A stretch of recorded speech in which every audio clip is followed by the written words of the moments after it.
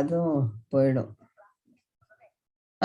இல்லையே, அந்த பழைய லேப்டாப் 2 இருந்தது இல்லையா, அது ஒருத்தன் வந்து வாங்கிட்டு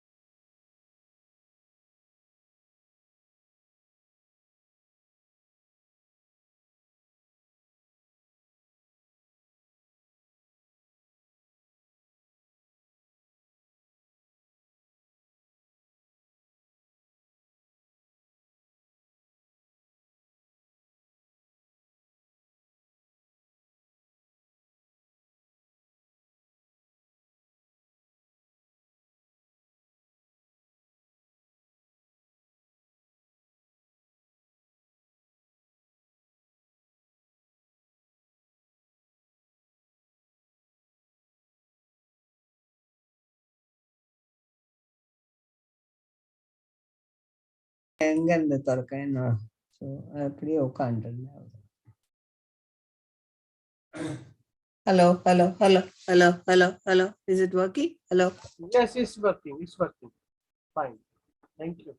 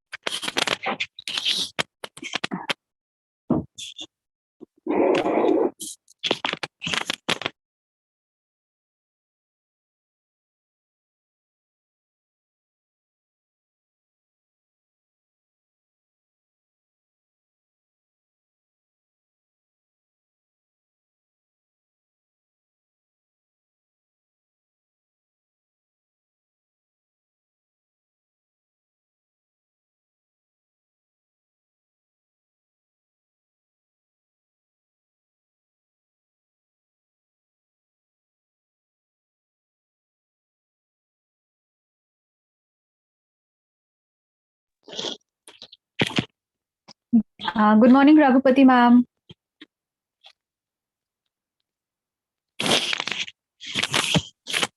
Am I audible? Yes, ma'am, you're audible today. You're well seen today. Oh my God, I had to work through the night last night, and this morning, 6 o'clock, I woke him up, fellow, to put things in place. Because I had through the session till 10:30, I had session last night. Oh, So okay. the board was meeting between, no, actually, we started from 9 to 11, 2 hours, God. and the night, through the day, and of course, now I think it is Pretty settled. long day for you yesterday, right? It's going to be the same today and day after also, because the 3-day editorial meeting is there, no? So where we link with US and Europe. So they come in the afternoon. For them, the convenient time is their day working, morning and evening. They won't bother about the Indians or the people like poor countries like us. So how do you manage to keep your spirits high even with this amount of work and deadlines and everything? Work is food and yes, bread and butter and food and strength, because otherwise at work I become very weak. When there's no work, you become weak. I That's a very enjoy. interesting take. Yeah, nice. Yeah, Workaholics yeah. always speak like that, right? Yeah. Once you tune your system to that, it will ask you, come on, give me work. So the system demands. Ma'am, you have to give me some tips because even at this age, touch wood, you'd be so energetic and such. You're in love with your work. How do you do that?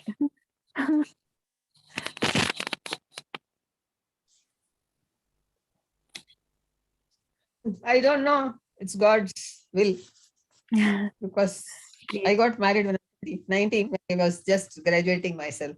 So all my studies, everything has been Oh, up. So then I had to put my extra efforts to come up in life with family, wow, bringing my family also, 2 children. wow. It's always a little difficult for women. If you People. think so, never say that. No, but it's not a bad thing, It's only, I think men can Perseverance. never appreciate that. It's only women who can appreciate because they know what it is like to juggle work and career and children and home. We are more efficient than men in any case. I'm Any sure day, we are. any case, we can do better what they can do. So Absolutely. I always feel that only thing is, if we can say, if you think sleeping is comfortable, if you think working is comfortable, it depends. It's a different thought process. That's all. Your blood is flowing, you're active, it's okay. Ma'am, this That you session. joined a little early. Yesterday I was struggling. It was coming up and I was not able to know whether my system is working or not. So No, but you had joined even hardware is before gone, the then I'm session gone. But, started. huh? Even before the session started, you were there. But I was there, but yeah. I was thinking you'll have a rehearsal. We do a rehearsal in all other sessions. Like 10:30 was our session for last evening. 9 o'clock was the session. We all joined at 8:30. Everybody's check. Those when we had about 2,000 odd people, and out of which we were about 50 people who were to respond. So 50 people parallel checking, they do. I assume that the IT would have checked and everything wasn't perfect in place, but sadly that was not the case. But I think today there's not going to be hopefully no technical glitches. Today we have 3 speakers. My session is also quite comfortable today. 3 Yeah. speakers, 20 minutes and discussions. In fact, Dr. Sandeep Chatterjee is with us. Good morning, Dr. Chatterjee. Good morning. I'm audible? Yes, Yeah. yes, sir. no, Dr. Chatterjee, Dr. Lakshmi Raghupati Yes, sir. is I there. know. Good morning. Good morning, Doc. After a Dr. long Raghupati. time. After a long time, yes. Yes. Ma'am is going to chair the session, sir. Okay. Okay, Shiva. Thank you. And we have two other speakers. We have Mr. B.K. Soni and Mr. Sandeep Sehjwani. Are they with us? Rajwani. Yeah. Have they joined us? Because then we can start the session. Though we have 2 more minutes. So Yeah. Hi. Good afternoon, or maybe good morning. We have joined. Good afternoon. Sandeep has come. Hello, ma'am. Hello. I can't see. Put on your camera. Yeah. Later One on second. we'll mute our. yeah, Sandeep, so we can't see you. Okay. I have Yeah. switched can on my see you. camera. Hi. And we have Mr. Soni. Mr. Soni, are you there? Mr. Okay, I guess. Soni. I think he's going to join. We have about 1.5 minutes more, so we can wait for him to join in. Yeah. Yeah, he will go join soon. Okay.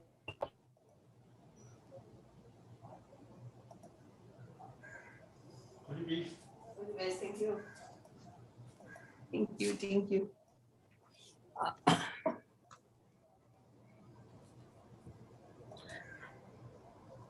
For such a big conference, you should have put the banner for us, sent the banners so that all of us look, our background comes out well. Yeah, but we have also a lot of guests from abroad as well, a lot of other countries as well. So we'll have to see to that. And people from different states as well. So we'll have to go to. But we could have had a virtual background, right? Virtual background is required, no? Otherwise, I wanted to put up, but anyway, yesterday I did that. That's why I thought it didn't work, so I'm not doing it today.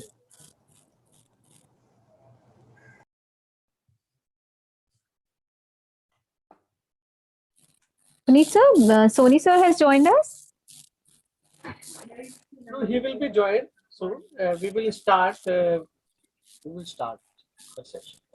Okay, so because it's time, then we can probably start the session. Yeah, and, we will start. Yeah. We will not start. Okay. We will join. Yeah. Ma'am, with your permission, can I start? Yeah, please do. All right. All right. So good afternoon, everyone. Welcome to the keynote session. And this session is going to focus on e-waste management. And the chair for this session is going to be Dr. Lakshmi Raghupati, former Director, Ministry of Environment, Forest and Climate Change, Government of India. Very warm welcome and good afternoon, ma'am. We have 3 key speakers with us. We have Dr. Sandeep Chatterjee, Director and Scientist F, Ministry of Electronics and Information Technology, Government of India. Very warm welcome, Dr. Chatterjee. And we also are joined in by Mr. Sandeep Sehjwani, General Manager, QA Lab, Product Environment, Samsung India Electronics Private Limited. A very warm welcome, sir. Hello, ma'am. Thank you. Thank you for inviting. And shortly, we'll also be joined in by Mr. B.K. Soni, CMD, Eco Recycling Limited. So with that introduction, I'd invite Dr. Lakshmi Raghupati, the chair for this session, to please start the keynote session. Ma'am, over to you. I think Dr. Garg has also joined. I mean, Dr. Raghupati, we are in another hall on hydrogen. So I have just come to see. It's good to see you. So, yeah. Today I'm audible. So yes. Thank you. A very good morning. Of course, now it is good afternoon. So I welcome all the speakers in the session. Aishwarya, I don't know, you didn't have any brief biodata or summary of theirs to present. I would request each one of them to give Three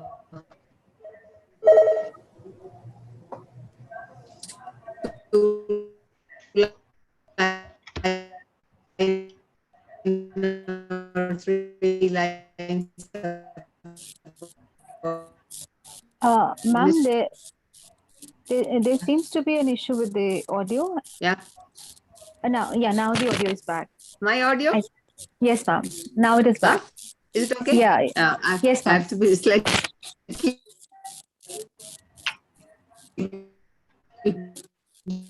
closer to my computer.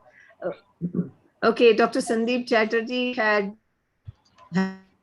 has links with the and he has done a lot of work. He also links with the manufacturing, so he has a good scope to explain about it.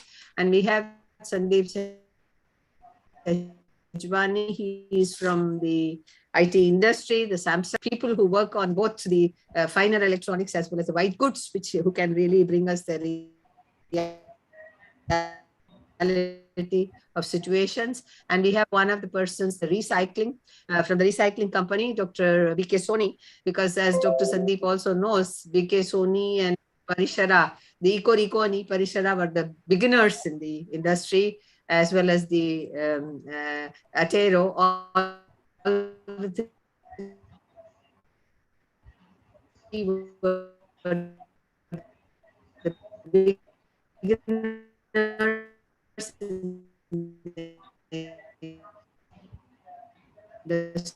for we sponsored some studies as far as the Ministry of Environment and CPCB is concerned. Some studies were sponsored. Later on, we had this support of the Ministry of IT also. And the problem is both in terms of manufacturing, the manufacturing waste, as well as the large chunk of e-waste is the post-consumer waste. So every one of us, you and me, all of us who use any of the electronic gadgets or even a supporting gadgets today. Madam, can you switch off your video, Dr. Laghupati? You want to be the program saying that, yeah, you want me to switch off the video? Yes, that would be better, I Yeah. think. Your signal is weak, maybe. Okay. Now it is better? You can hear. It's better, little better. Okay, okay. So it's as far as the policies are concerned, we started rolling out policies in 2011. We started becoming a real implementation started in 2012.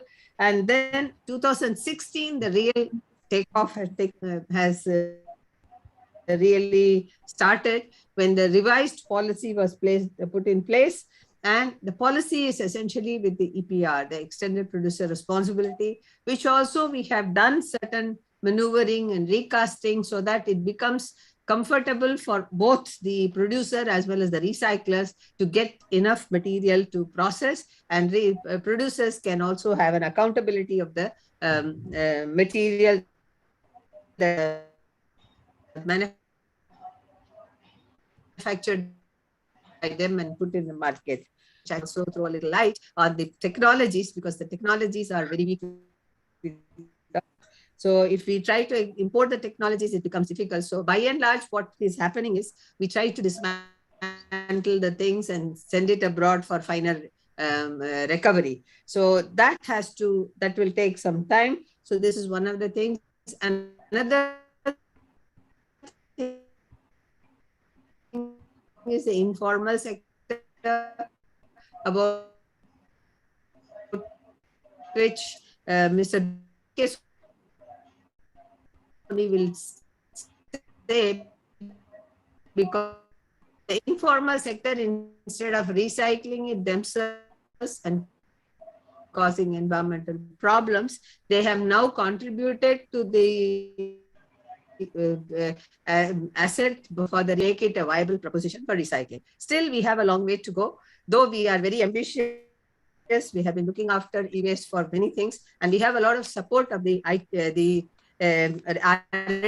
institutions like National this Metallurgical Laboratory, and we have the institution from Hyderabad. They are also working on it, about which Dr. Chatterjee will tell. Though we need a lot of R&D to be developed, and we are also sponsoring a lot of R&D projects through DST for doing certain specific activities with respect to specific products to have 100% material. If we look and be recycled up to the extent of 96 to 98%, and to make it viable, we need support of a lot of technologies that should be indigenously developed. Otherwise, importing technology and putting plants which may have some success and some failures also, we don't want to go by that. So I think I will not take more time for the other speakers, because I welcome Dr. Sandeep Banerjee, Dr. Sandeep Sehjwani, and also, as I requested, please make a brief introduction about yourself before you begin. Dr. Sandeep, over to Dr. Sandeep Chatterjee, please. Thank you, Dr. Lakshmi Raghupati. I think I'm not wasting my time to introduce myself. I think Dr. Soni is there, and other industry players knows me very well. I'm working in Ministry of Electronics and IT. I'm heading the Materials and Photonics division. Over last 5 years, there are few more verticals has been added. From 2007, e-waste recycling, and very recently additive manufacturing, IoT sensors, and also proliferation of different technology transfer, commercialization. So these are the issues I'm looking after from ministry. These subjects, as Dr. Lakshmi Raghupati has mentioned, we are working closely with Ministry of Environment at Forest. Actually, if you remember, this subject was sensitized by some of the environmental watchdog in our country, as well as GIZ in 2002. And that point of time, it was actually handled by the hazardous management rules in our country. And 2012, as she mentioned, that we have a dedicated rule of e-waste. But a lot of issues has been addressed over the last two decades almost, but there are lots of challenges are still there. We are working on it. So I'll be talking about, actually now people are not talking about e-waste management. It is entirety, it's a circular economy where ministry has contributed a lot for last few years. I'll be discussing on that, and that will cover e-waste management as well. So one snapshot, why the electronics are growing. As you know, from 2014, we have an ambitious Digital India mission plan after the digital payment. So the consumption of electronics has enhanced manyfold. And of course, young population aspiration, that is also pushing new product, new development. Of course, the changing of 4G to 5G, then now we are going to shift to the 6G. Is generation technology, of course, you are generating huge waste. So unless you are managing properly, it is really not sustainable. In 2019, India has already created 3.23 million metric ton. Global, as a global contribution, this is third. We are standing third. If you see the same agency's report in 2016, we are in the fifth. So it's not a good situation. We are growing very fast in US. Global contribution is 54 million metric ton. Of course, this inventoryation is not based on the CPCBs or MOEF 21 products. It is actually the more than 600 products what European Union has been considered. So that is why this figure it cannot match with the CPCB figure. As mentioned, we have a dedicated rule. In 2017, that rule has been actually finally amended for revision of target. We have a extended producer target that is growing 10% year on year. Now by 2023, it will be 70%. Of course, we have a ROS clauses inside the US rule, unlike in European Union. But it is, I should say, voluntary. We have 6 elements still continuing whatever we have identified in 2012. Still, we are having the 6 this thing. Of course, in European Union, phthalates and other things are also included. So we have now around 400 recyclers, but informal sectors are very vibrant. There are 20 to 30 lakhs informal sectors. This meeting is being. Can you have the others are muted, please? As Dr. Lakshmi Raghupati mentioned, majority of materials are going to Europe and Japan for final processing. So we do not have the processing plant in our country. So why will we thinking to the circular economy? If you talk about circular economy, it is it's not that just extract, develop the product, then you actually develop, then use, sustainable use, then end of the life management, then extraction of secondary raw material, then using to this. This is the circular economy. But generally we extract, produce, develop product and throw. That is the linear concept. So we are shifting to a circular economy concept where why it is required in our country, because the recycling business is very complex. There is an informal presence is predominant. Technology, machines are very expensive. And e-waste, of course, it contains the secondary raw material.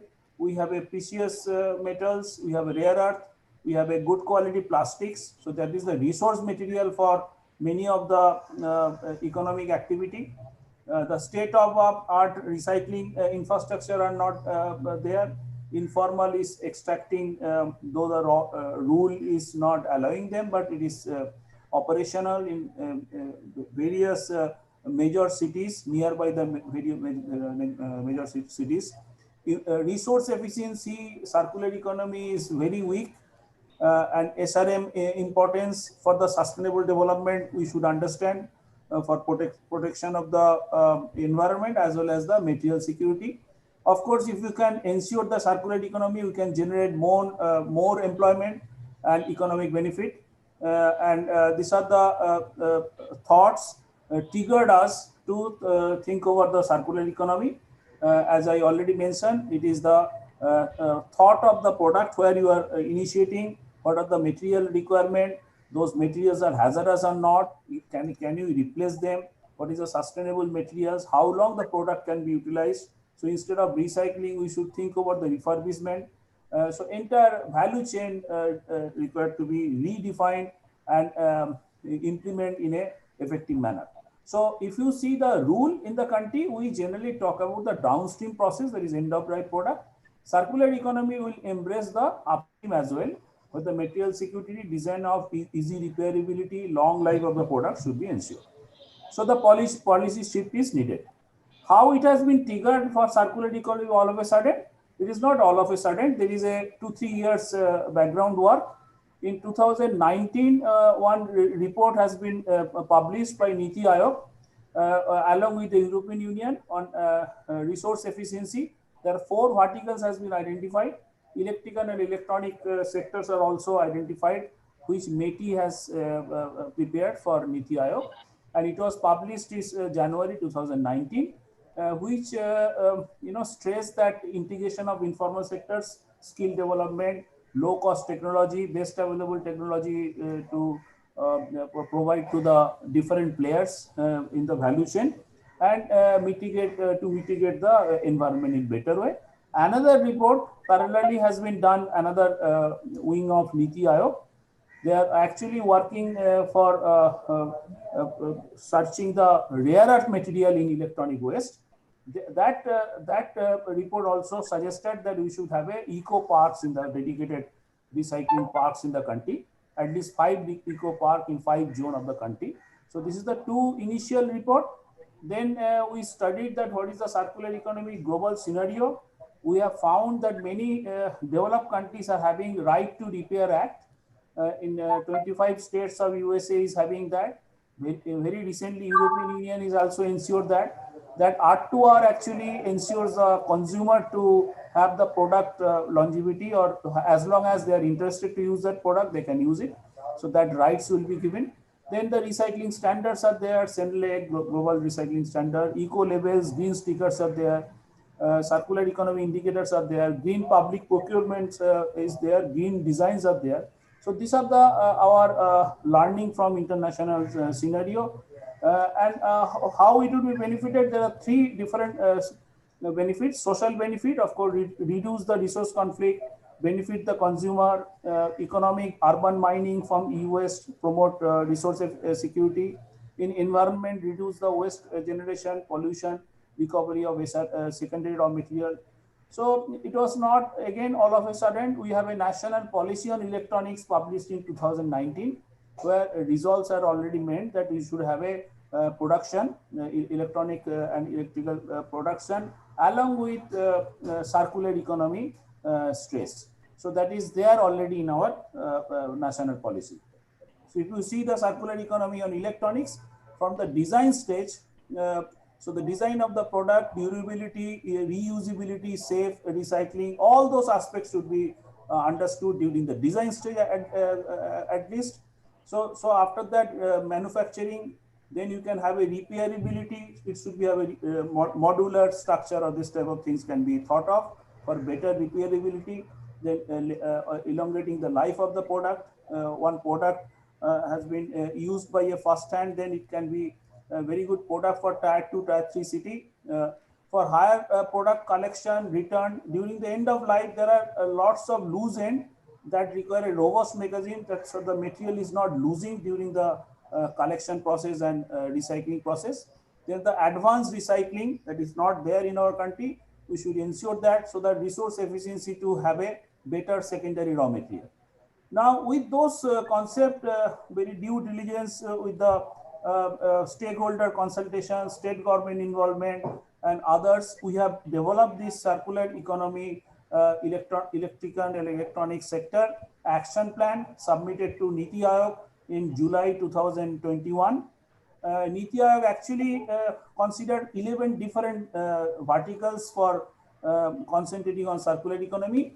E-waste is one of the vertical. Of course, this photovoltaic panels, so solar panels are also there. Lithium-ion batteries are there. Their METIS involvement was not there, of course.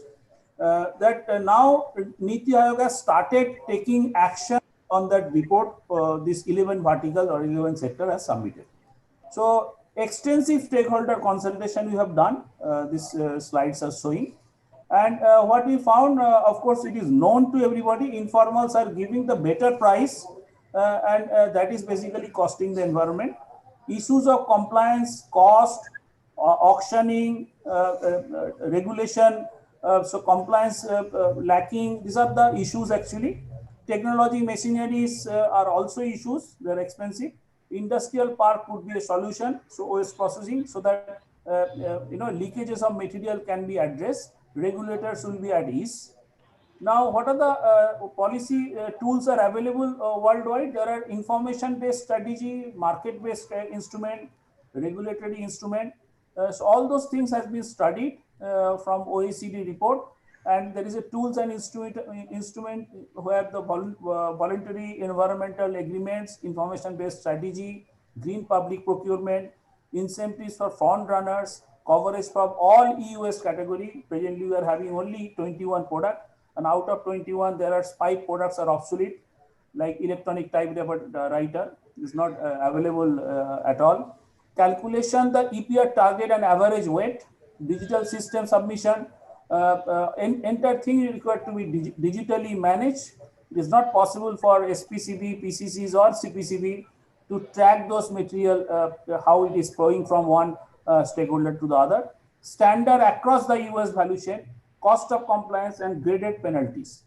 So all those study has come out with some recommendation. There are actually 6 different buckets of recommendation. One is raw material acquisition. So secondary raw material mandatory to be used in the production. That is also one recommendation. Product design, you should have eco design, skill building. Consumption, where REC labeling are stressed, public awareness, green public procurement, and skilling of SPCB. All the state pollution controls are not having the same type of skill set, and formalizing informal sectors, digital US management, inventory still not happening in the country. We do not have which formula should be used. We do not have the right data. So this is also, we can have the US rule, but for getting all those policy paper, we require data. It's not there. So ULB roles has to be redefined. Granular collection network required. Public infrastructure is required. Auctioning is still happening. That auction materials are going to the informal chain. That has to be taken care of. Dismantling, recycling, and recovery of infrastructure, where leakages, plugging, standard process, recovery targets. So these are all some of the recommendations. Post end of life also, we require to have a benchmarking process, circular economy standards, recognize producers, and adoption of the supply chain, and encourage secondary raw material uses, and develop the C indicator for different type of government policy like PLI, specs, whatever the manufacturers are availing from MITI or some other ministries. So we can we link that C parameter into that? So these are some of the things. So pre-action plan. So we are many possibilities or action or highlights of some of the things. Sustainable product policy one. Green skill development program. We have such best practices, global practices, tracking the secondary raw material, set up material sampling lab, of course, adapting international standard for Senelec and others, upgrade informal sector, create infrastructure, affordable technology. Of course, circular economy is implemented by 2021, but our ministry is working on technology, awareness, and skill for many years, from 2007 onward. Then rule was not there in our country. So I'll be showing some of the snapshot and ending the things. Awareness program we have started from Honorable Prime Minister's call in 2015 and continued up to 2020 March. It was a very successful program. 31 states we covered, 17 lakhs stakeholders from 9 different stakeholders we have trained. We have created a dedicated course material for NCERT for 7 to 9 standard students. That is there in Diksha platform. And from that course material, more than 1 lakh teachers are trained in different schools, and more than 3 lakhs students are trained. It is a self-study mode. We have a dedicated Greenie website, greenie.gov.in, and that website is having all sorts of course material we have developed for 9 different stakeholders. Anybody can download and redo the awareness program.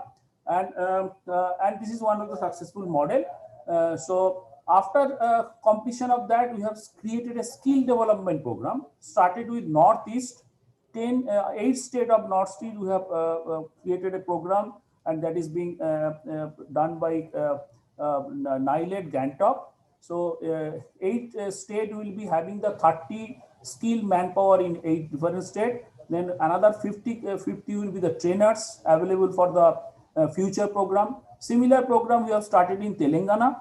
And very recently, we have started one program in Punjab University, Chandigarh, for Chandigarh, Haryana, and Punjab. And another program is going on in Kerala, our CMET Thrissur. So this program will create a huge skill set in the market. Presently, it is not adequate, we have found, because we are giving the permission of 400 recycler. We do not know what skill set they have. They have any proper equipment, what are the equipments required. Basic things should be given, they should be there, so that SPCB can be empowered to do a better job. So that part we have taken care through that skill development. Technology development, cost-effective technology development, we are doing way back from 2007. From National Metallurgical Laboratory, we have tried. We tried all the commercially viable technology. So mechanical separation and hydrometallurgy, we tried with National Metallurgical Laboratory, and we have upscale 1000 kg. Then we have tried with pyrolysis and electrowinning in our CMET Hyderabad, where our industry partner was there, Iparisara. So, and for plastics, we have tried with CPET, Bhubaneswar. 78% of the plastics have been converted to the master batch. With those knowledge repository, now we have created a center of excellence with Telangana government and METI funded projects along with industry participation, where we are interested to create 50 SMEs, 12 startups, and 10 informal upgradation. And IIT Hyderabad is joined with us. So we have created a first global MTech program. Internationally also it is not there. MTech on e-waste and recycling technology through IIT Hyderabad. So every year MTech students are being trained. So at CMAT and IIT Hyderabad is giving the training. So these are the technology offerings from that center of excellence. PCB I already told. There are lithium-ion battery. There are rare earth from spent magnet. There are rare earth extraction from phosphor, CFL.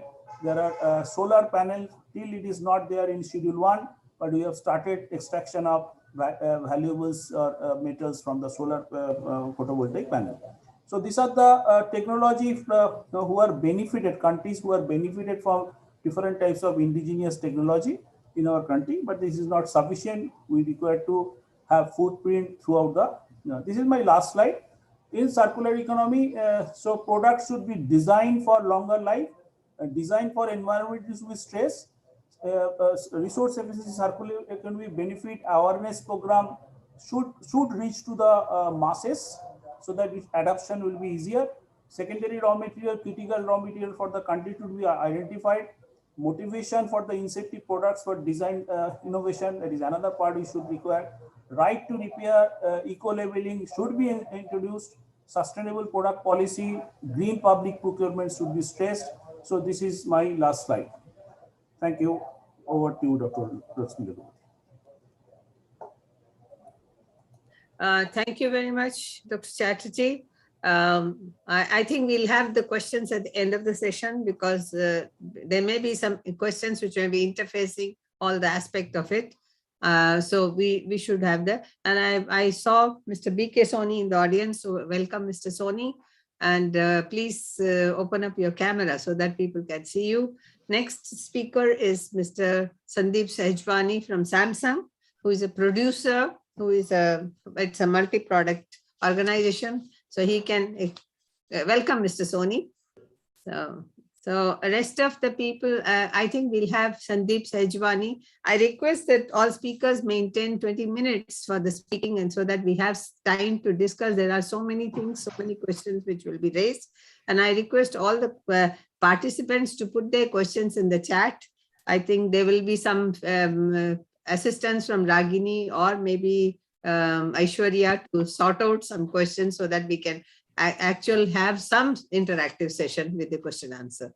So I request Sandeep Sehjwani to take over for the next as a next speaker. Welcome, Sandeep. Thank you, Dr. Lakshmi Raghupati, and thank you. I mean, personalities are here. So, as a producer, we will share the challenges which we are facing in the EPR implementation. Though Dr. Sandeep Chatterjee has explained a lot about the circular economy. And we will touch upon that during our presentation, what Samsung is doing to enhance the life of the product. So we'll be quickly sharing what Samsung is doing. And though it's a long way to go, but still we have initiated many processes in our organization from designing of the product till end of the life and including increasing the life of the product. So we'll touch upon our presentation both the challenges part and how we are doing to extend the life of the product. So one is the challenges which we feel is majorly of I'll touch upon in two parts. One is the challenges which we face and what we are doing as a Samsung. Though we have some challenges, but what we are doing, that is the most important part despite our challenges. So that is something which we can do. Challenges will always be there when we start our journey. So what we are doing, we will show that also. So the consumer mindset, we all feel is a challenge in India, and particularly we feel that whenever we go or ask for a consumer for e-waste, so the normally is a hoarding of a e-waste, maybe for an emotional reason or maybe some other reason, people do not want to give their e-waste product. Maybe it's their first mobile phone or some emotional attached to it, and then somehow they expect the money in return, which become a challenge for us sometimes. And because of again this sometimes which is not a viable option for us when we collect the e-waste. So one is a consumer mindset that needs to be changed. A lot of awareness activities are being done, but we feel that is not adequate at this moment, though organizations are doing, we are doing, but that something needs to be done more in this regard to change the mindset of the consumer. Then the second is this is a slightly pain area. I'll say that lack of shared responsibility. Everything is coming to the producers is as per the new rule, is for the rules, whether it's a consumer mindset or a PRO or anyone in the system. But the responsibility lies with the producer, which is a little pain area. And we as an industry feel that though whatever best we are doing that. But the buck should not stop at the producers. This is a second challenge which we face. I'll quickly touch upon because we have a 20 minutes. And then the lack of transparency in transactions at PRO and recyclers. Though whatever we are doing, we have a lot many systems in place in our organizations to ensure that the e-waste is actually happens. And but still we feel that transactions are sometimes are not transparent, and that needs to be improved in times to come. So this is something which is a transparency is still lacking. And then the mismatch between the targets of collection and the available capacity. So though whatever we say that we have available capacity, but target for the collection, though currently we have a 50% of the target, but the available capacity in India and whether this is adequate or not is actually needs to be looked upon by the relevant authorities in the government. Uh, the example is the below that the mismatch in the SPCP approved recycler capacity versus CPCB specified guidelines. Both, if you see the document, whatever the SPCP has approved, that has approved sometimes in some areas a very high capacity, but the CPCP guidelines say otherwise. They talk about the shed area and area. Though we are tight as a consumer, as a producer, we and as an organization, we are very conservative. We go by the CPCB guidelines, but we see much mismatch between the SPCB approved recycler capacity and the CPCB specified guidelines. So these are the top of the top challenges which we see as a producer, and we have talked many times and taken up in various relevant with the authorities also. But see what we see as a challenges. Now I have a team with we. Sorry, I have not introduced myself. I'm Sandeep Sejwani, and taking care of the e-waste and product environment in Samsung. We have a good team available, and we have a Mr. Mangal Dev also in my team. And so I request Mangal to share what we are doing as a Samsung. Both Dr. Sandeep Chatterjee has touched upon the circular economy and as far as the EPR obligations. So maybe Mr. Sandeep Chatterjee can throw some light. Though we have initiated many things, we have some questions from Dr. Sandeep Chatterjee, and we will be glad if he can answer and if we feel comfortable to answer those questions. Over to Mangal, please.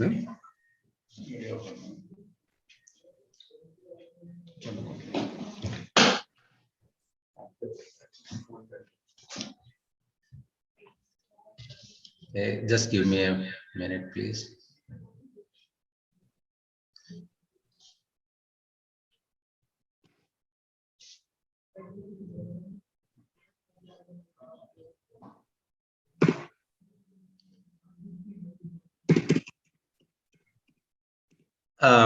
Thank you for giving the opportunity, ma'am, and everybody in the panel.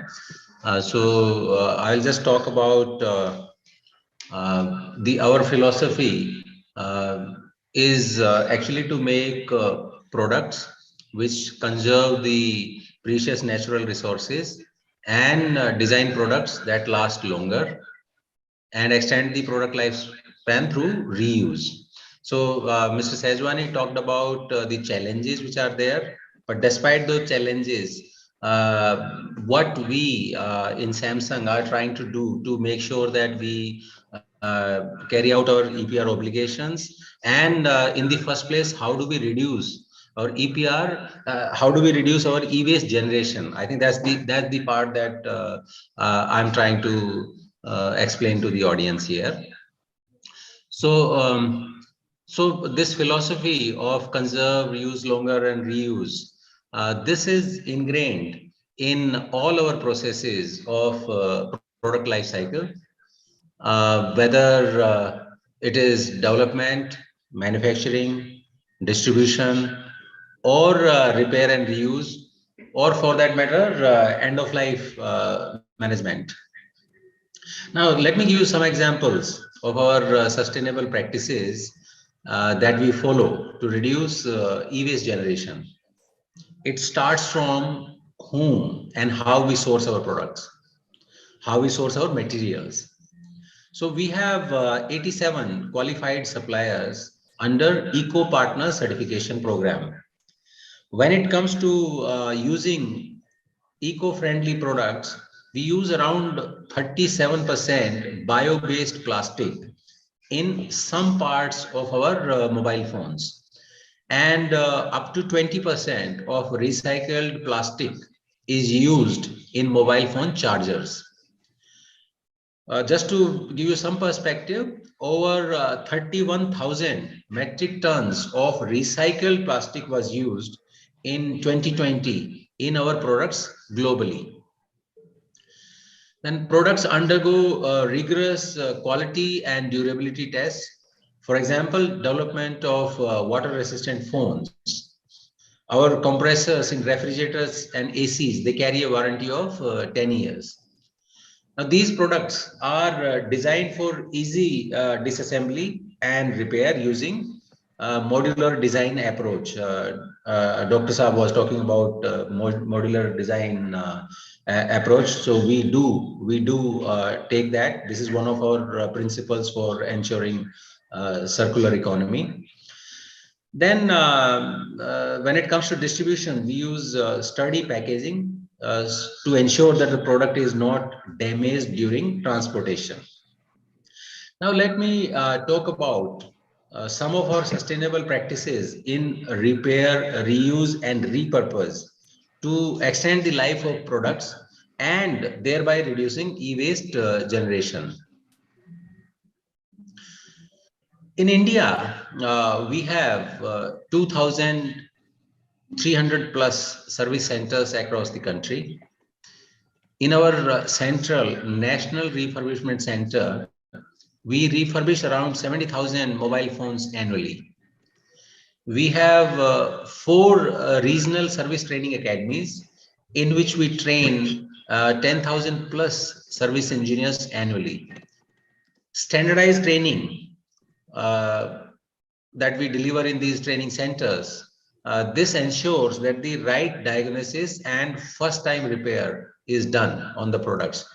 This extends the lifespan of the product. This is something very interesting that I want to talk about is upcycling. So we have several upcycling initiatives.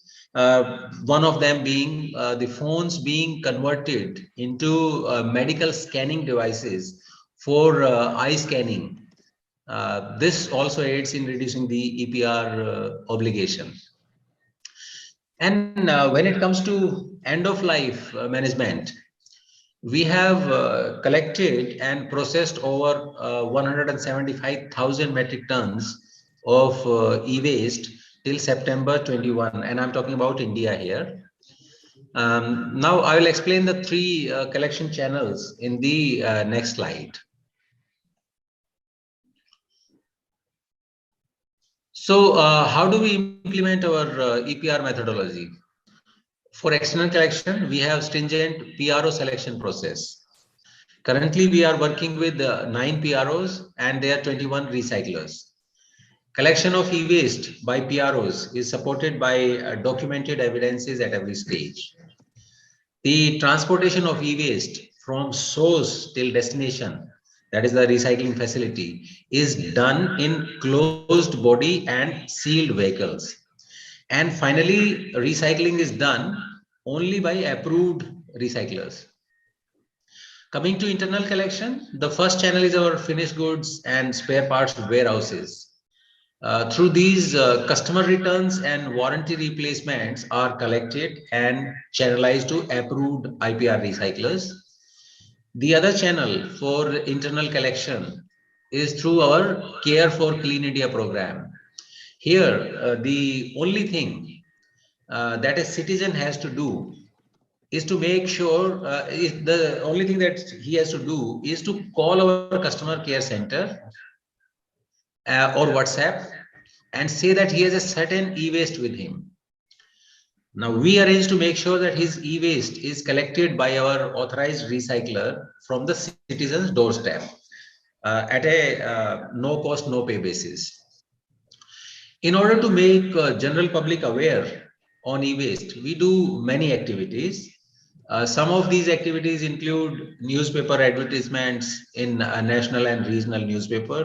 In fact, on 14th October, we did the ad in regional and national papers, full page ad in some of the papers and quarter page ad in many papers, covering across 23 states. Then radio jingles in 10 different languages were also launched in the month of October. We had made an e-waste film, which is there, and there are other awareness activities that we continue to do from time to time.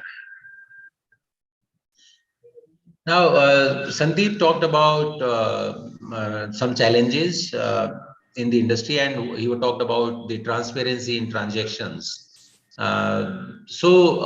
This is one of the challenges that the industry faces as to how to ensure the transparency in collection of e-waste. To this end, we have in-house developed an artificial intelligence tool named Image Analytica. Our PROs, they upload all the photographs as evidence of collection. Using this AI technique, this tool detects if the photo is tampered or duplicate. So this is one of the innovations that we have done in-house that we wanted to share with you. Now, how do we ensure the integrity of the EPR process? This is ensured by multiple checks and balances at different stages. To start with, each and every PRO, invoice, and all the supporting documents are 100% checked by the admin team. This also includes 100% check of photographs by Image Analytica tool, as I explained earlier.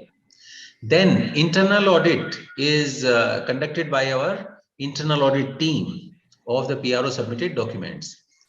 E-waste compliance team carries out quarterly audits at IPR recycler facilities covering end-to-end processes.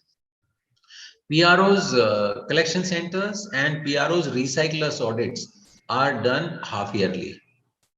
External agency KPMG also performs interim and yearly statutory audit towards e-waste compliance. So this is how we bring to life our philosophy of conserving resources, designing products that last longer, and extending the product lifespan. This is all from our side today.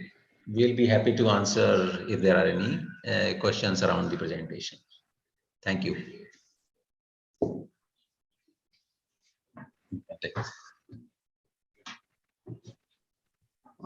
This is from our side, from Samsung side. This is what we are doing at this moment. Madam is on mute. She is speaking, but she is on mute. Sorry. Yeah. Thank you very much. It has been a very comprehensive presentation with all your efforts that you've put in. I think I will wait for Mr. Soni also to give his talk so that we can have a combined, because we are receiving some queries in the chat and reactions also. We will respond to that and let the organizers do some filtering of that. So I now call upon Mr. B.K. Soni, and who has been one of the pioneers in the recycling world of e-waste, to call the challenges, to call his practices, to involve. And from time to time, we were interacting very closely. And I was seeing what is happening whenever I used to go to Mumbai. I used to visit his plant, his office, and get the latest update. Unfortunately, because of the COVID, we have not met for 2 years, but definitely converse. And I think he's one of the, of course, he's not the only one, but there are others also who have participated in recycling since the rules came up. But he is one of the lead persons, and he has done some new innovative approaches. So I would like him to please speak on that and also give a brief introduction of himself. Thank you. Mr. Soni, over to Mr. सबसे पहले बहुत-बहुत धन्यवाद madam आपकी सुंदरतम परिचय के लिए. I must thank you for that. Can you hear me? Yes, yes. Yes, yes. So first once again, madam, thank you so much for your kind words for me. And I really feel very happy to be amongst the the deeply associated with the industry.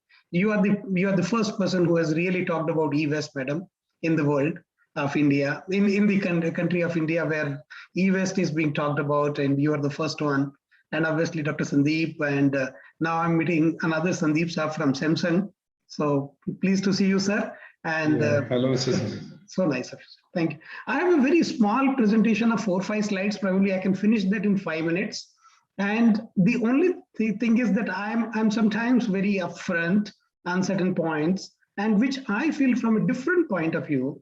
We all are not here to talk about formalities relating to the rules, but we are here to see that the rules are really effectively implemented. Challenges are there before the implementers, regulators, producers, recyclers, and everyone. But we cannot hide the face from each other. नहीं हम कैसे बताएं? जो है सो कर लेते हैं कोशिश करके. But unless we will not talk about our challenges directly with the regulators and the policymakers and the producers and the recyclers, probably will never reach to a solution. And that is what my approach would be. Kindly don't take me otherwise, that although I'm talking from the office of the Eco Recycling Limited, but I'm personally presenting this only with an ultimate objective that we arrive at a solution which helps our environment to get better. That's the only approach I'm carrying along. So it's the rules, not the ruled out. Okay, so which is what we have to implement. We have to implement the rules, not them rule them out. So the approach is like that. And just small slides. So can you see all this? Hello? No, we cannot see any slides. Oh, I'm sorry. Can't see your slide.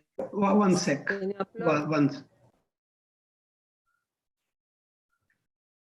One sec.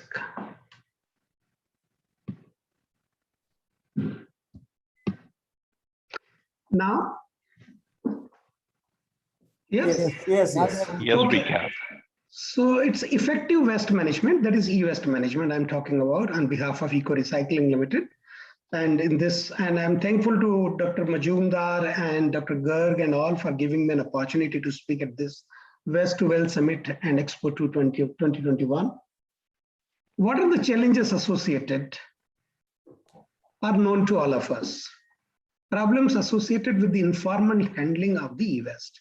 At national and global level, it pollutes air, water, and soil. That's the challenge, and that is the reason of the rules to come into place. Loss of contents.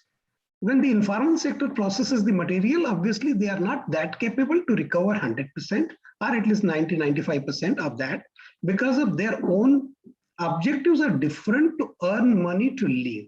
Their objective is not to completely challenge technologically and recover everything, and which is impossible for them because they have a very limited access or investment in their setup. So therefore, it is to expect too much from them is too wrong. And obviously, whatever they recover is of inferior quality. And when it goes to the end user, obviously they will have to refine them to make it better for their final use. At a personal level also, these are the guys who suffers extensively. They spend almost 40% of their income only on medical expenses. Their lifespan is short. It's 55 to 60 years of their age, they leave. And if unfortunately somebody is living very long, then he is bedridden and the next generation has to really take care of out of their own income. Obviously, these children hardly goes for formal education, and the ladies are the biggest sufferer in the process in the families. What can we do? First and foremost, and this is a little contrary to what people keep saying about that in European Union or in Japan, people don't expect money for their waste and all. While I'm here talking little contrary that there is nothing wrong in expecting monetary gain out of the whatever we discard, because we have purchased, generally we purchase these items as an asset. It may be earphone even, it may be charger even. We consider them as an asset and we generally go and try to sell it for the maximum monetary value to informal sector. Until unless there is no positive margin for the formal sector because of the competition with the informal sector for the high price, the sustainability of the formal sectors to follow the proper rules and regulation in an environment friendly manner is equally ruled out.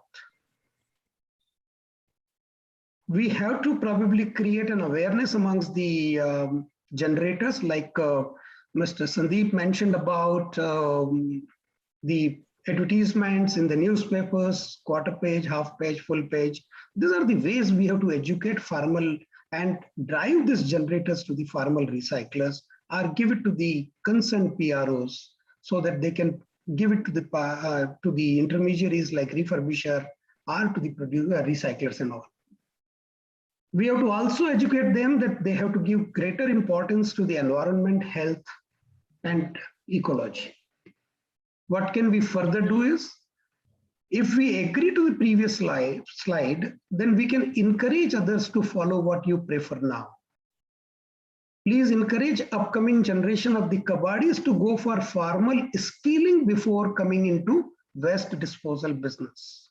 That's another area where the large organizations can play a greater role, that the kabadis children should really go for skill development, which Dr. Sandeep has already talked about. They have started in many states. Even at this point of time, I would not mind to sell the concept at Ecorico Enviro Education Private Limited, which is a 100% subsidiary of Eco Recycling Limited, has started skill development as early as 4 years before, along with National Skill Development Corporation, and it shouldered the responsibility to train 300,000 kabadis across nation. Unfortunately, this project did not take off at all. And I invested close to 3.5 crore in that project, but could not take off, only because the kabadis are not motivated just because of one reason: we understand everything. We don't need to know anything from Mr. Soni, which is very fair. And I keep saying, Ivan, to become a recycler is an overnight job. You just go to a pollution control board office, get the authorization, set up a plant, and you are a recycler. But to become a kabadi, believe me, it takes life. The only challenge is with them is that they don't follow the right practices. That is what we have to nurture them to. And that was the objective of Ecorico Enviro Education while launching this program.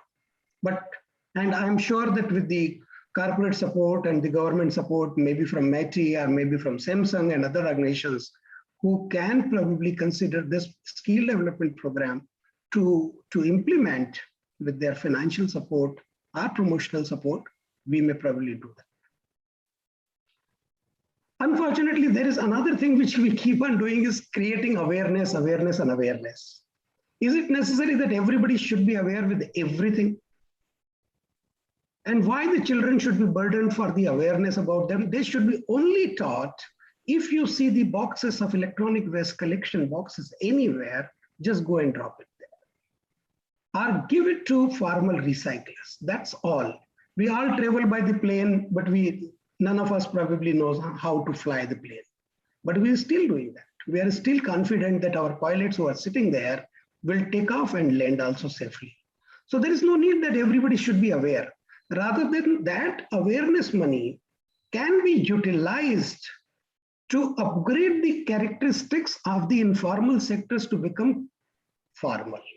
So once we start seeing them formalizing, we can very easily change the perception over a period of 10 years. Safely, I can say that if we stop investing in awareness, but start investing in the upbringing of the informal sectors in the right manner, can change the canvas completely. Now, don't mind these words. I've rewritten ESG as an equitable and sustainable globe. Okay, instead of environment, social governance, I consider it an equitable and sustainable globe. Okay, we all have environment protection responsibility. This is what we should call it in EPR, environment protection responsibility. Whether extended producer responsibility is there or not. We all have a citizen social responsibility, CSR, whether corporate social responsibility is there or not. In case if we both the above are missing, believe me, environment protection is completely ruled out. Now, don't mind Samson, don't mind Dr. Sandeep Chatterjee. I'm just rewriting another thing. Can we look at the possibility of implementing EPLI, Environment Protection and Production Linked Incentive?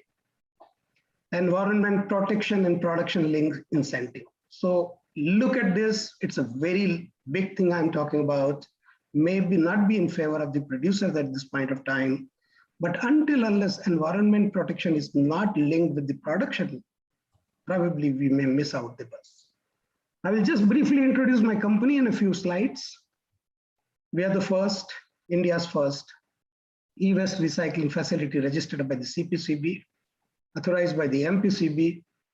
We are the first global gold medal winning recycling on wheels facility introduced in 2008, which goes to the door-to-door of corporate to shred their proprietary devices and data-bearing devices so that their confidentiality is always maintained.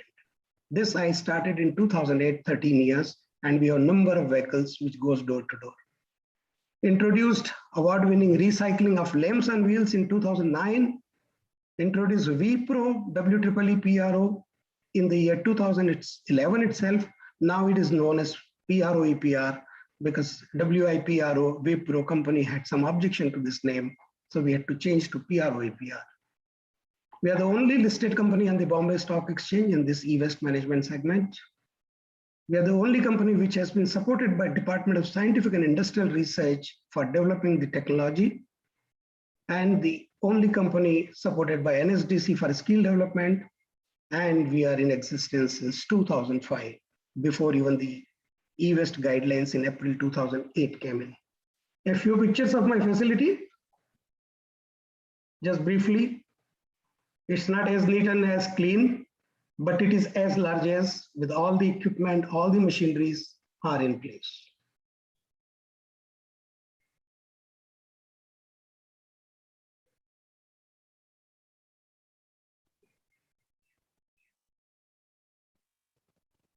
And that's all. Thank you so much. Thanks for giving me lovely time.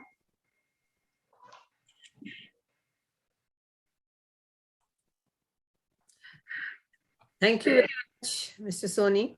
And I just wanted to go back to the chat session. I think there's not any questions.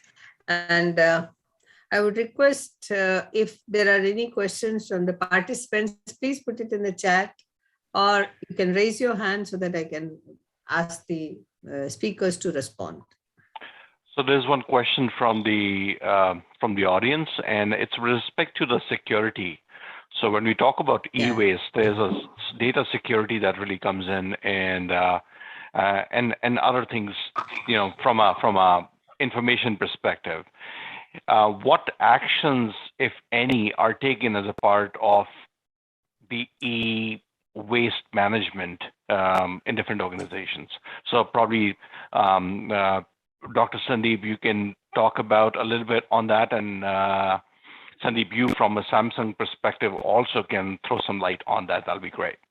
I think the question should be answered by Mr. B.K. Soni, because they are actually taking care of the data and other securities before recycling. So that'll be great. Thank you, Dr. Sandeep. I'll just briefly tell you about, we have introduced a data destruction facility in the year 2008. It's a shredder mounted on a truck which goes to the corporate offices to shred their hard disk on the spot, including mobile phones, so that your all confidential and personal information is completely shredded into pieces and nothing can be retrieved. We have 3 different services under this: delete, degauss, and destroy. And what does it mean is, delete means we all know about, we can utilize any software and delete the hard disk, clean the hard disk. Degauss means there is a degausser which disturbs the magnetic field of any data bearing devices, and that also is an effective tool, but there is no reuse of those hard disks is possible. And thirdly, complete physical destruction of hard disks into small pieces so nothing can be retrieved. We can 1000% guarantee and insure you for that, secure you for that.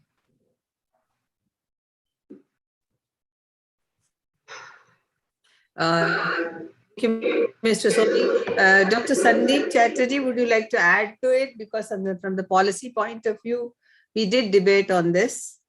I think he's right, who are actually recycling in the country, active recycler. Maybe there are 30 to 50 guys are doing active recycling in the country.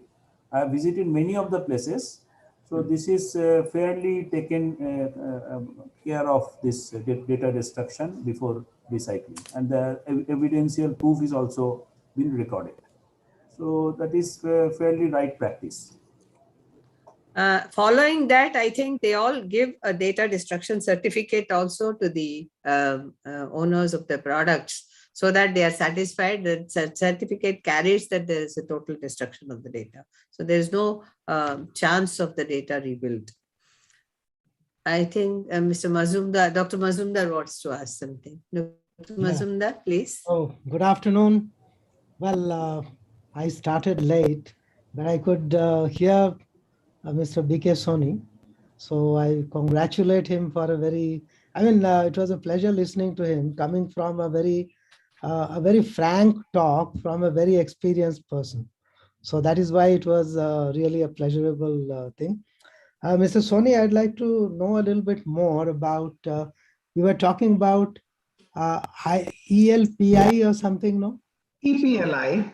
EPLI is in force, production linked incentive is in force, but if suppose environment is clubbed along with that, so environment and production linked incentive, I would call it. Protection, environment protection and production linked incentive. Okay. So is it already in place or? Yeah, so probably Mr. Sandeep from Samsung can answer that about PLI scheme.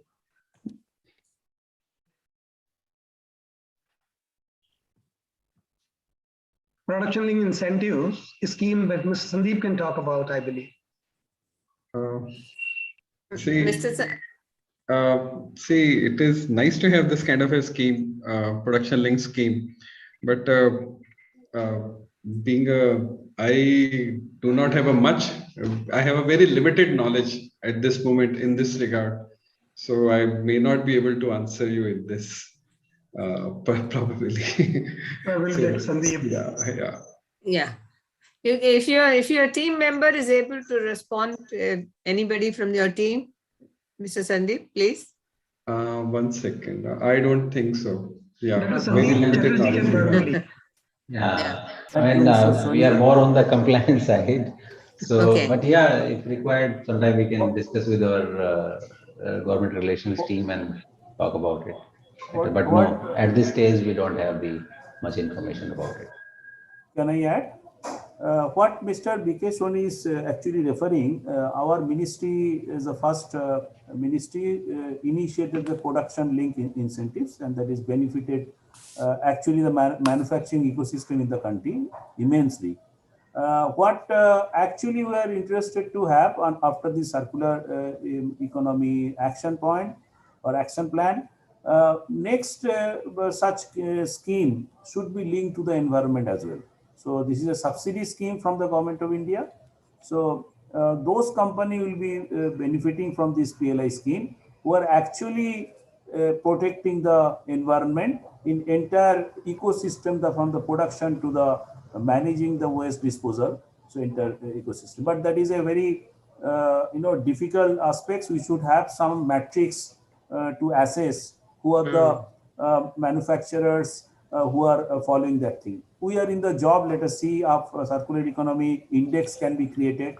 So that will be the benchmark for identifying the applicants. Of course, Samsung is an international brand.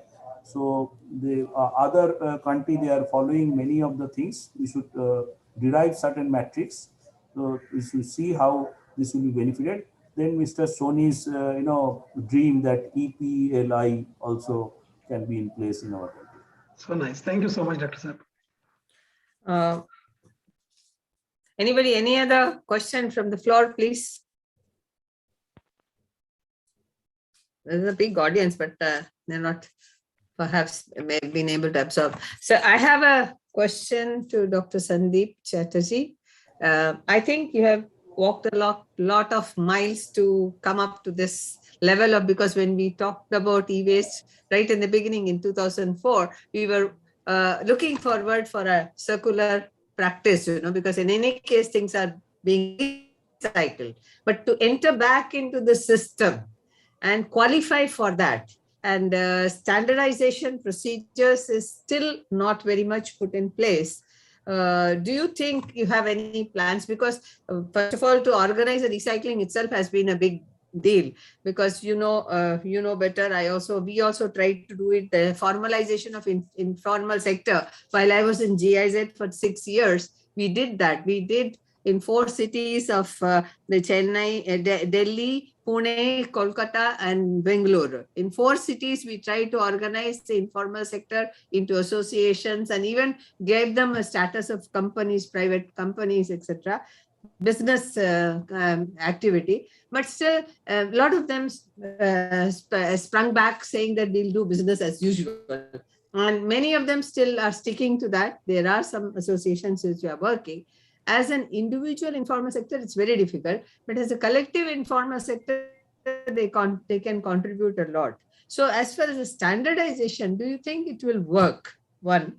Another one was, I was thinking, because Samsung has also mentioned, you had also mentioned, that in the production side itself, we manufacture with the environment in mind, so that you make the product for the environment, so that there is a dismantling, easy dismantling, or manufacturing with including the incorporating the recycled material, etc. So is there any, because you must be having dialogue with the Ministry of Environment also, and also DST is also trying to work on it. So if you can bring out certain amount of percentage of using the material, bringing back into cycle, then your closing of the loop becomes very easy. So if you can throw light on this, please. Thank you, Dr. Lakshmi Bhagwati. All those points are already included in circular economy action plans. Standardization is there. As Mr. Soni mentioned, we should do some basic things. Once the SPCB or CPCB is authorizing some recycler entering into the fund, they should at least ensure, is there any proper training is there, and what are their minimum adequacy level. So that is missing in SPCB systems, even in CPCB, where METI can help. An interaction with MOEF for many years, I have found somehow it is not happening, but the NITI Aayog has given this entire job to METI. We will find out the means. So this should be made mandatory when you are entering or giving any certificate of any new recycler or a dismantler or a PRO, whoever. So there should be some skill set, some parameters should be given. Then we can introduce different type of standards, as you mentioned. They're international standard. Of course, this will be a cost, but that should be a the regulators will be at ease for putting those, seeing those standards to have the yearly audit and all. So you find out that those audit certificates are there. So that is also being proposed. And finally, there are Samsung is trying something, you know, Apple is trying something. Can you have a joint, whatever the awareness program we have done? We should have a pool our resource and do it in a sustainable manner. Otherwise, vast country like India, we should plan something, or for a compliance reason, we can show that we have this, this and that. Individually or doing something, it will not going to help. Of course, I can understand lots of pains identified by Mr. or highlighted by Mr. B.K. Soni. For compliance, for very interesting way to understand that every things are in order, but still, if you are having the collection, how much of that collected materials are converted to the raw material, secondary raw material? Can you certify that? Okay, 30% you have collected, at least 10% raw material is available in the things. So that type of certification will create, and Mr. Soni already mentioned, if it is done by informal, the quality of the gold, quality of the rare earth materials are not pure. So you cannot get back that into the original, production process. So they are also not being tracked. It is extracted in the informal sectors. It is going for, jewelries or some other things. So we are having no trace of those materials. So mammoth, things are required to be done for many sectors. MOEF or CPCB, SPCB requires a different type of awareness or understanding of e-waste. E-waste is a difficult, waste particle. It has started, MOEF started when we are talking about air pollution, soil pollution. This is a very complicated product, where a lot of things is required. So these are the challenges. Of course, we should not say it is the end of the road. We should find out a solution after discussing things. Improvement will be in a slow process in the country. We understand that. So I think it should come out with a better things in future. Thank you, Dr. Sandeep. I think I will now address it to Mr. Sandeep Sejwani, because you talked about skill development. Your team had talked about, and Dr. Sandeep had also talked about skill development. So as he said, we have to come together. How do we do that? Because your skill development and their skill development is not going to be different. Let us have that approach, because only thing is the financing part of it, whether you expect that financing from the government, but as a producer, if you are able to contribute to that and maybe converge a number of producers, I think Dr. Sandeep may be having that plan in future, so that individually, if they do, let us have a basic format for the skill development, so that we train them, all of them together, and that will form the intermediary between the informal sector and the formal sector. So if they have the skills, if they are qualified to do some processing, or because you had also expressed about the refurbishment that is being done. And Dr. Sandeep, I think I should inform you that many of the Samsung employees, they use refurbished material themselves. And that was there for Lenovo, that was there for Toshiba, because when I interacted with some of these companies, I got to know. So they are gladly using the refurbished products themselves. So that's one of the good steps, because we don't allow the material to become waste very early. We delay the process, extend their life. But now, can we have a collaborative effort of the skill development, and also we can get interface with the recycling, like Mr. Soni, he will also be able to, because what is it that is wanted in skill development, and what is it that can be achieved, and what mandates the whole activity? Is it possible? And I would like any of you to respond to this. Dr. Lakshmi, actually, as far as Samsung is concerned, I think the same is possible, though it is looking very far at this moment. I don't know how to approach and when to approach and how we should start this kind of activity. But I think this should be done. And maybe something should be done in this regard. Though we have our CS academies, means customer service academies in all the 4 regions, wherein we it's a big academies. We train our people there. Those are actually sufficient for the technical team, and to upskill the our technical team and the people who are working at the service center for the right diagnosis, kind of a thing, so that the product should be extended, the life can be extended.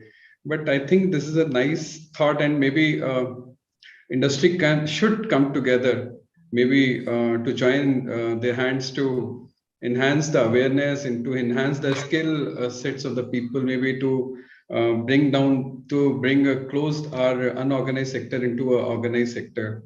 I think this maybe something should be done on this regard. I think we can do something. Can I supplement? Yeah, please. I think the examples is in front of Yes, you. please, We have please. started in 2015 to 2020 the awareness program along with MATE, CMA, ICEA and PhD Chamber of Commerce, where in our record there are almost 70 different manufacturers were engaged.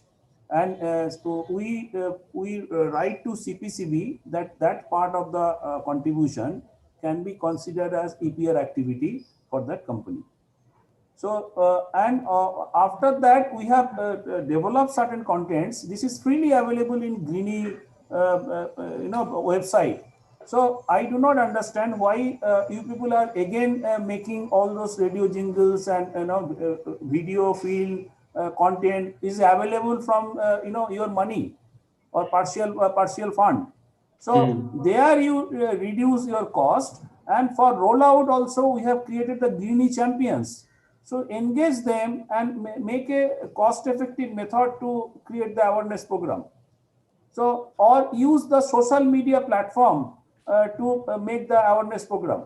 So there we should plan certain things which will be more effective to do the things. And for skill set also for circular economy, another such program we were interested to launch, where again we will be asking many companies or manufacturers to join with us. So their entire e-waste management along with the resource efficiency, circular economy, again some content will be developed, again trainers will be trained, then it will be rolled out.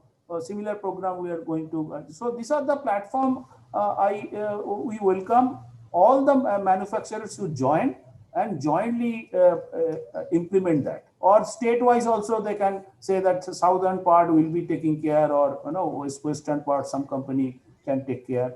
So similarly is a shared resource and shared responsibility. It will be done very sustainable model and effective way. Otherwise you can just I have spent this much money and another company will say this much money. That will not going to work. And for I think resources should be combined. And I for agree. second-hand phone, what Dr. Lakshmi Raghupati mentioned, yes, I know that you are having the among the employees the second-hand phone, but can we just use those model or hand over to the tier 2, tier 3 cities for different schools, because after COVID, lots of schools, government schools are not having the right device. So these are the things can be utilized. So that will extend the thing. So as a social responsibility, Samsung can hand over this to some government schools or different CSCs so that poor community are benefited out of it. So you can track them that after that use they can return it to Samsung again. No, Dr. Chatterjee, maybe see, rightly said by you, resources should be combined, and actually we should optimize the resources and our expenses, and whatever suggestion you have given to us, we will look into that.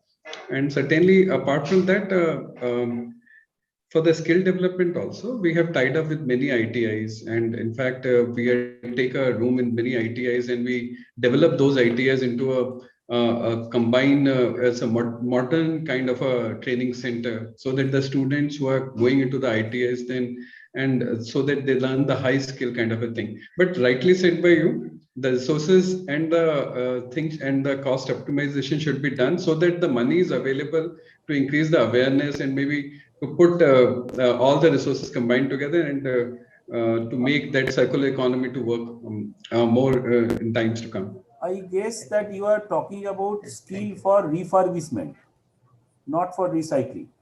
Refurbishment, right? Yes. So yes. that is also one of the important things. Please, we have not started yet. But recycling skill also another thing. Recycling is, I am saying that dismantling skill. How to dismantle it properly so that material losses can be avoided. Then segregation with this value. This is also a big boom for the country. So that there we are engaged now. There your company supports will be a great help. So I think so. So we will definitely look into your suggestions. Mr. BK Soni, please. Yeah, sure. Thank you so much, madam, once again.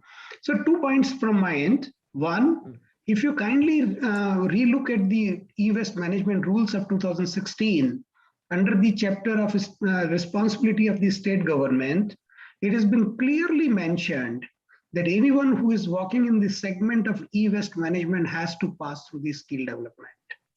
And that is, state government has to provide sufficient infrastructure for carrying out that. This was really introduced with my personal initiative while drafting the rules. And I'm happy to see that, particularly probably the e-waste management rule is the first such rule after Environment Protection Act came into existence. In the very first rule, this particular provision has been incorporated. Dr. Lakshmi can correct me if I'm wrong, but as far as my memory goes, this is the first rule where the skill development has been made mandatory and with the support of state government. That's one point. And second, we have developed wonderful courses right from reverse collection, reverse logistic, dismantling, transportation, recycling, refurbishment, and recovery. All these courses have been extensively developed by us. We have spent a lot of money on this. And we wanted to really start in a big way in 125 centers across nation. The overall budget at Ecorico was of 17 crores to spend on this. At Ecorico, you can't imagine that a recycler is spending for third-party upgradation who are their competitors. But this is what exactly the challenge we had taken. But after investing 3.5 crore, we found that there are no takers. There are no producers, no government agencies, no state government is coming forward. I had personally written to all the state governments, ULBs, and whichever the relevant departments and all.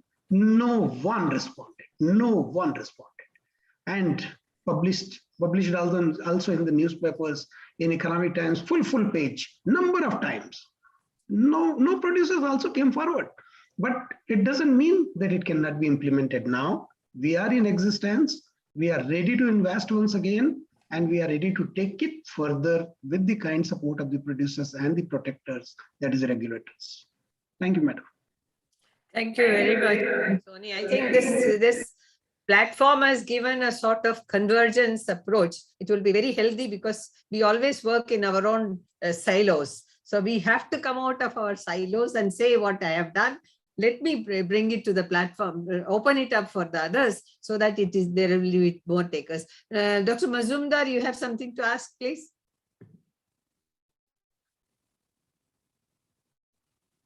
He's raised his hand, I think. Is he there? Well, no, not at this point. Thank Okay. you. I'm really enjoying this session. Thank you very much. I think we have now, I would like to bring a few points out of this whole deliberations, that though we say producer, we say recycler, we say policymakers, but the idea and thinking is on one single track as to how to make the e-waste management more effective beyond the rules, beyond the requirements, and go forward to include and make it an inclusive approach. There are two buzzwords today: sustainability and circular economy. These two buzzwords are used everywhere. But when I saw the circular economy, which Dr. Chatterjee explained, I think we should start off with take off the circular economy from e-waste. That's really a viable thing. We should do it. I have been working on circular economy since the foundation came 2010, the Ellen MacArthur Foundation. I have been associated with them. I would be very happy to be associated with this program of yours also in future, if I can be of any use. So this is where we have to see, because though we did a lot of work between 2008 and 2014, 6 years, but we really did not gel with the communities, we did not gel with the informal sector, and the concept of doing away with the informal sector has at least gone now. We have to engage them, we have to engage them more fruitfully, and as Dr. Sandeep Chatterjee pointed out, we should sort of pool the resources to make it a fruitful activity for them. And all this will finally give answer for both in terms of sustainability as well as the circular economy principle, so that we do not lose our resources. What is the waste of yesterday? I think a lot of people in the yesterday session also, they said, waste of today, waste of yesterday will be wealth for tomorrow. That's the whole theme of this seminar, this conference and its exhibition. So let's make it, and I'm seeing the potential in e-waste maximum. So let's bring out that into so that people don't have a different misconception of e-waste, and let them see that how it works. And only one thing which I wanted to tell everybody, we are really still lost in this process of collection. The collection, as somebody said, that people want to possess it, some sentiments, so many things are there associated with it.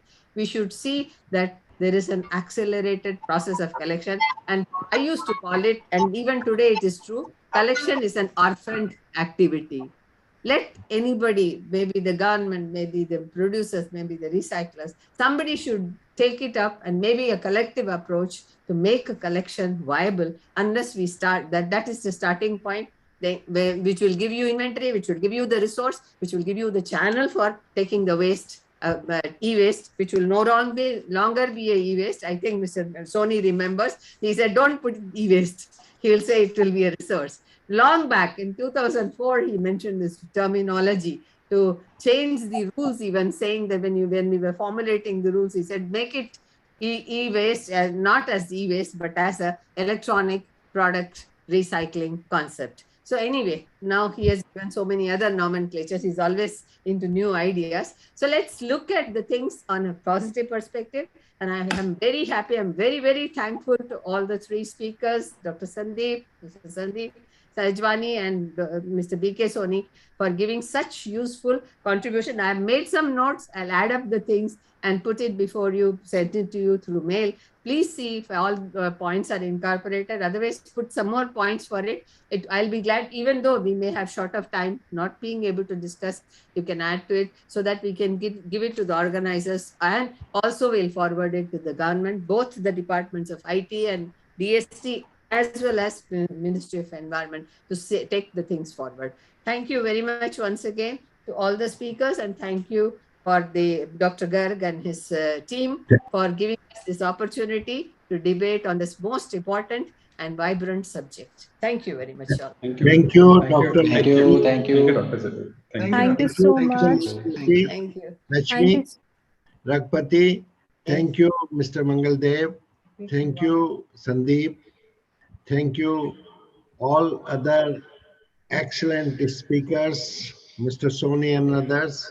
So nice. Thank you, sir. We will definitely keep your recommendation to the government from our channel, Energy and Environment Foundation, Ministry of Environment, Ministry of IT, Ministry of other channels, housing and development, so that things will take good in times to come. We are having this conference every year on the same dates. So we will definitely love that some progress will be made from this time to next time. I have to thank Shubham for coordinating, Aishwarya for coordinating, and Dr. Lakshmi once again looking very smart and nice sari, and we will see your cooperation in time. Thank you. Thank you very much. Thank you very much. Thank you. Thank you so much for everyone for having joined us. we'll have another plenary session in about half an hour. Looking forward to your participation in those the next plenary sessions as well. I'd like to thank especially Dr. Raghupati for chairing this session so beautifully, and all the speakers for a wonderful, all the three speakers for this wonderful presentations that we had. And looking forward to your participation in the future conferences as well. Thank you so much. It's indeed a pleasure for having joined you. Thank you, ma'am. Thank you. Thank you, everyone. Thank you. Thank you all.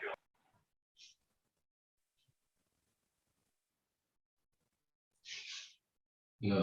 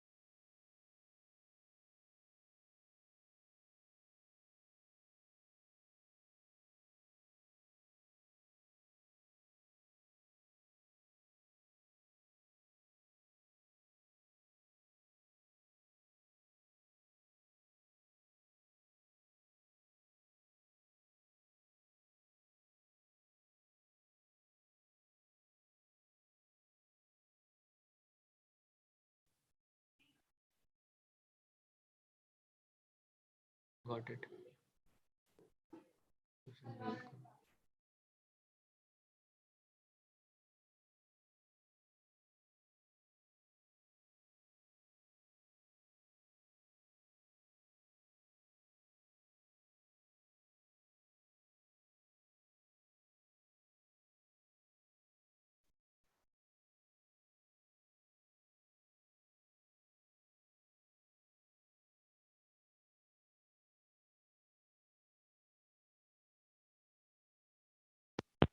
हाँ जी एमा, हाँ मस्त हो गया वाला, fit हो गया बिल्कुल।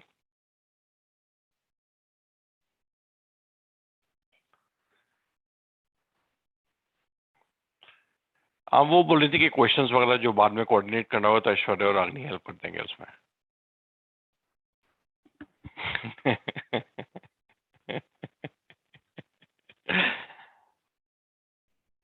हाँ हाँ हाँ, अच्छा हाँ, नहीं कोई बात नहीं। नहीं नहीं, मैं वहीं पे था तो मैं वहीं पे था तो मैंने, हाँ जी जी।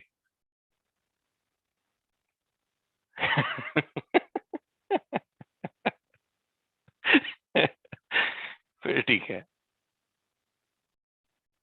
हाँ हाँ, नहीं बिल्कुल।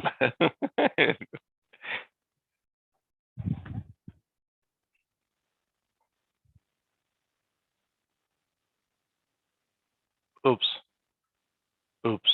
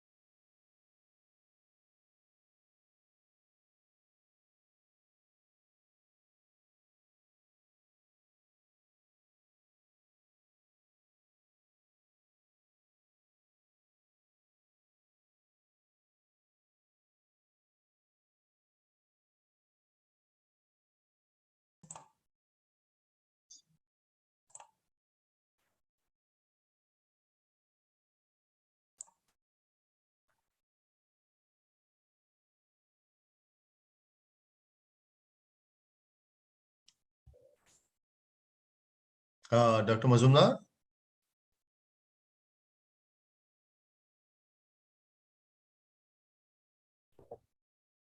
Good afternoon, Mr. Abhijit. Yes, yes. I just wanted to check the audio. Audio is okay? Yes, it's okay. Okay. Bye. Okay. I'll switch on my video in a minute. Okay. Thank you.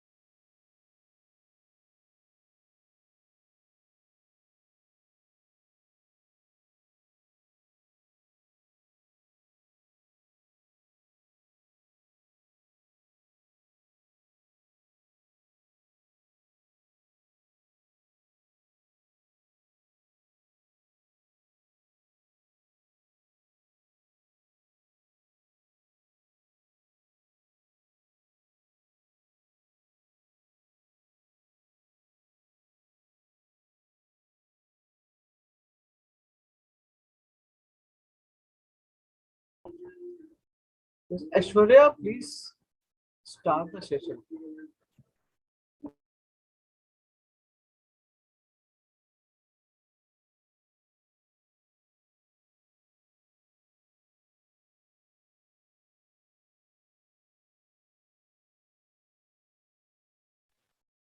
Yeah, can you hear me? Fine. Yes, we Hi, can. yeah, good afternoon, everyone. Good afternoon. Mazumdar sir, very good afternoon. Mazumdar sir, are you there? Okay. Yes, I'm joining. Just a minute. Sure, sir. Sure. Oh, hello. Abhijit sir is with us and Sharma sir. Mr. Arun Sharma, are you there? There. Hi, good afternoon. Hi, very good afternoon, sir. I'm there. Okay. We'll just, Dr. Mazumdar is going to join in just a bit. So as soon as he joins in, we'll be starting with this plenary session, sir. Perfect. This, we have only two persons here, I mean, two speakers, Dr. Abhijit Banerjee and Arunji. So, and I'm there, of course. Yes, sir. So what I propose to do, we have 1.5 hours. Yes, Notice sir. the co-host has asked you to start your video. Okay, so that is already there. In fact, Lakshmi ma'am has also joined in. Okay, okay, very good. Very good. Her session was also very nice. I mean, Yeah, absolutely. It was amazing. So what I'm trying to do is, first, maybe since there are only two speakers and both the speakers can speak for more than half an hour even. So that would make 1 hour. So we have half an hour left. So what I'm going to do is I'll first set the stone by, just speaking about the development of C&D waste management in India. Okay, I'll take 10-15 minutes.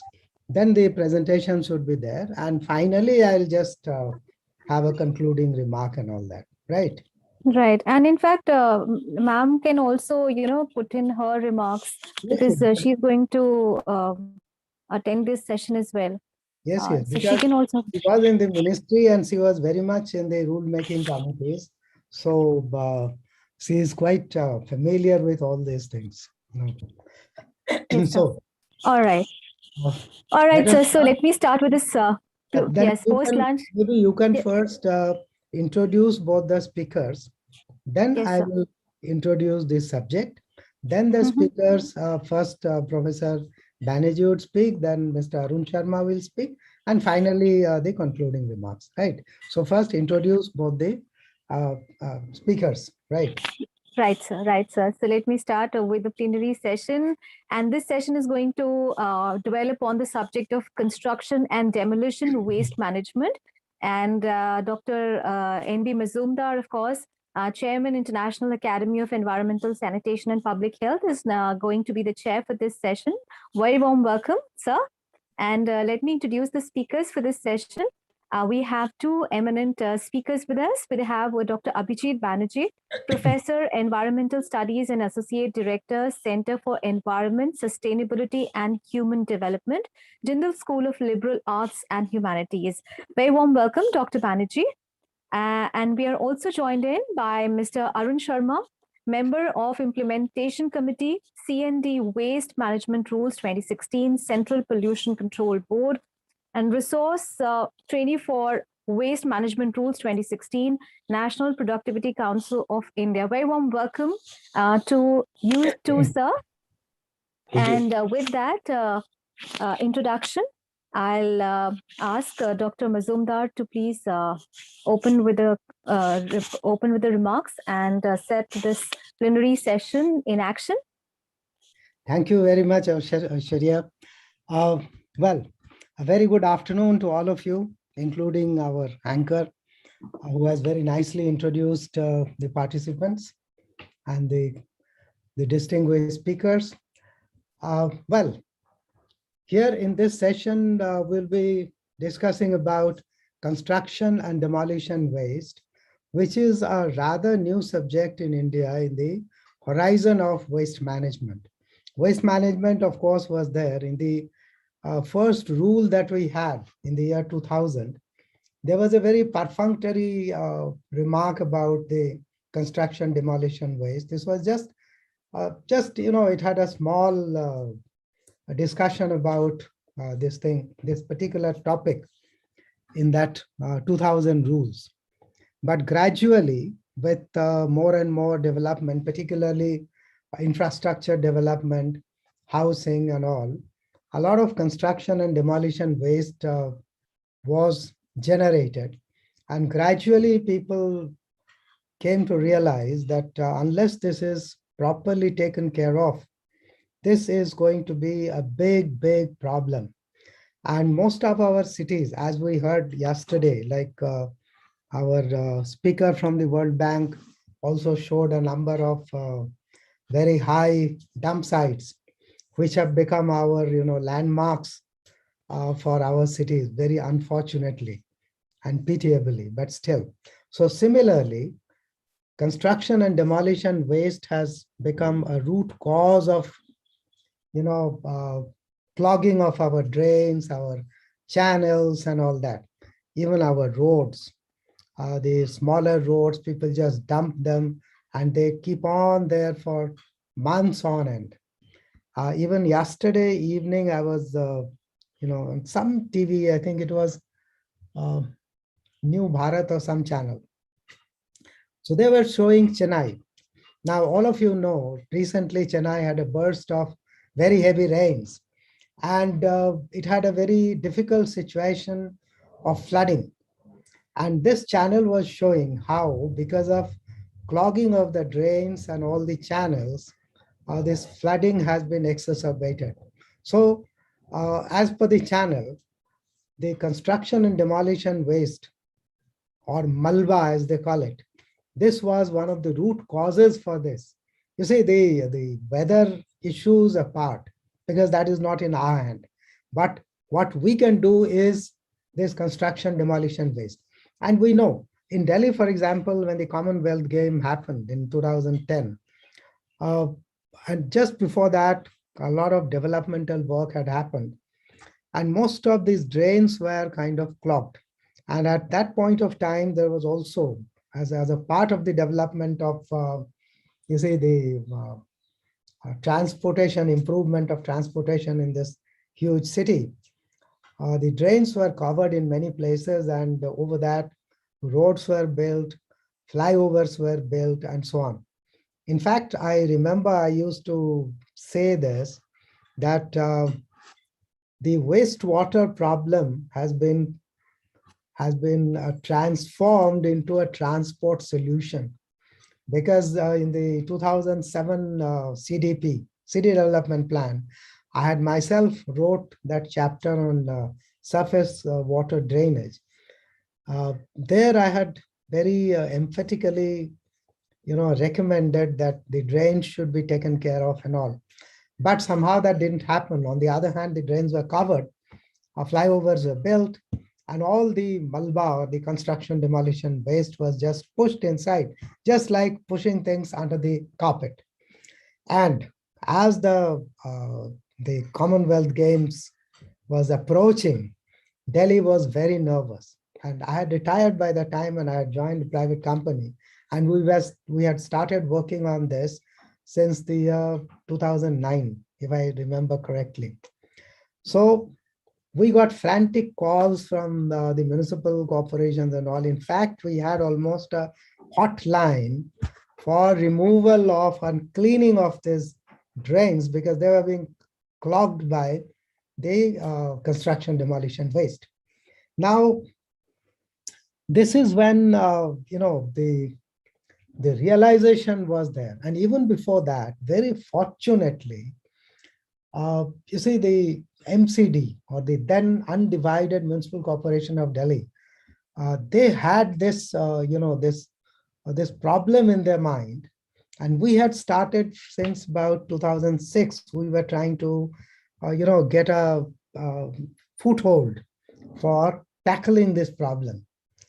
Finally, around 2007, 2008, we got a foothold. I think the then commissioner was very proactive. I think it was Mr. K.S. Mehra. And they were very proactive and professional engineers, very fortunately in those days. Mr. Ravidas, I think, was the engineer-in-chief, and he has very able lieutenants like Mr. Pradeep Khandelwal and Arun Sharma, Arun Singh. Arun Sharma is here before me. So they were very, very good professionals. So they had this, this intense will within them that something should be done in Delhi. So we got, together with the help of MCD, we got this opportunity in 2007, and we are given a 7-acre land in Burari. Now, I'm telling this story not because I was involved or I was fortunate to be a part of that, but because this story has a lot of lessons. this story, I tell it many times because this story also tells you how a new technology can be developed and what are the pitfalls, what are the obstacles that you have to overcome. See, just developing the technology is not enough. In those days, I'm talking of 2006, 7, 8 and all, uh, any contract, any tender, they wouldn't even mention the construction demolition waste. They would just say that this has to be removed and this has to be taken to the nearest dump site and so on. That's all. Now, dump sites have a place for this. And later on, when we constructed the rules, finally in 2016, we had a lot of recommendations, a lot of items for the sanitary landfill, which would come from the C&D waste processing as well. But back in those days, these were not there. So we started to work on this. We didn't look at, we knew that work has been done in other countries. It was done in, for example, South Korea, in Japan, in Germany, in Netherlands, in the US. But we had thought, we had taken a vow that we will try to do it ourselves. So we set upon, to develop the technology. And let me tell you, we had actually that 7-acre land.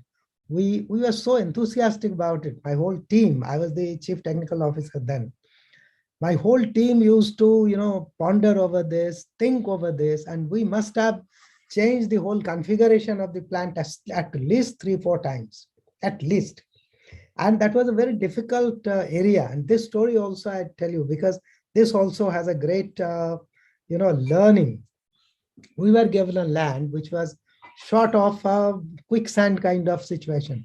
Not exactly quicksand, but it was, in the middle of it, this was a low-lying area where there was water.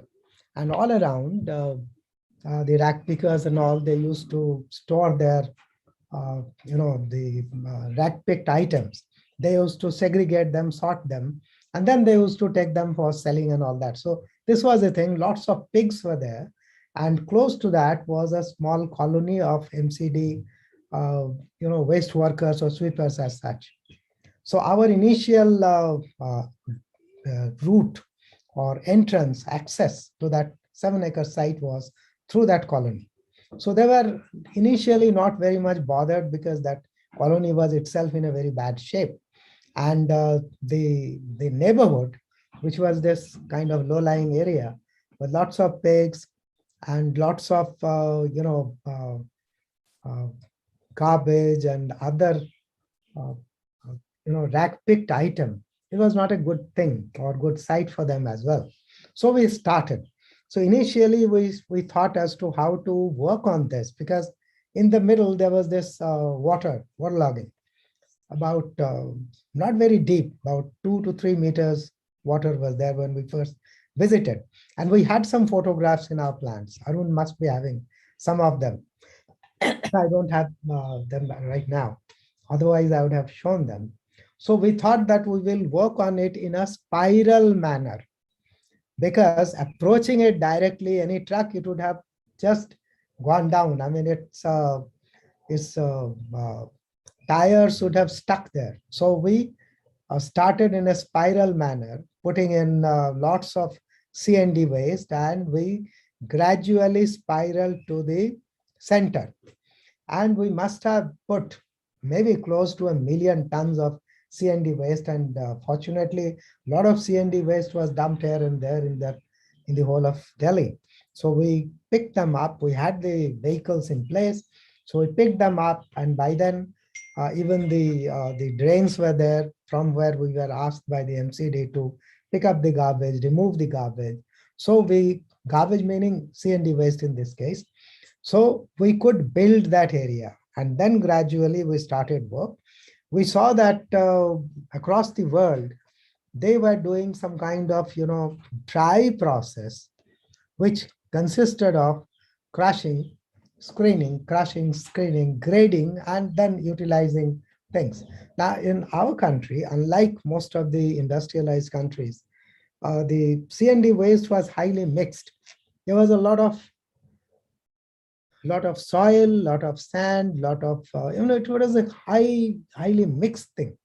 Only most of the steel was picked out before it came to our place, except the steel which was embedded in the concrete. And for that also there were lots of fight from those people who used to stay around.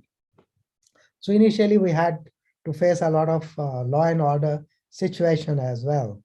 Anyway, so gradually during the year 2019 and 2009 to 2014, 5 years, I and my team, we sat down to work on the technology and we developed the technology. Initially, we worked on the dry process and we developed the GSB and the fines and all that. And we found that there was no takers. There were almost no takers. We roped in the Central Road Research Institute to get the things certified in their laboratory, because that was a central government organization. That was done, but even then market was very, very lean. So then we could realize that we needed something more. What was that more? That was the rules, the building code, the CPWD's code, the BIS or the IS code. All of them didn't have processed C&D in them. So the contractors, the departments, they didn't want them. So therefore, after developing the dry technology, we thought about these things along with the marketing thing. So we had to struggle a lot for developing the market. And these things came on, which were very, very, very important.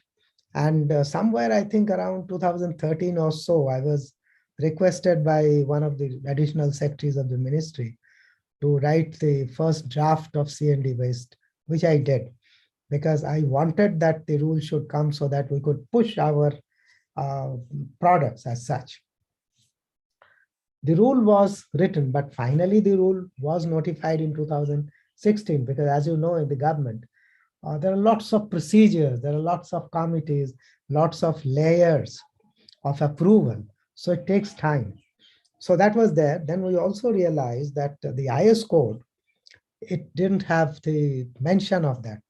The code IS 383 and IS 456, which deals with concrete and the aggregates, they didn't have mention. Rather, they were kind of resistive to this. They were resistant to these things. So we started getting in touch with them. So some committees were formed. We are also in that committees. And finally, in the year 2015, they had more or less finalized. 2016, they finally gave the improved version of the IS 383. So this was in 2016. In 2016, the rules also came. Now, in fact, this was called the third amendment to IS 383, which was done in 2016. And in this, of course, it was very difficult for us to convince those committee members. Most of them were, retired engineering chiefs or chief engineers who had in their time never heard of the C&D waste being recycled and being used. So they thought they would spoil the buildings, spoil the constructions, and everything would just go haywire. So with a lot of difficulty, finally, this rule had that the recycled concrete aggregate or RCA, in plain concrete, it would be 25%, and in RC, that is reinforced concrete, it would be 20%, but only up to M25, not beyond M25.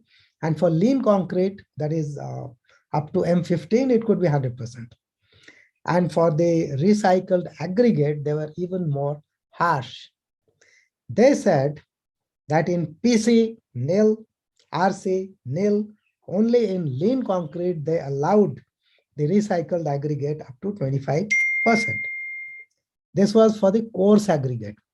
And for the fine aggregate, RCA, that is the recycled concrete aggregate, was 25%. And for RC, it was 20%. Lean, 100%. But RA completely wiped out. Even for lean concrete, no. So this was IS code. And gradually we had lots of meetings in those days with CPWD also. We tried to convince them, and CPWD in fact was also very interested. They had some international workshops also organized in which we had also participated. So these things went on. And finally, we could get into this real bandwagon. Now, meanwhile, in the technical side, we found that whatever products were there from the dry process, it was not really cutting very well in the market. So we developed the wet process. Now, the wet process is not prevalent anywhere in the world, except in Japan. I had found some reference of manufactured sand which they were preparing, but that was also not from CND waste as such. So we started to develop the wet process. And that was, I think, a completely different ball game. And I would say that, and I'm very proud to say that we and my team, they were all able to set up this and finalize this wet process. And then we could find that the manufactured sand had a good, possibly this was the best market, because by then there was increasing constraint about cutting down mountains or rocks and harvesting river sand. So there were lots of court cases and restrictions from the courts. So that was also very helpful. Therefore, we were gradually able to get everything together. And this story was really a successful story for a developing country, for India, and we could really do it. Now I'll stop here. We have a little over 1 hour left. Now, Aishwarya, maybe you can invite Professor Banerjee to present, and then maybe Arun Sharma would be presenting. Yes, Dr. Banerjee, are you there?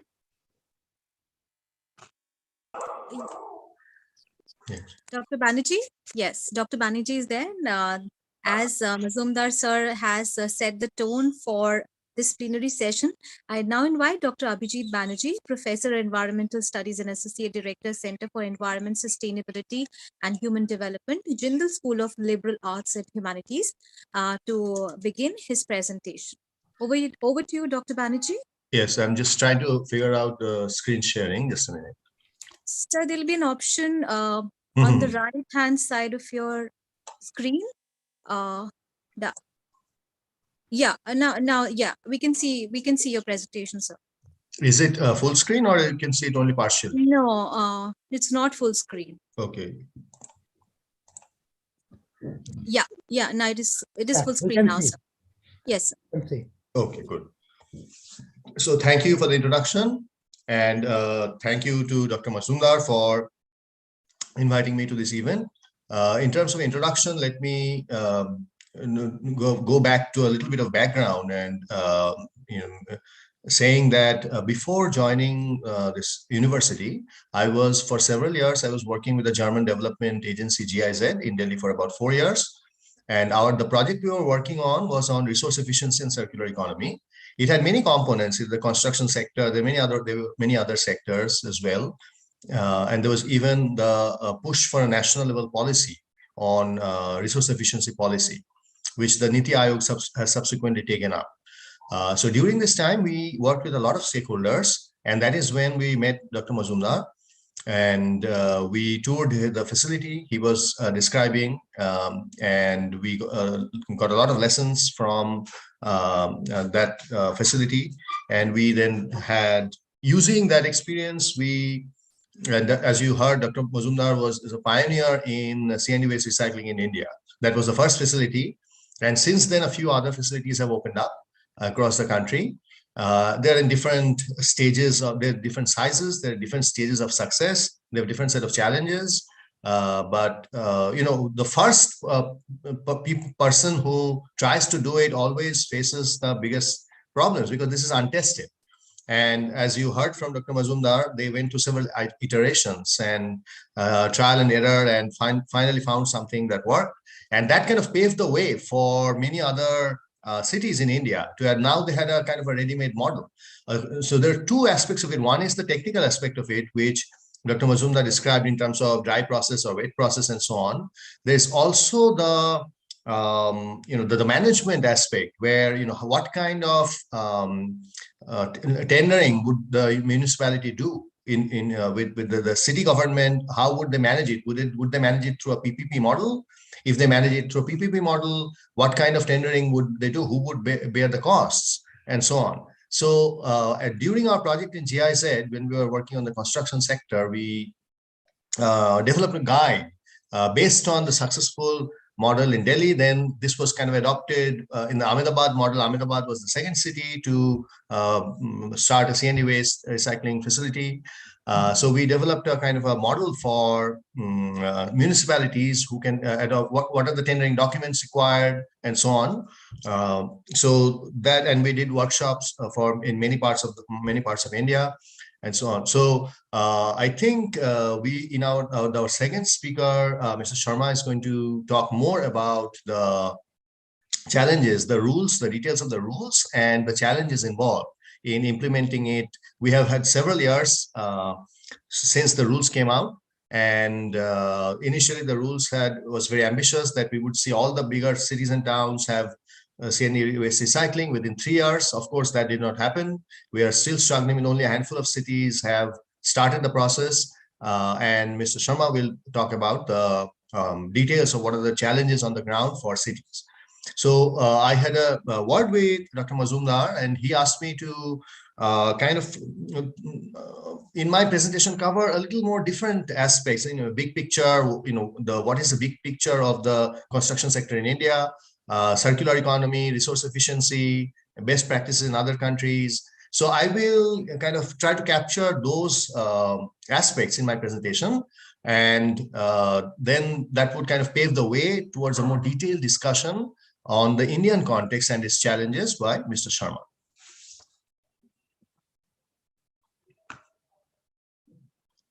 Okay, so just as a just to relate to set the context, we know that India's per capita material consumption is quite low compared to the global average, being a developing country. However, India has a big population, so the total consumption of material resources is quite significant.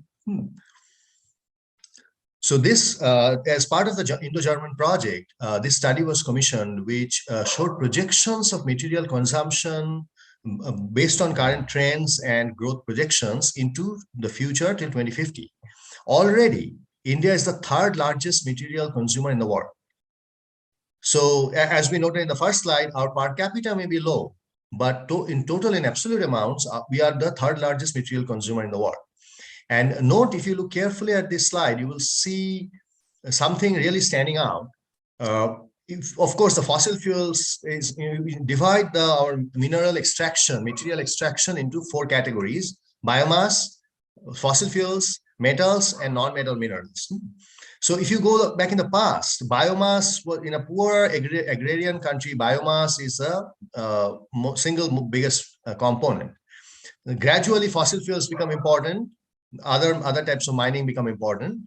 But note that the non-metal minerals, it dwarfs everything else in comparison. When we think of mining, we think of metals, iron, copper, aluminum, and so on.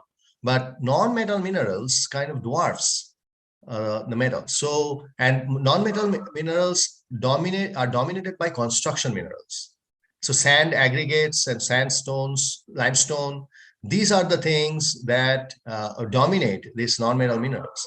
So in other words, the construction sector is a huge contributor to our material extraction, to our material footprint, much more so than the metals. Already, the construction sector is the second largest material consuming sector in India, accounting for 20% of the material demand. So this just puts it in context how significant the material requirement of the construction sector is. Now, we also see that India is blessed with many types of mineral resources, but unfortunately we see a strong correlation with biodiversity rich areas. So in other words, expansion of mining, whether it is for metals or non-metal minerals, is already having and is going to have, if we further expand mining, it will have a more and more impact on biodiversity, whether it is part of protected forests or not. So this is something, so we have to, if we want to protect biodiversity, we have a biodiversity protection commitment. We want to preserve 1/3 of our land for, natural vegetation. So we see that our priorities are in conflict. On the one hand, we have international commitments for biodiversity. And on the other hand, we have to, promote growth, and we need materials to promote growth and so on. Already we see forest land diversion for mining is growing very significantly. And the other quite alarming statistic is the environmental pressure of mining per square kilometer. So if you calculate it in terms of tonnage of material extracted per square kilometer, India is already the highest in the world. So you see the world average here, we are almost 3 times the world average. So this is an indicator which shows how much pressure we have on the land. And if we want to expand it further, you can imagine how such pressure will increase, whether we talk about biodiversity, whether we talk about displacement of people. Across the board, if we have such levels of extractive pressure on land, it has very serious consequences. Another interesting statistic, again from our Indo-German project, we see the material cost to industry. Typical manufacturing industry in Germany, their cost of materials is about half. In contrast, we took an example of, this is from Ambuja Cement, one of the big cement manufacturers in India. Cost of materials is 90%. So we see another dimension in which we see the material costs are very significant. So if industries can reduce their material costs, then it would be competitive for industry. If they reduce the material consumption, it would be beneficial for our ecological problems that we had described in the previous slide, and so on. Now let us focus a little more on the construction sector and try to see if we can see any interesting trends that are very relevant for our discussion today. We all know that the construction sector is booming, despite the recent, the coronavirus pandemic and so on. Just because of our the demographics of India, the huge urban youth population will become mature in the coming years and so on, and coupled with the rate of growth and rate of economic growth and urbanization, these 3 factors automatically mean that our construction sector will enlarge very significantly in the coming decades. And that also includes our recent government commitment for housing for all. So whether it's the commercial sector or whether it's the government induced construction for the poorer segments, when you combine everything together, we see a very significant expansion of the construction sector, which includes residential, commercial, all sectors combined. That automatically and this is like from 2005 to 2030, it's almost like a 5-fold increase. So automatically that means a huge increase in demand for raw materials for the construction sector. And some of the biggest raw materials, of course, are aggregates, sandstones and so on. So we see the rapid growth rates of aggregates, both sand and coarse aggregates in the last few years plotted here. So for sand, we see about 1.5 billion tons already per year. And for coarse aggregates, we see 2 billion tons per year already.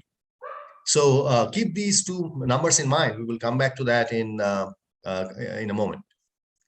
As Dr. Mazumdar has mentioned, we already see significant shortages. We see shortages both in terms of physical capacity as well as the regulatory side. Sand mining and stone quarrying are quite devastating on the environment. Sand mining has impacts on the, because we cannot use sea sand, we have to use river sand. Sea sand cannot be used in construction. So it has big impact on the riverbeds, with significant ecological consequences. As a result, we see public interest litigations, environmental activists, and so on, and leading to court cases, increasingly stringent regulation. Court cases are stalling projects. In many parts of India, there's sand shortage, and they have to truck sand from a long distance, which dramatically increases construction cost. So this is a reality that we are already facing today. And if we increase our demand by 5 times, you can imagine how much of a demand-supply imbalance we are going to face in the coming years.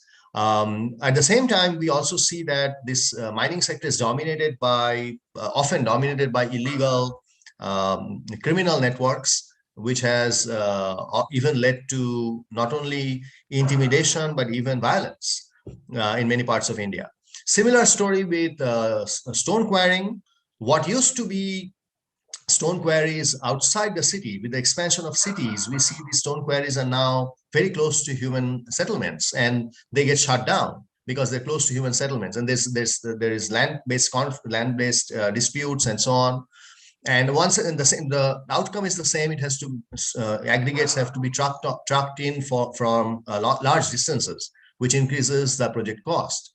So whether we are looking at the environmental side or whether we are looking at the economic side, on both fronts, we see very significant impacts. Now, the obvious approach to this is we have no choice, given the constraints, given the demand increase and the supply constraints that we have just received a snapshot. We have no choice but to adopt a resource efficiency and circular economy based approaches. Now, when we in popular understanding, when we say circular economy or waste to wealth, we often, the most immediate thing that comes to mind is, let us recycle C&D waste. In this case, we're talking about C&D waste. In others, on other issues, we are talking about whether it's plastic waste or electronic waste or something. So yes, recycling is an important part of the solution, but we must keep in mind the first one, resource efficiency, not just circular in terms of recycling the waste, but also trying to reduce the demand in the first place and make the practices more efficient. So you could reduce demand in many ways. You could change construction practices where you would need less raw material. You could switch from materials that are more depleting or more have a bigger impact on the environment to better substitutes, which are not so, let's say things like bamboo, which can grow very fast, which do not have such a big impact on the environment, like concrete and so on. So you could change design practices, you could change the raw materials in construction, or even you could reduce the demand for, if you repurpose buildings, you can reduce the demand for fresh construction as well.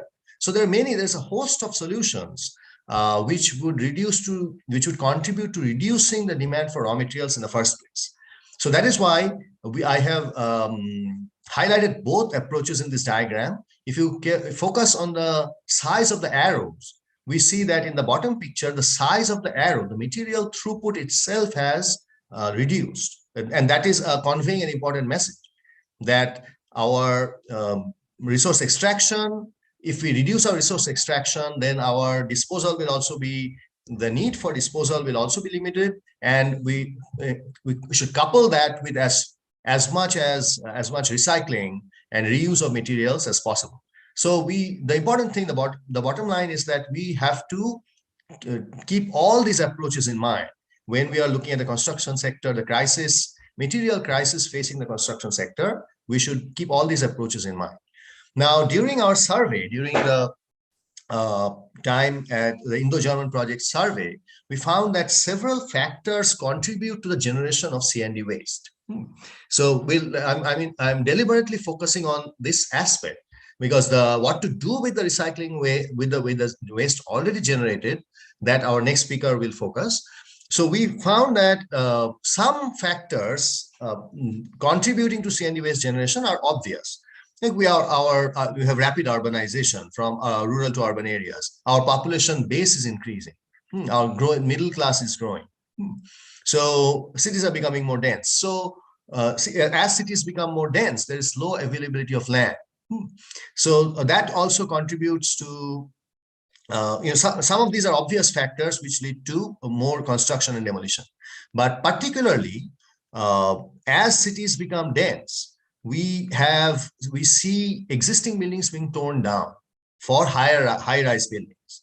So this is a very important factor which contributes to increased generation of demolition waste.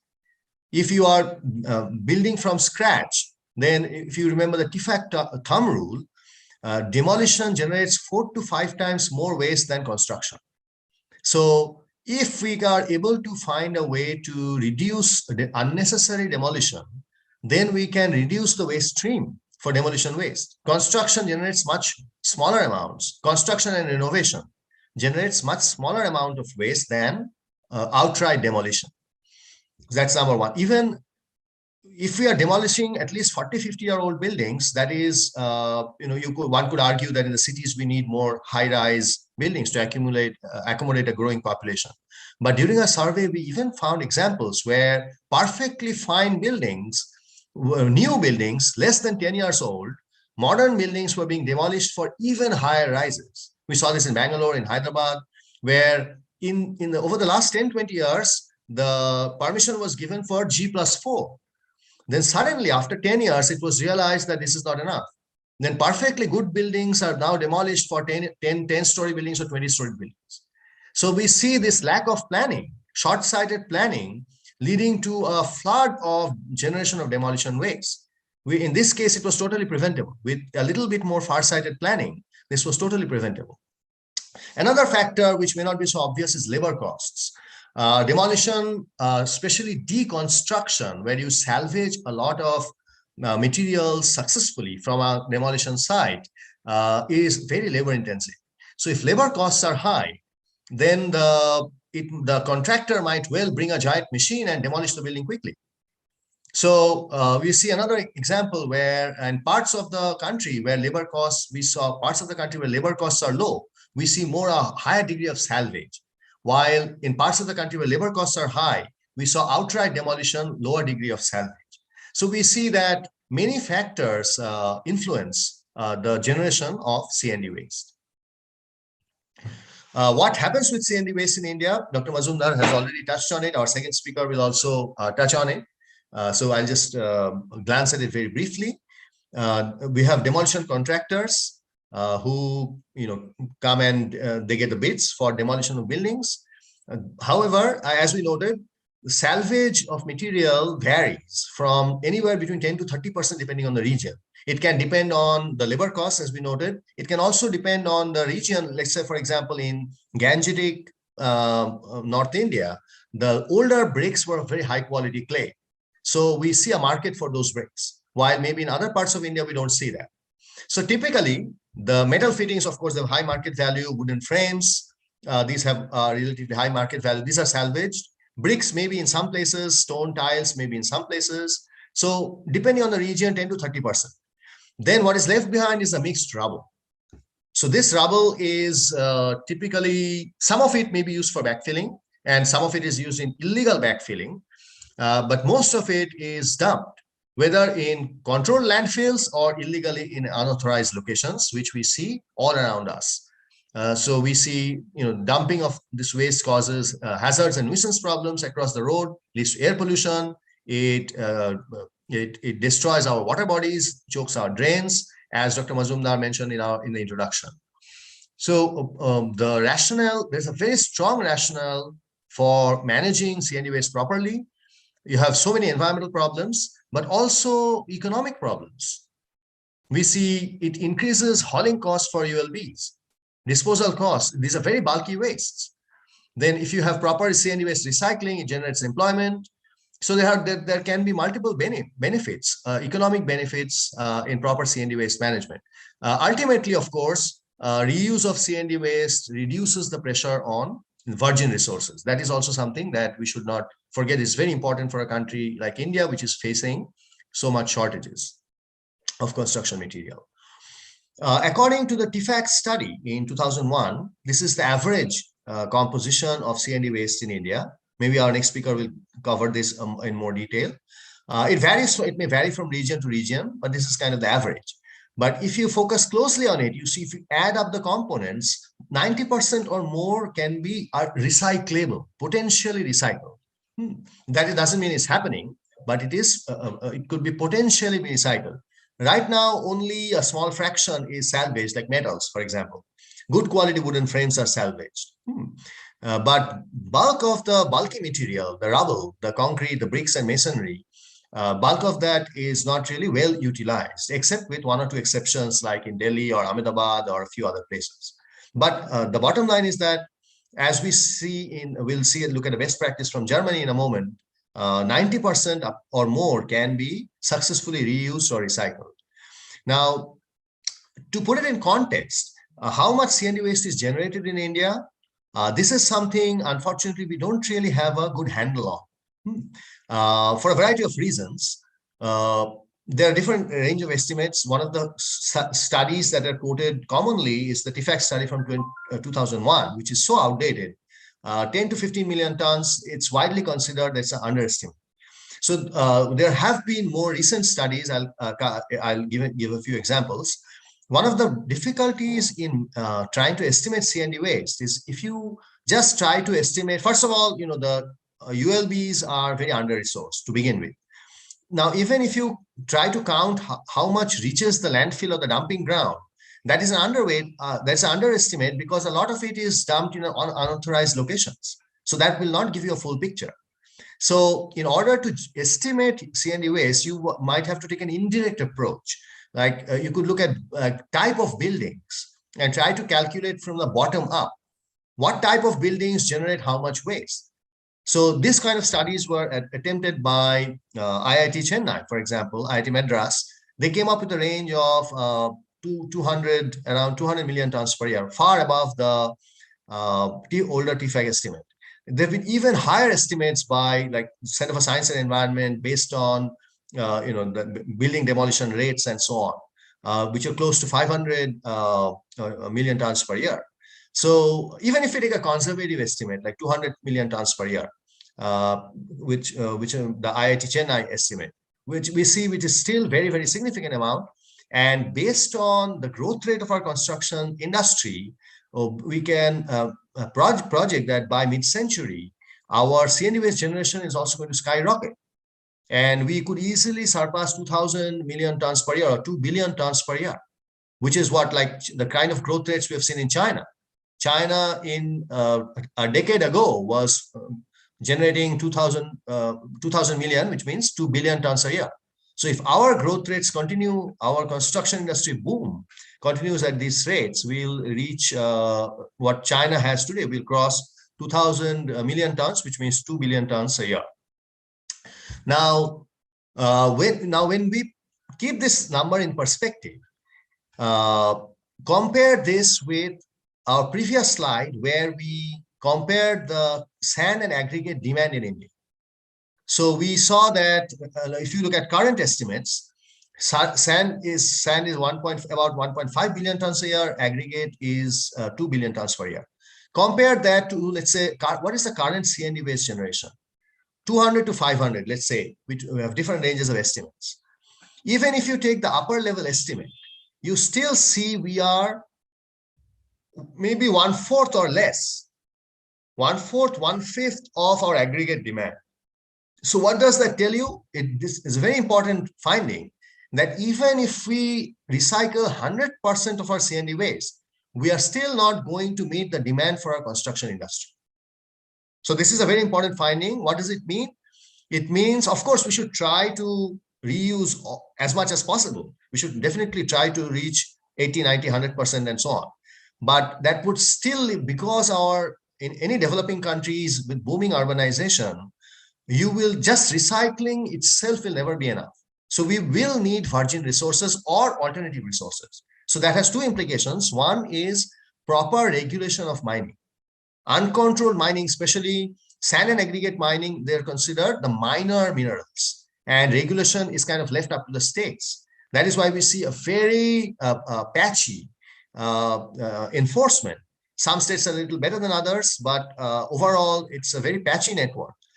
So we have to increase regulation of the materials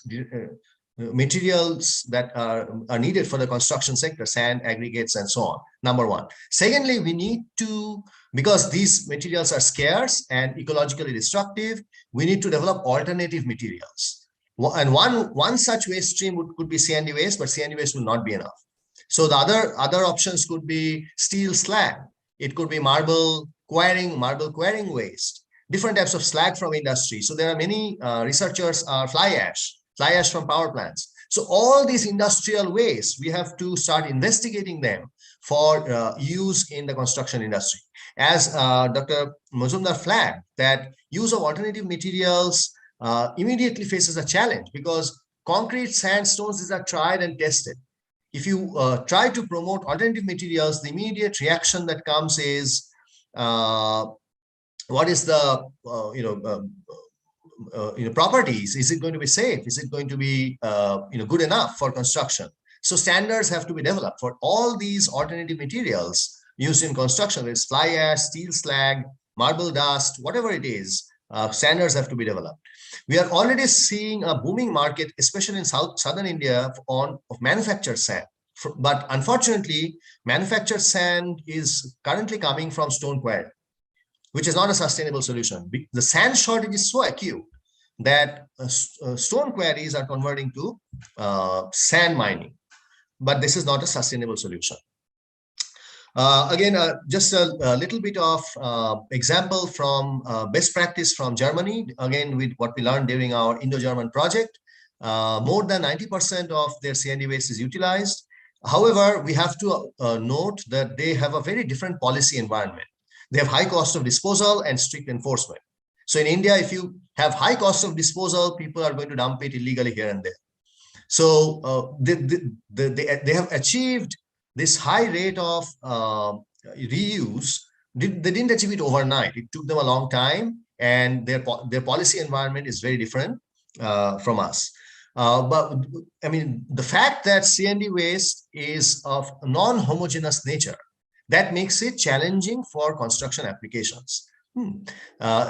Construction, especially structural applications, properties need to be homogeneous and predictable. So but there are ways to get around this. So you can use you can use different standards for different types of applications. As we saw in Germany, different standards for gardening and landscaping applications, earthwork applications, then finally civil engineering on roads, as well as structural engineering.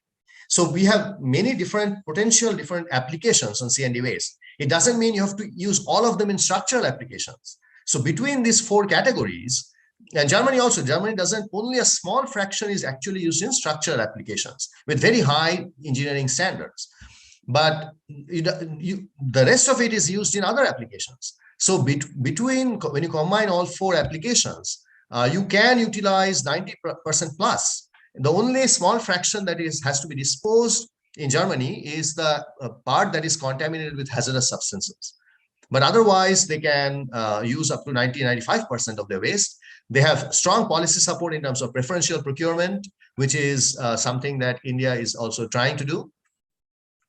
So the next few slides I'll skip, because Dr. Mazumdar has already noted that we have a partial standard for use of recycled aggregates in India, which is better than nothing, but it is maybe lower than what we would have ideally liked. In addition, we have guidelines from the National Building Code, from the Indian Roads Congress for using on the road sector, and so on. And we also have many guidelines from the CPWD, BMTPC, Delhi Public Works Department, Ministry of Urban Development, and so on. Despite this, we see one of the big challenges. There are two big challenges here. One is that the challenges facing the municipalities in setting up a viable recycling operation. That is something that Mr. Sharma will talk about. I'll just focus on, this is the last example. The other set of challenges is market uptake of products. Even when you develop a product, the construction industry is very conservative. They have opinion that these are inferior products and so on. So during our Indo-German project, we tried to get a third-party certification. So in addition to the normal quality and strength testing, we got it certified through this EU accredited independent certified called ICMQ. This was one of our project partners.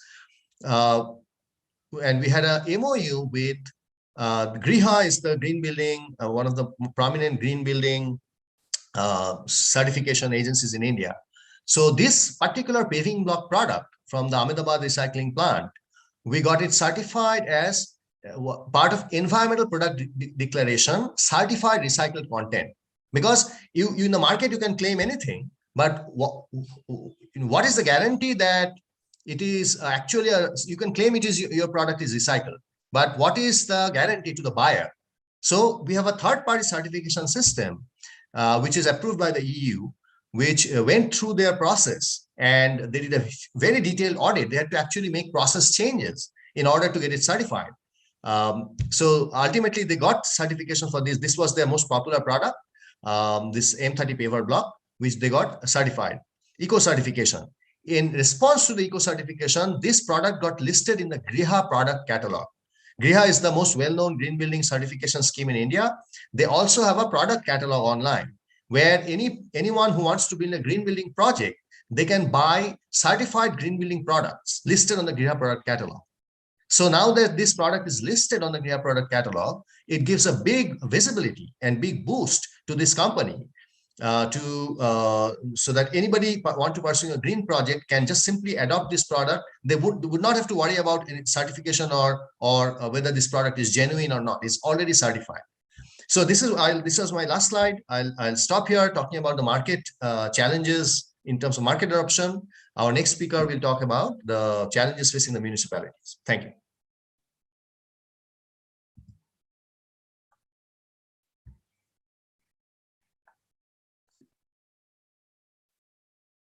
Thank you so much for that wonderful presentation, Dr.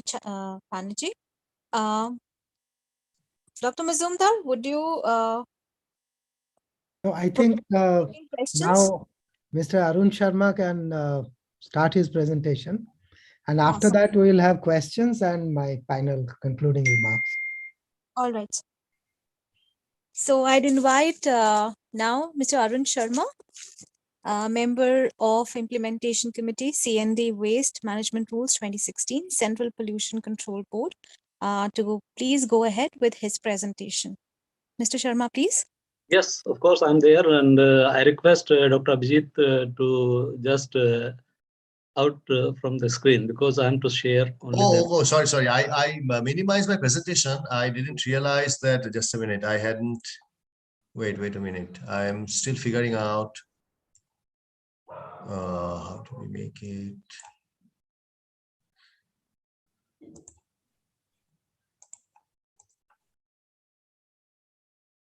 Okay. Is it now gone or? Yes. It's on. It is gone. So now Arunji can come in. Yes, of course, sir. I'm there.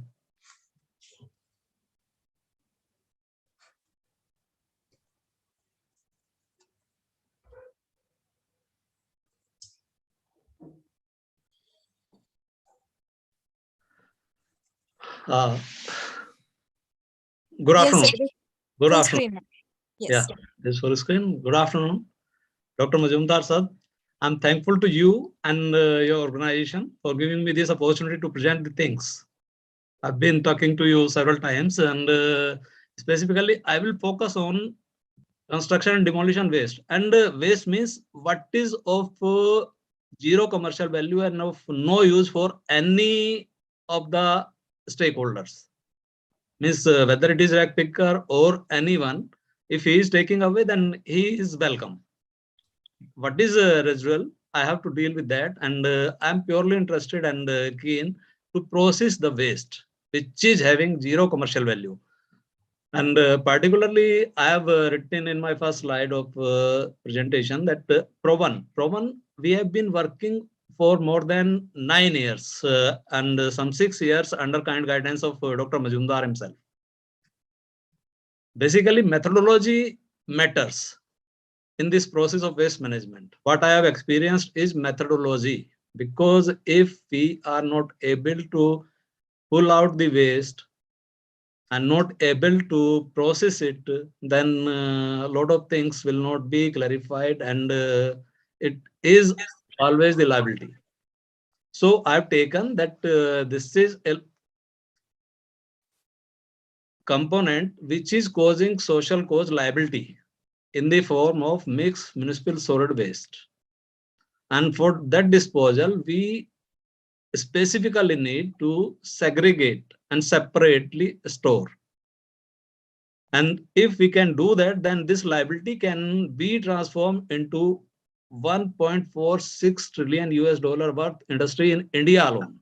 And my focus will be how we have been experiencing and what we have been doing for this waste management and treatment of construction demolition waste.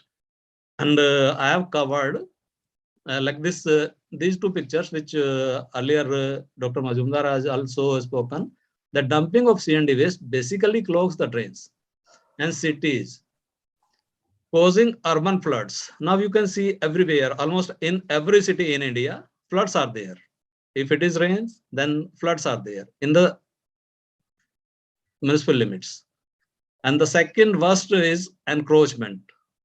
During last 40-45 years, around 42% of the water bodies and low-lying areas has been encroached, and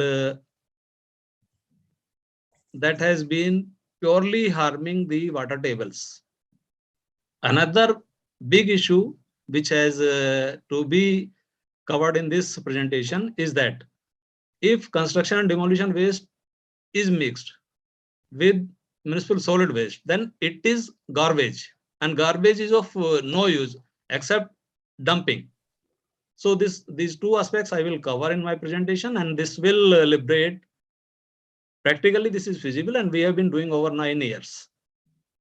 Now, I will cover the first of its kind is C&D waste. This, as I name, is giant silent killer of the environment.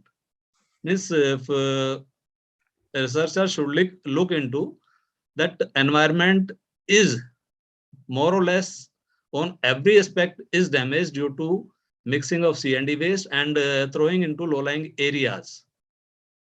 Next, I will cover challenges, urban local bodies, and awareness part. Third, I will cover recycling and 100% recovery of construction demolition waste. 100% I have mentioned because almost negligible, or we have not found anything which we were required to send on dump site or landfill site. So I'm saying 100%.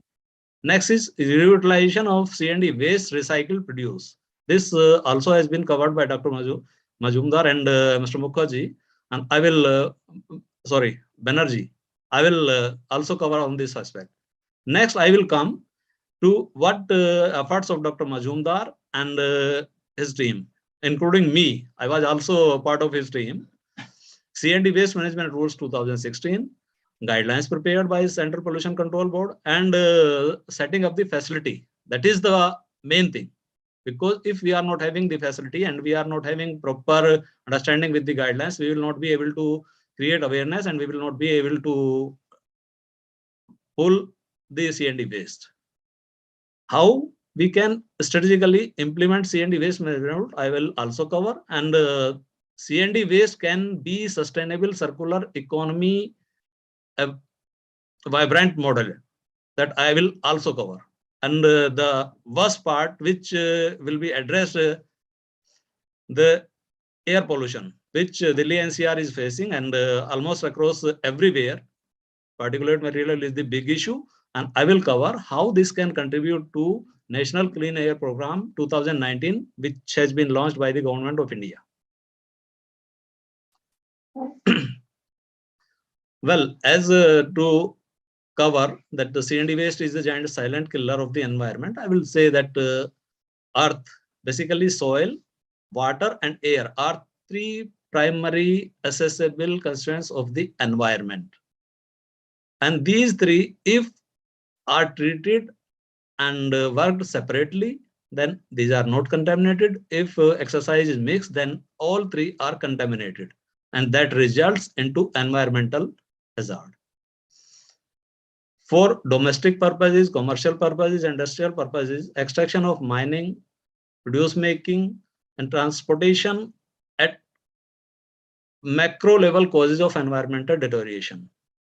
Because earlier it was there that construction material were transported from one place to another place without covering. Now NGT, Honorable NGT has issued guidelines in their order on 10th April 2015 that every transport vehicle which is carrying construction material should be covered with the propylene cover.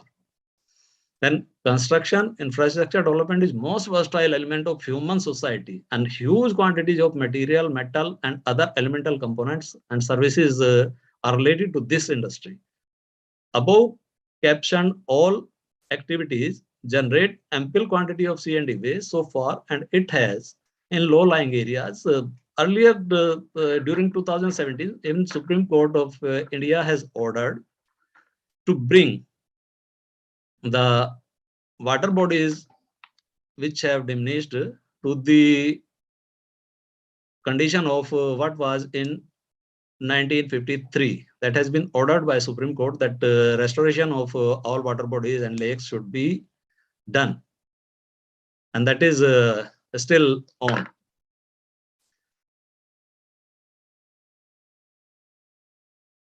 And the worst part, which construction and demolition waste is that it is increasing heat sources, which is ultimate cause of climate change and gradual increase in temperature. Because if low-lying areas are diminished, then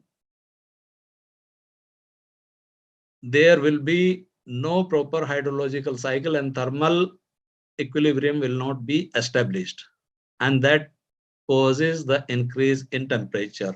So by recycling construction and demolition waste and reutilizing, we will be on sustainability and reviving environmental conditions as well.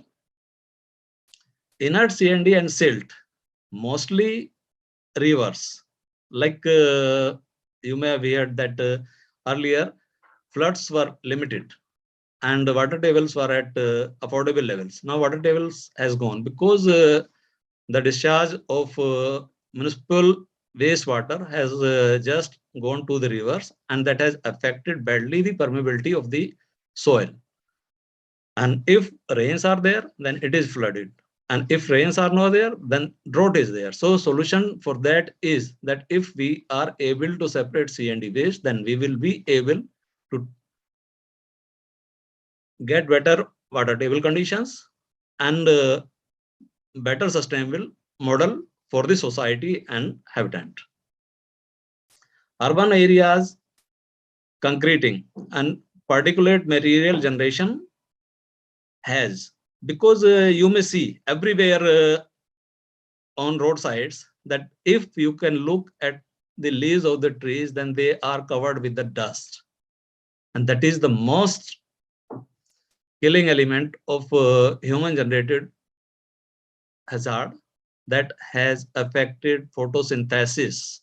And as the trees and leaves are known for absorbing the carbon dioxide for their growth, that is badly affected and resulting killing impact for the society and environment. So this all speaks on immense need of C&D waste recycling and sustainable circular development. Further, challenges are there because everyone is penny wise and no one is interested in the broader aspects of the environment. But in any case, rules are there and offenders were covered by the implementation of user charges, and urban local bodies were given the full authority to opt the concept of let the polluter pay. And awareness aspect is limited because there has been inefficiency on municipal corporations' part. They have not been able to provide the space and land for setting up the facility. Rather, they have not been able to identify and define the sources of C&D waste generation, which is very well covered in construction demolition waste rules and has been elaboratedly very much in guidelines, which I will cover in the next slides. And uncertainty and non-performance on implementation and collection of user charges is also affecting the financial equations of urban local bodies. So due to argument of space limitation and scarcity of fund, over 7 years, urban local bodies could not break the past track, which we have been facing for almost 45 years, has not been reverted. This has been since early 80s, because prior to 80s, it was not that much. And nowadays, it has been tedious and all low-lying areas fill. So we have to take care and we have to implement and enforce the rules 2016 in a more vigilant and strict way. Further, then Secretary Dr. Sudhir Krishna, he was Secretary Ministry of Urban Development during 2012. He visited the facility, and on 28 June 2012, he just named our effort the game changer facility, and he ordered and issued a circular for setting up C&D waste recycling facility in cities with population over 1 million on high priority basis. That was during 2012, and it is 21, and still we are having some 3, 4, maybe 6, 7 facilities which are operative, and still long way to go. And if we are keen and we are sincere to sorry, cover up this air pollution impact, then we have to implement and go in a serious way to deal with and treat the C&D waste. Further, in addition to order by the Secretary, Swachh Bharat Mission was launched during 2014. And the objective was that every city is treating what they are generating by 2nd October 2019. Again, the same objective was not fulfilled, and wastes are still struggling to get the place for treatment. Need of the day is to liberate urban local bodies from the burden of waste handling. This will improve efficiencies and capacities with strengthened desire, strong and treatment of municipal wastes. So that basic purpose of construction and demolition waste elaboration is that if we wish to treat the municipal wastes, then we have to first and on high priority should give place to construction and demolition waste, because otherwise we are getting garbage which is being illegally dumped everywhere. This is how we travel and how it all could have been achieved. During 2017, Municipal Corporation of Delhi and Central Road Research Institute were of the opinion to set up a pilot project. That was during 2007. February 2009, a concession agreement between MCD and LFS was signed. That is historical fact. Then during December 2009, the first C&D processing plant was commissioned. Sorry. And during 2010, as earlier Dr. Majumdar has elaborated, that Commonwealth Games put immense pressure, and we were thrown to handle around 3.4 lakh tons of construction demolition waste from all across the Delhi and from 16 departments which were active during Commonwealth Games. Then next milestone was November 2013, when a circular was issued further to expand the activity throughout the India and set up the facilities. During April 2015, Honorable NGT issued guidelines for construction waste materials and C&D waste handling, and also issued guidelines and direction to Delhi government to support this facility for consumption and usage of construction and demolition waste produce. What we were actually doing was piled up at the plant, and a committee of all 9 departments under Delhi government was constituted, and the avenues for consumption of the produce were available for us.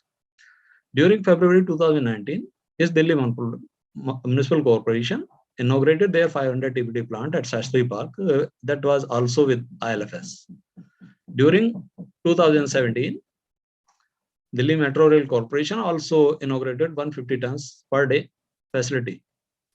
And during December 2018, I was just shifted to Gurgaon project, and that was also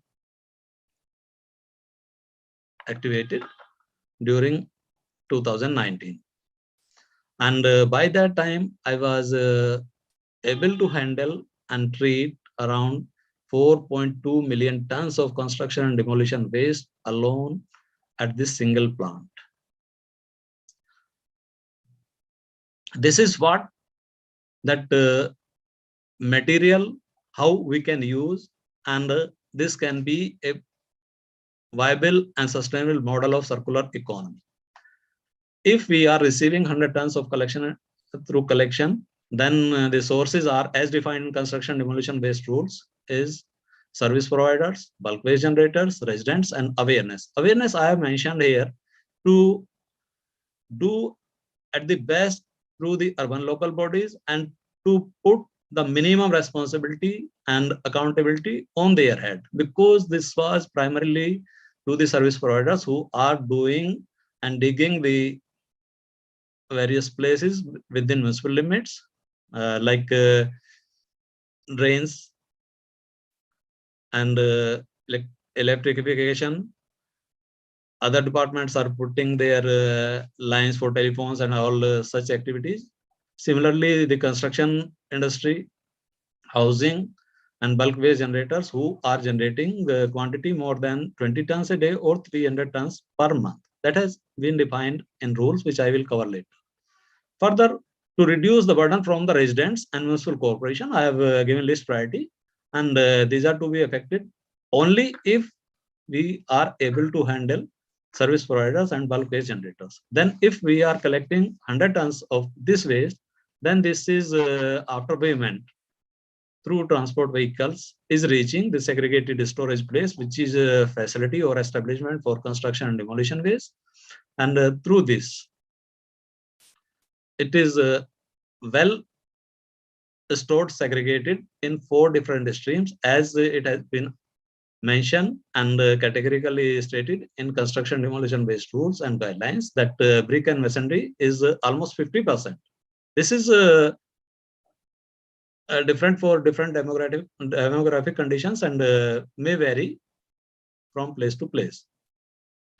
Second is concrete waste, that is 12 tons around in 100 tons. Next is soil and mixed construction demolition waste, that is around 38%. So this all constitutes 100 tons, and this is processed through grizzly screen. Over here, recycler is handling minimum of around 50 or less than 50 tons, and rest is going for further material recovery process. And this recycler is being sent further for a sieve separator, and this all is vast here, because dust can be suppressed and fugitive generation is prevented to the great extent with using wet process or log unit. And the finally recovery is recover sand, fine RA. RA is recycled aggregates, and RCA is recycled concrete aggregates, coarse aggregate and recycled concrete aggregates both, and granular subbase, which is of mixed nature and is used for further purposes. And this all is which we use as material is directly sold to the consumers. And finally, processing and produce making like CC blocks, tiles and paver. This all makes 100 tons and we are back sending it to the where we have received it from. Now, as on product utilization and 383 that has been covered by Mr. Banerjee, and I will just give a brief idea that recycling is perfect example of sustainable circular economy. And as far as order book of ILFS, when I left ILFS, as far as order book is concerned, I left the book for next around 8 years of 100% capacity, and that is huge. So we can say that demand is huge of the recycled produce because all products are covered under Delhi Schedule of Rate, which is published by Central Public Works Department, and mostly items which are being produced from recycled material are covered in DSR 2018. So C&D waste and other inner waste may be utilized for making bricks, CC blocks, and other construction materials such as aggregates, etc. Around 40% of infrastructure development is achieved. This is I'm saying, if we can say that what can be the scenario, then I'm saying here that so far in India, around 40% of development is covered. More than 55-60% is yet to has been achieved, and that may be with the pace of this development, maybe by 2030, and huge demand of materials will be there. So I don't think if C&D waste produce and system and quality norms are followed, that there is any threat to the produce, and this will be as the case what has been with Burari, that they have booked their full capacity produce for next 8 years. This is a different set of photographs which have been taken for the sake that how we are dumping and what we are facing, and also covering that how can we just store and process and what we get the produce out of the waste. And as I said, that there is no question, because construction industry is a heritage industry. This has been from the very ancient times, and there is no issue that what quality can be on the existing norms, or if we are capable of recovering and producing, then let the researchers do their work, and we can produce comparable quality with virgin material, and then it is being absorbed accordingly as per guidelines and provisions of DSR 2018.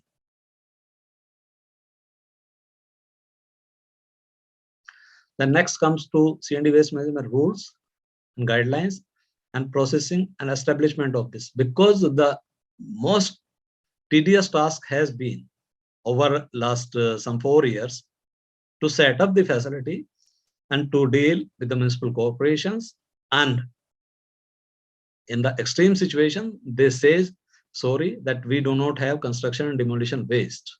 That is most unfortunate, and to do attempt on that, I have covered that C&D waste management rules are not that threat to their activity. In fact, these are to support and just mitigate the issue of air pollution. Against, the guidelines have clearly elaborated on every aspect, from the land identification to the process of C&D waste recycling, and how this establishment can be obtained. So I simply would like to say that establishment for processing of C&D waste can be completed in 3 stages. That is because I have been a member of Implementation Committee of Construction Demolition Waste Management Rules 2016. The stage one can be implementation of rules, site selection. Site selection, normally site is required for 4 to 7 acres with a perspective of some 20 to 30 years as the rule says. Then setting up the screening unit, because in the very first year you will have to handle a lot of construction demolition waste from across the municipal boundaries, and you have to deal with quickly so that it is not piled up. And for that purpose, I have opted and I have suggested almost to most of the urban local bodies that divide the setting up of establishment into 3 stages. And initially, to deal with the bulks, you need simply to put an screening unit to meet for the material which is to be consumed on sites itself, because normally urban areas are scared of the land, and they are just providing some low-lying areas or which are of no commercial or domestic use for them. So for that, normally filling material is required, and bulk we can screen and use the material which is defined by MORTH, and they have used it at several locations. And Delhi State Industrial Development Corporation is also having huge demand of that material, that is minus 26.5 mm size. And you will not believe that some 32 lakh tons of that material is required by Delhi State Industrial Development Corporation itself.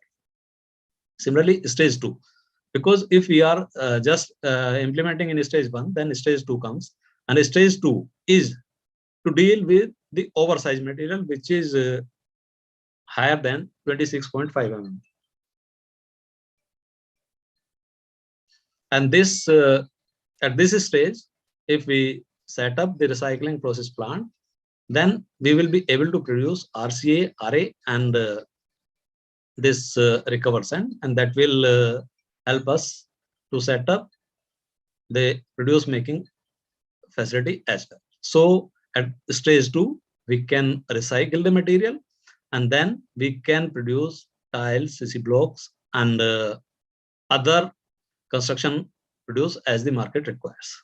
Then stage third comes with integrating the stage 1 and stage 2 to the wet process technology, and the finer part is to recover the sand, because sand is precious. So recovery of sand and soil can be in third stage when we are comfortable and all the channels and things are streamlined to run the facility. This can be a viable, self-sustainable, and rather I can say for the operators a profitable business model. Then this is what has happened with the efforts, and finally we got 6 rules during 2016, and implementation of waste management rules 2016 was given to Central Pollution Control Board, and support for training and capacity building was with National Productivity Council, and where I was a resource trainer. And this was at national level, and we covered almost 95 to 100% of the urban local bodies. The waste rules were solid waste management rules 2016, plastic waste management rules 2016, then construction and demolition waste management rules 2016, electronic waste management rules, biomedical waste, and finally hazardous and other waste management rules 2016.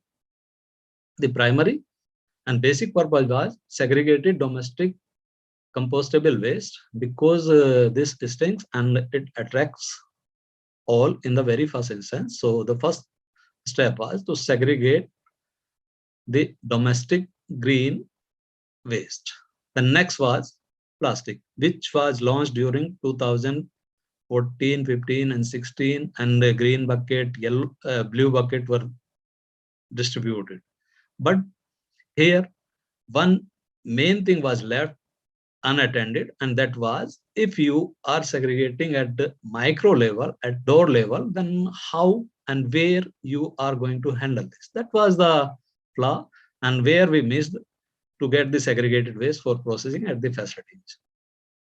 Then next was inerts and desilting activity from the drains and nalas and C&D waste debris. This all was to be separated and separately stored. And then hazardous waste, which are very less in quantity, but a severe threat to the environment and all aspects. So the implementation of these rules was just in line to achieve the target of Swachh Bharat mission first, which was for 2014 to 2019, and on 2nd October, it was to make the nation to process daily generation 100% and reuse it. This is a model that how we can just disintegrate the garbage tendency and we can almost 100% reuse our waste. The first is construction demolition waste, because if inerts are mixed with organic waste, then this will just diminish the properties of and processability of the solid waste. So if you can separate C&D waste and silt activity, then municipal waste can separately be treated to the composting. Although I just do not accept the concept of composting, because the cycle over there is 48 days to 90 days. And if you are going for composting, then first you have to create the carbon hazard. So better the researchers and developers should find some alternate way to compost. Because first you have to create the nuisance, then you have to settle, and finally you are recovering some 5, 10, 7, 12% of the compost, which is always a loss-making business. So in my opinion, composting is to be phased out. And if we can further go to this cycle, then you can see that we are receiving, collection and transportation is there, segregated storage process is there, and segregation of waste if some we are receiving mix. Finally, biodegradable we are sending to compost units, and compost is a sellable item. Another is waste to energy, which is of high commercial value, and the last and least option is rejects, which we send to landfill. Currently, the practice of mass burning in waste to energy plants is there, and landfills are burdened with almost some 40, 50, and in some cases up to 80%, because you can get the energy on burning the waste which is of combustible nature, and that is not some 50, 60 or 40%. Other it is somewhere around 10, 12%. I will show in next slides. And if we can deal in this fashion, then we can just get it a zero municipal waste model. This is how the composition of municipal waste is there, and this has been on average basis for Indian conditions. That some 50 to 60% is biodegradable, and some 11 to 15% is recyclable, and some 20 to 35% is inert and construction demolition waste, and rest is some plastics and others. Just a minute. That is a domestic hazard and other waste. So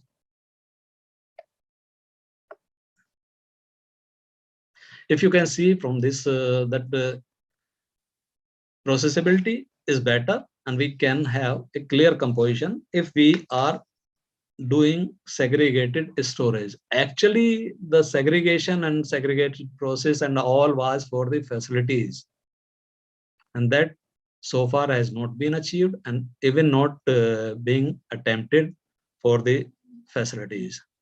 If this can be done, then biodegradable, which is for compost making presently, is somewhere around 45 to 55%, and this is to the tune of some 80 to 100%. Again, that next comes waste to energy, which is combustible and recyclable. That is some 11 to 15%, and moisture levels are substantially low in combustible and C&D inert waste. And processability is far higher, and we can just recover almost 80 to 100% from all the waste, and SLF is needed only for hazardous and other waste. Rest can be processed and treated.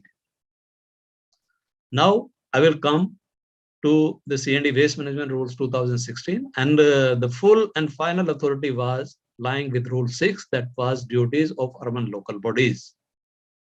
Urban local bodies were asked to issue detailed directions about proper management of construction and demolition waste in their jurisdiction in accordance with the provisions of rules, and the local authority shall seek detailed plan they were clearly given the full and final authority, and every service providers, including development authorities, were supposed to coordinate and cooperate with municipal corporations for better and efficient management of waste. But what I have experienced, no one I find interested, nor anyone, and maybe very often some officers I could find who are keen and interested. I remember Mr. Biju Prabhakar.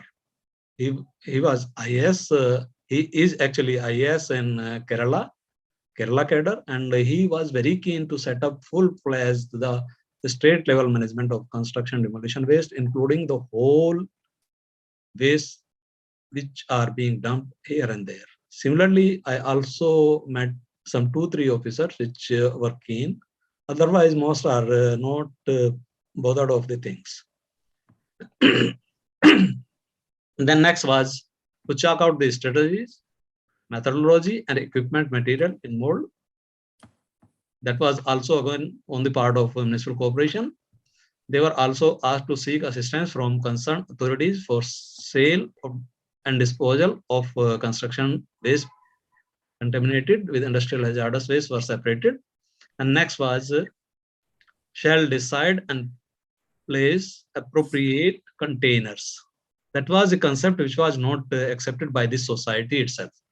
Because if you are putting a container in some residential area, then the general tendency of the people and public are just to throw their waste, and that waste is normally garbage or municipal solid waste. So if that could have been taken care, then place rather this putting bins for certain locations was that finally it was to the residential areas and to specifically for some responsible residents where the vehicles frequency was limited.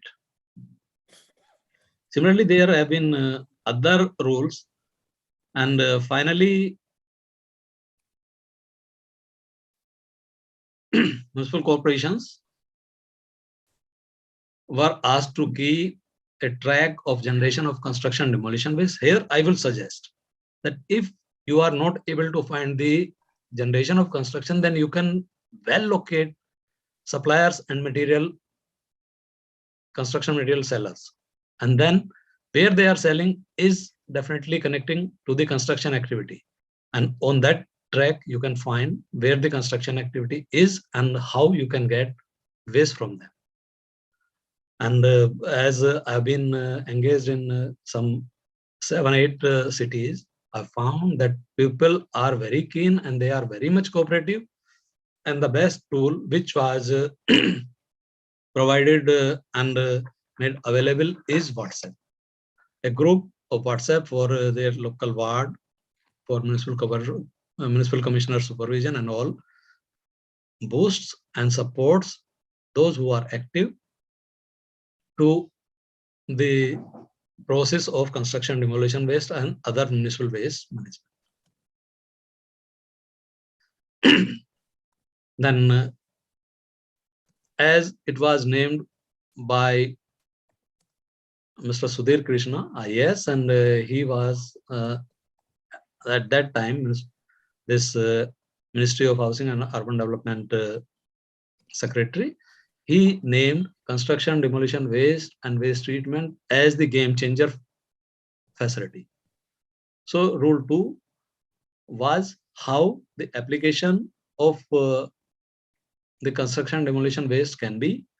Then rule 6 was about corporation. Rule 4 and sub rule 3 was on duties of waste generators, which is a sensitive part, and where from the burden of resources, particularly financial resources from the urban local bodies, can be reduced, was rule 4.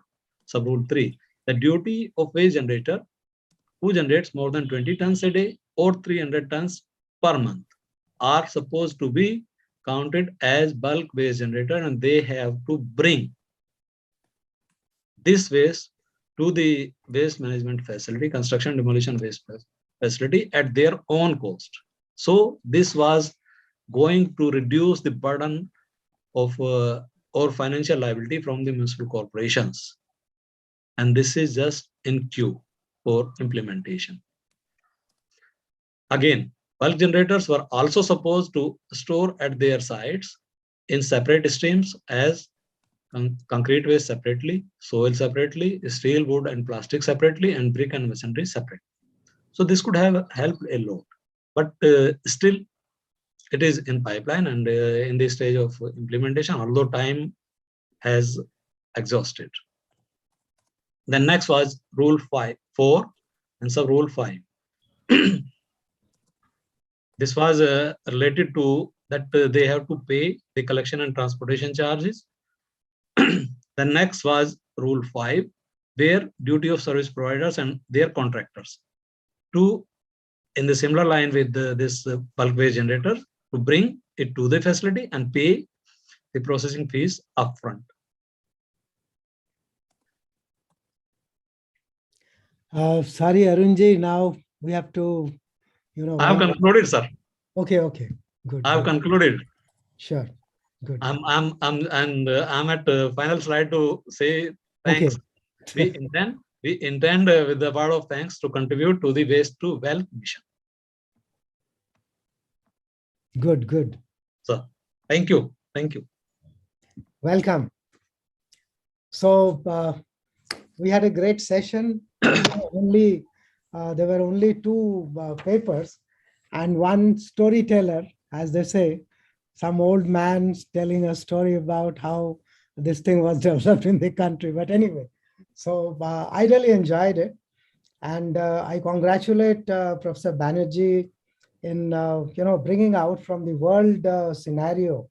He could very well describe how the pattern of our consumption pattern, and particularly in the building sector, how things are working and how the demand of the construction material or the building material is going to be much more than the supply possibilities. So therefore, we have to have optimized solution or optimized recycling of construction and demolition waste. And he also mentioned how through ICMQ and Griha certification, the market could be developed manifold. Similarly, my earlier colleague, Mr. Arun Sharma, has in great detail, first of all, he told about the adverse impact of C&D waste, and then has shown how appropriate processing of C&D waste can utilize the whole thing in an optimal manner. And of course, the implementation issues he had gone through in a great detail. So therefore, I think this was, in my opinion, 2 very good presentations. And now I will hand over to the anchor. Aishwarya, maybe you can now wrap up the session. Yeah, if I may add one comment, unless if there's a comments from the. Yes, please.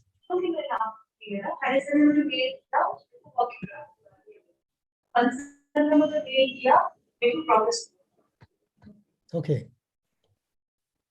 There's an echo. I can't hear what she's saying.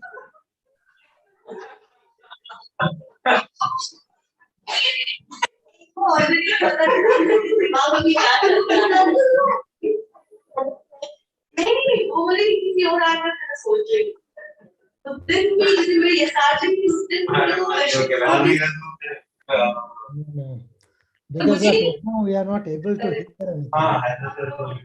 Dr. Majumdarji, please you conclude the session.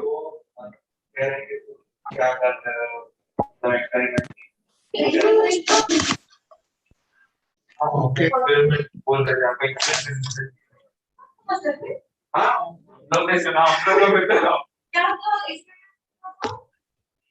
Okay, there is a sound.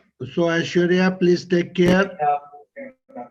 Yes. Technical team, please take care.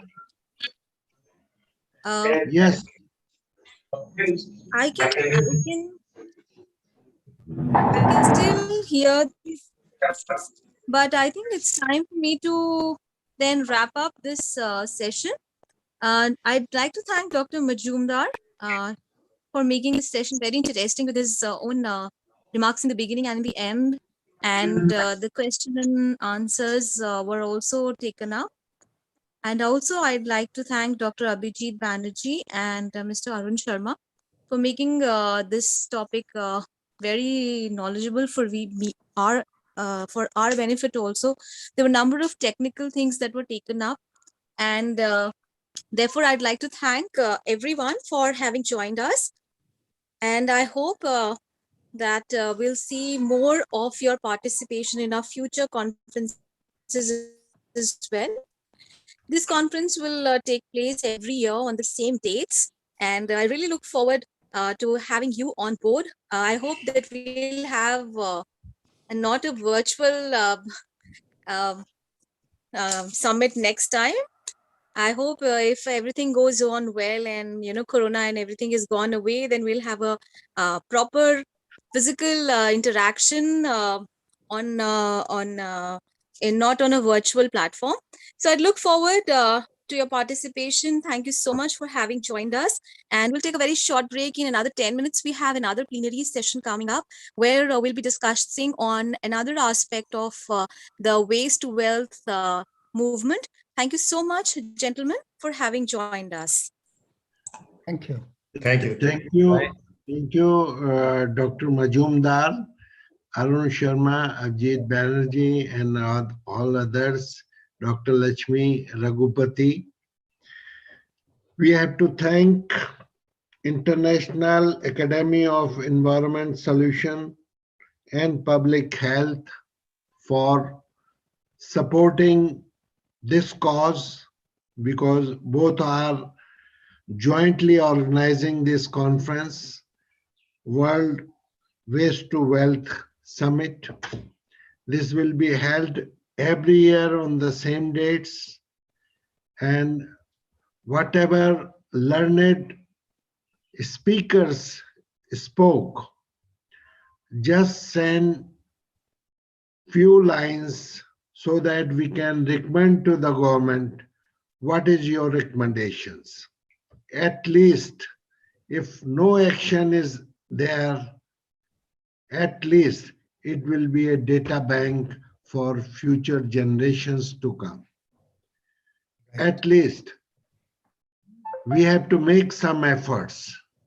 So with the few words from your takeaway from this conference, just send me an email and we will include this in our recommendation to the government, Ministry of Environment, Ministry of Urban Development, and others.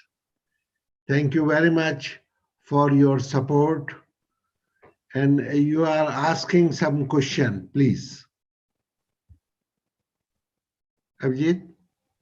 No. I mean, it wasn't so important. We are out of time. I was just going to make a remark, but that's okay.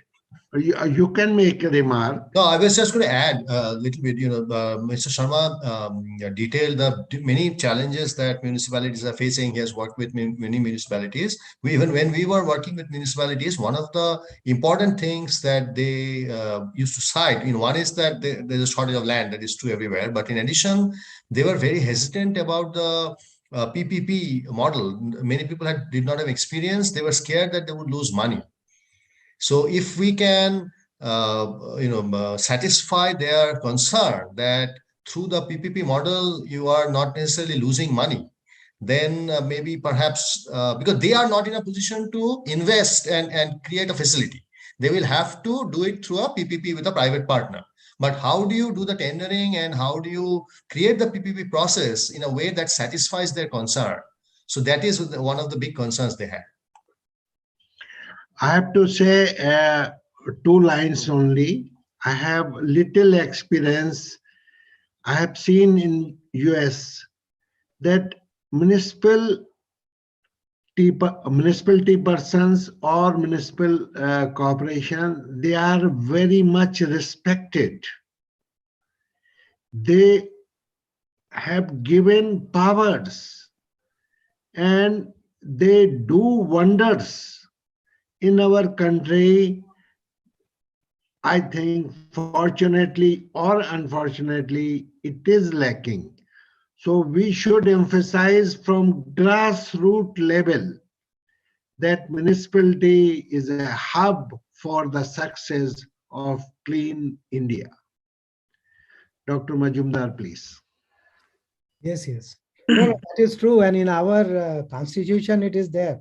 In the 12th schedule, it is there. And the municipalities or the urban local bodies, and even the rural local bodies now, they are mandated with all sanitation, cleanliness, everything. But unfortunately, there is a twist, what Professor Banerjee mentioned about the financial issues. Because see, finally, as I see it at the end of more than 40 years, that unless basically there is this polluters pay principle, nothing is going to happen. If I am polluting, see, after all the persons, all the citizens, all the villagers, everybody is a generator of some kind of waste. We are consuming, we are generating waste. Yeah. So why should we not feel responsible for disposal of that? First of all, if it is properly segregated at source, if we don't see in our country, we have had a tradition of thrift. So we just don't throw away. Maybe there are some persons, but then in general, traditionally we thrift. That was ingrained in our brains, that just don't splurge, just don't waste things. So if that is there, and if we feel responsible that if I have created a waste, I'm responsible for it and I should pay for it. In fact, well, we are just crossing the time, but actually I had argued with one additional municipal commissioner of unified MCD. Now at that point, he was a very senior IS officer. I had argued with him as to why they were not rationalizing the property tax. He said, why don't you pay property tax? I said, yes, I do. I do even pay in advance. But the amount that I pay is nothing. I can't imagine that with that kind of amount, some services can be provided. So it's a big, big mismatch. And what Dr. Garg has mentioned, we do hope and we do pray that our municipalities also become strong, because as per constitution, they have the power. A lot of power has been devolved. Yeah. They can impose taxes, they can impose service charges, but they don't do to gain popularity. That's the universal problem. But anyway, thank you very much.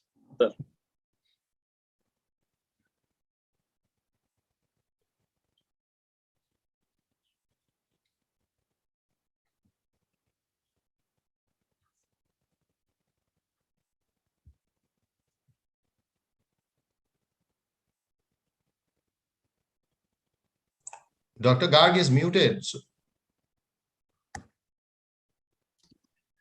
Yeah, thank you very much. And hopefully we will see next conference in practical shape, in person, and also in hybrid form. Because a lot of international, they are hesitant to come. So we will have their presentation straight online. Okay, thank you very much. Thank you. So we conclude this session.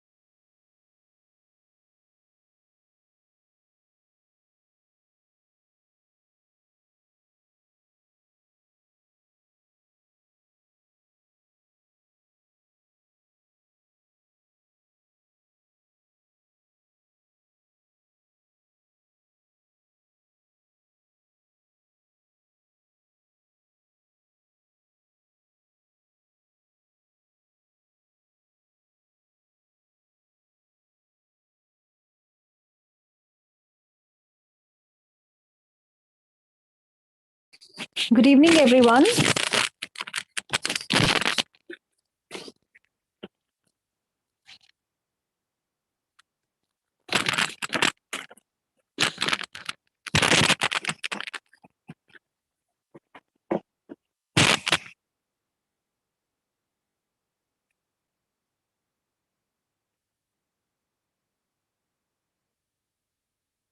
Professor Mohanty, are you here?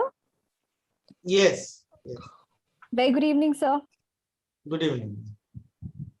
So I'm waiting for everyone to join so that we can start. Do we have Mr. Shubham Singh? Okay. It doesn't seem that we. I'm here. Sorry, I was just sleeping. All right. Very good afternoon. Good evening, sir, to you too. Mr. Salman. Ashwarya, all the speakers are there. So please start. Okay, we have all the speakers with us. Great to know that. So, sir, Professor Mohanty, can I start off? Yeah. All right. So, good evening, everyone. Welcome to the keynote session 7. This is going to take this session is taking place in Hall B, where we are talking about the various aspects of the waste to wealth movement, and the topic that we will be dwelling upon in this session is going to be on agricultural waste and resource generation.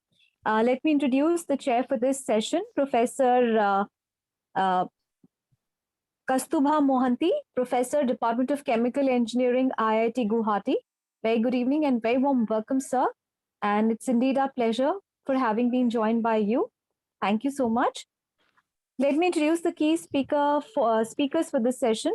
And the first speaker is going to be Mr. Shubham Singh, co-creator and CEO, Kraste. Very warm welcome, Mr. Shubham Singh. We also are joined in by Mr. Salman Zafar, CEO, Bioenergy Consult. Also, Professor Yogendra Shastri, Associate Professor, Department of Chemical Engineering, IIT Bombay is with us. Very warm welcome, Mr. Zafar and Professor Shastri. We also joined in by Professor M. Ali Haider, Associate Professor, Department of Chemical Engineering, IIT Delhi. Very warm welcome. We have this very distinguished and eminent team of speakers in this session. And I now request Professor Mohanty to please take over and begin the session. Over to you, Professor Mohanty. Yeah, thank you, madam. And how do we begin? I was told by Dr. Garg that I need to also present a talk, then we'll go by, or we can do on the other way also. So how you are doing actually? So actually it is your call. You can probably start with your presentation, so that sets the tone for this topic, and subsequently the speakers can speak, and we can have a question hour session later. Or alternatively, it's up to you. You can have first all the presentations and then your topic and then your final remarks. It's totally that's fine. I think I'm perfectly okay. So yes, we'll start with Mr. Shubham Singh. All right. So Mr. Shubham Singh, co-creator and CEO of Cluster. So may I request Mr. Shubham Singh to kindly share his slides? Yeah, so just give me a second. Yeah. Mr. Singh, there'll be a screen sharing mode available to you. Yeah. Sorry, my file is just loading actually. All right, all right. Yeah, that's fine, no problem. So I request Mr. Singh, then Mr. Zafar, Professor Shastri and Professor Haider to please stick to time around 13 to 14 minutes, 15 minutes, 14 to 15 minutes. Then so that we can have some time. I'll cut out my presentation, no issue. So no problem, not an issue. I'll be happy to hear all of you. So then if time permits, I'll give a small presentation. Then we'll have a discussion. Is that fine with all of you? Yeah. So I'll be watching the time for myself, and we'll give you a bell. Okay, verbally, of course. So maybe 1 minute or 2 minutes before that. So may we begin with Mr. Singh? Yeah.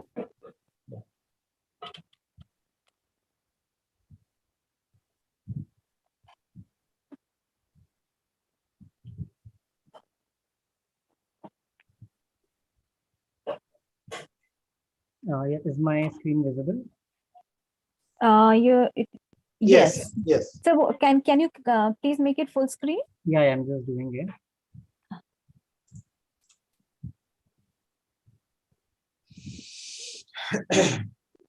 Yeah, is it fine now? Okay. No. No. There's still the thing is not full screen actually right now. Maybe it could be because of the bandwidth, because I have the full screen. No, I think you'll have to share the whole screen and not a single window. That will be better. That's the problem. Yeah. You press the F5, will be in the presentation. I just try it again.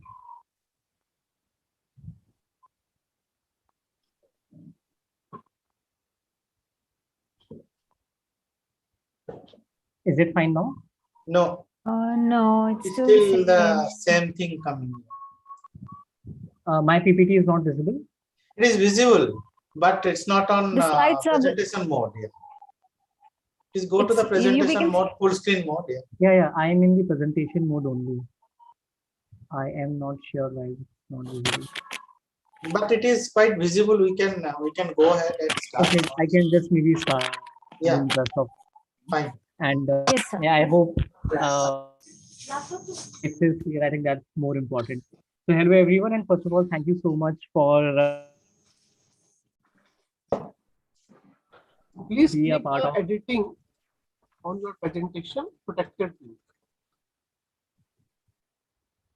Okay, let me just click on this. Mr. Singh, you are not audible actually. We are not able to hear you. Am I audible now? Yes, it's fine, perfectly fine. Okay, yeah. So I was just saying thank you so much. Please go ahead. Today, and it's an honor to be with us esteemed speakers. So I'll talk about the problem that we are solving as a company. So my company name is Kras, and it's something which is very familiar. It is there in our everyday news, and especially people who are living in the north. It's something that they experience each and every day. And the problem that I'm going to talk about today is about crop burning, its air pollution issues, why it happens, and then what we as a startup Kras are doing. So just to give a number over here, in India, around 80 million tons of crop waste is burnt every year. Talking about this burning, it releases around 150 million tons of CO2 into the atmosphere. And there is no wonder that, like we should ask ourselves that how it affects us. And it is no wonder that we are already familiar that this crop burning is directly related to the air quality index. So this data is from NASA, where all these red dots are the firing incidents, the crop burning incidents. And what it shows is that as the crop harvesting cycle in Punjab and Haryana starts, the air quality index, especially in New Delhi, it starts to deteriorate. So there is a direct correlation on how this crop burning is a burning issue for us. Mr. Singh, sorry to bother you. I think you are on the slideshow mode and you are going ahead with slides, but we cannot see the next slides. I think we'll have to operate the original window itself. Okay, maybe I'll just do it. Yeah. Now I think this we can see the changing slides now. Okay, yeah. I think I'll just stick to this. Yes.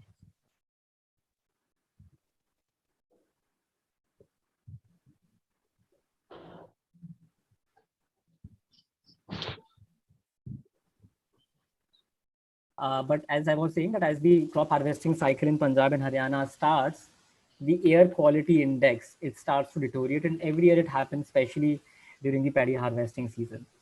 And what it means, especially for people living in New Delhi, especially those who are non-smokers, it is like smoking a pack of cigarette every day.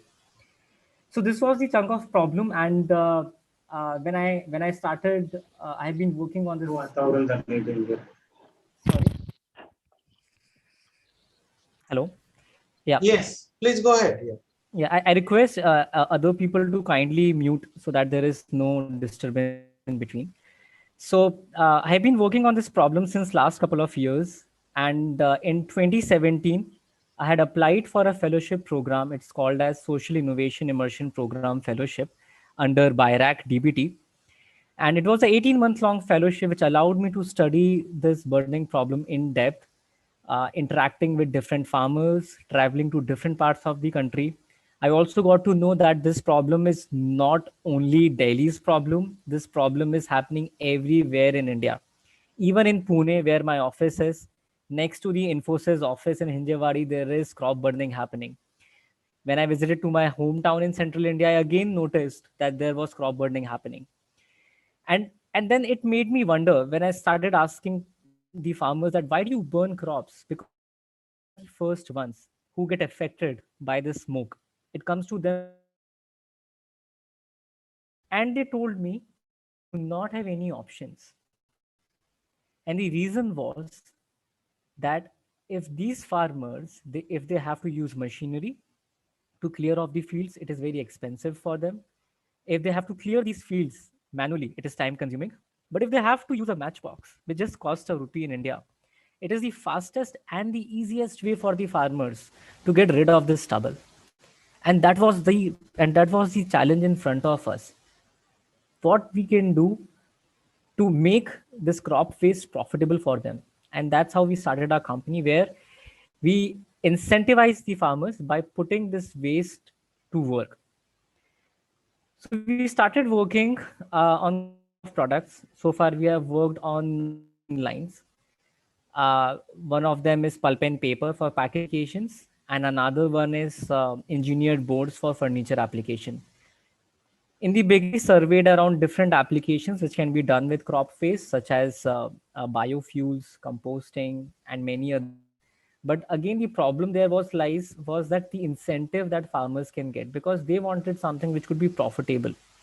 Like when I spoke to some of the farmers who were supplying it for electrification, they were supplying husk for electrification. They said, for 50 rupees, I don't want to take so much of trouble sending the stubble to the companies.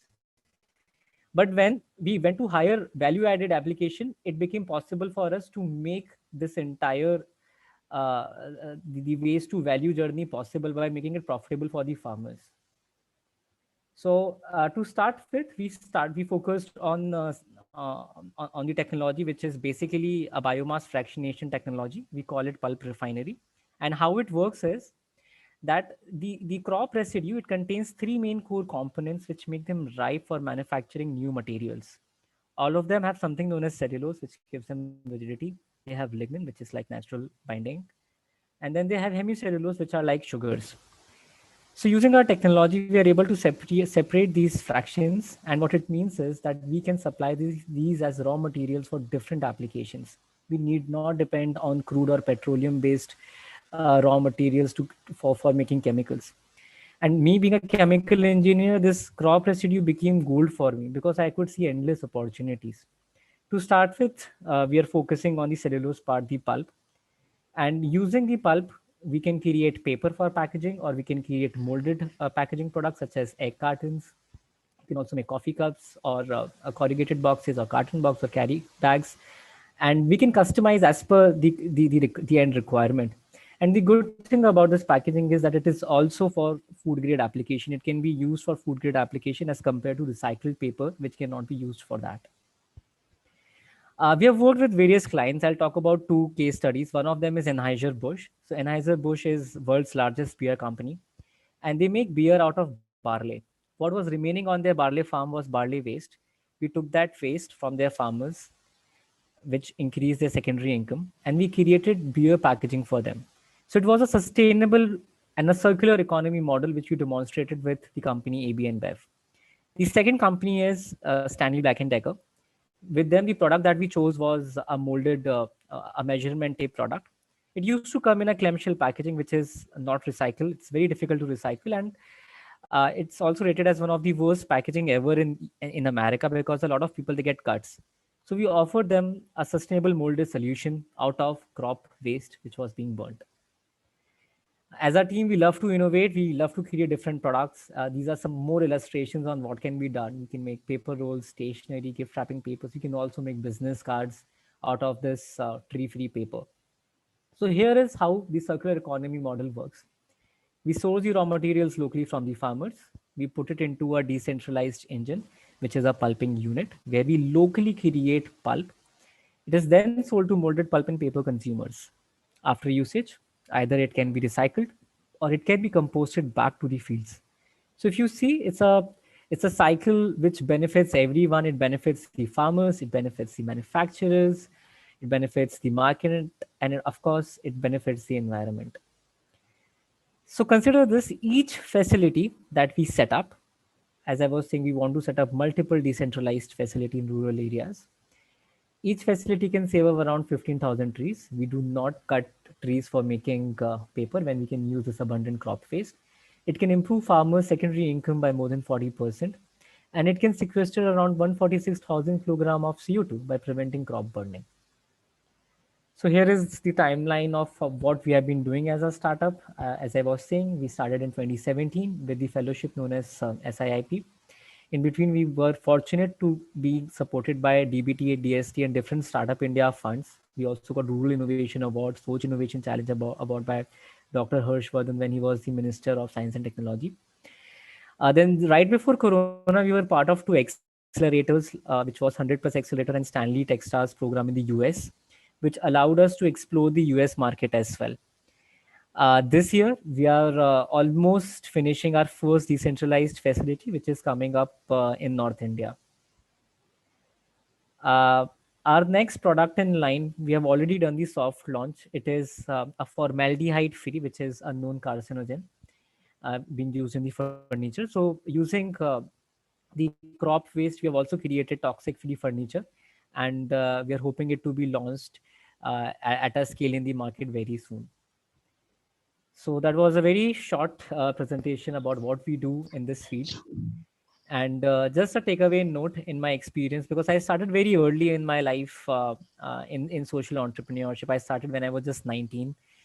And one of my learning to, like why I am doing this and why the reason for my passion is through volunteering, because I was at a very young age, I was volunteering in rural areas, in education ecosystem. And I realized that it is very important to understand the society through a very different lens. And being a chemical engineer, I was able to use my technical skills to work towards a social problem and also contribute to the society. So that's about me and about what we do. So open for questions. Thank you. Oh, thanks, Mr. Singh, and for a very quick and nice presentation. So what we'll do is that we'll wind up all the presentations, then we'll have the session open for discussion. Okay. So I'll now request Mr. Salman Jafar, CEO Bioenergy Consult, to please share his presentation and start. Yeah, good afternoon. Thank you very much, Dr. Mohanty. Is my presentation visible to everybody? Yes, it's perfect. Please go ahead. Yeah, okay. Please. Yeah, thank you very much. Okay, so we have been hearing about waste to wealth, and I will continue this discussion. And I would also like to congratulate Shubham for coming up with such an innovative social enterprise which can help the farmers and also benefit the economy and the environment. Congratulations to Shubham. So I will carry on the discussion and talk about a resource that is not often talked about when you discuss waste to energy or biomass energy, and it is called sugarcane trash or cane trash. This is a typical picture of a sugarcane field after harvesting. The whole field is covered with dry leaves and tops from the sugarcane plants.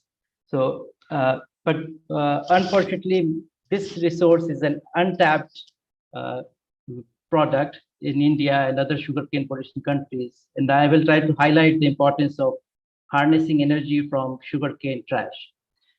This trash represents around 58% of the above ground biomass, and it comes in the form of sugarcane tops and dry and green leaves. And it accounts to around 10 to 15 tons per hectare. So you can imagine the amount of waste that is left in the fields after the harvesting of the sugarcane crop.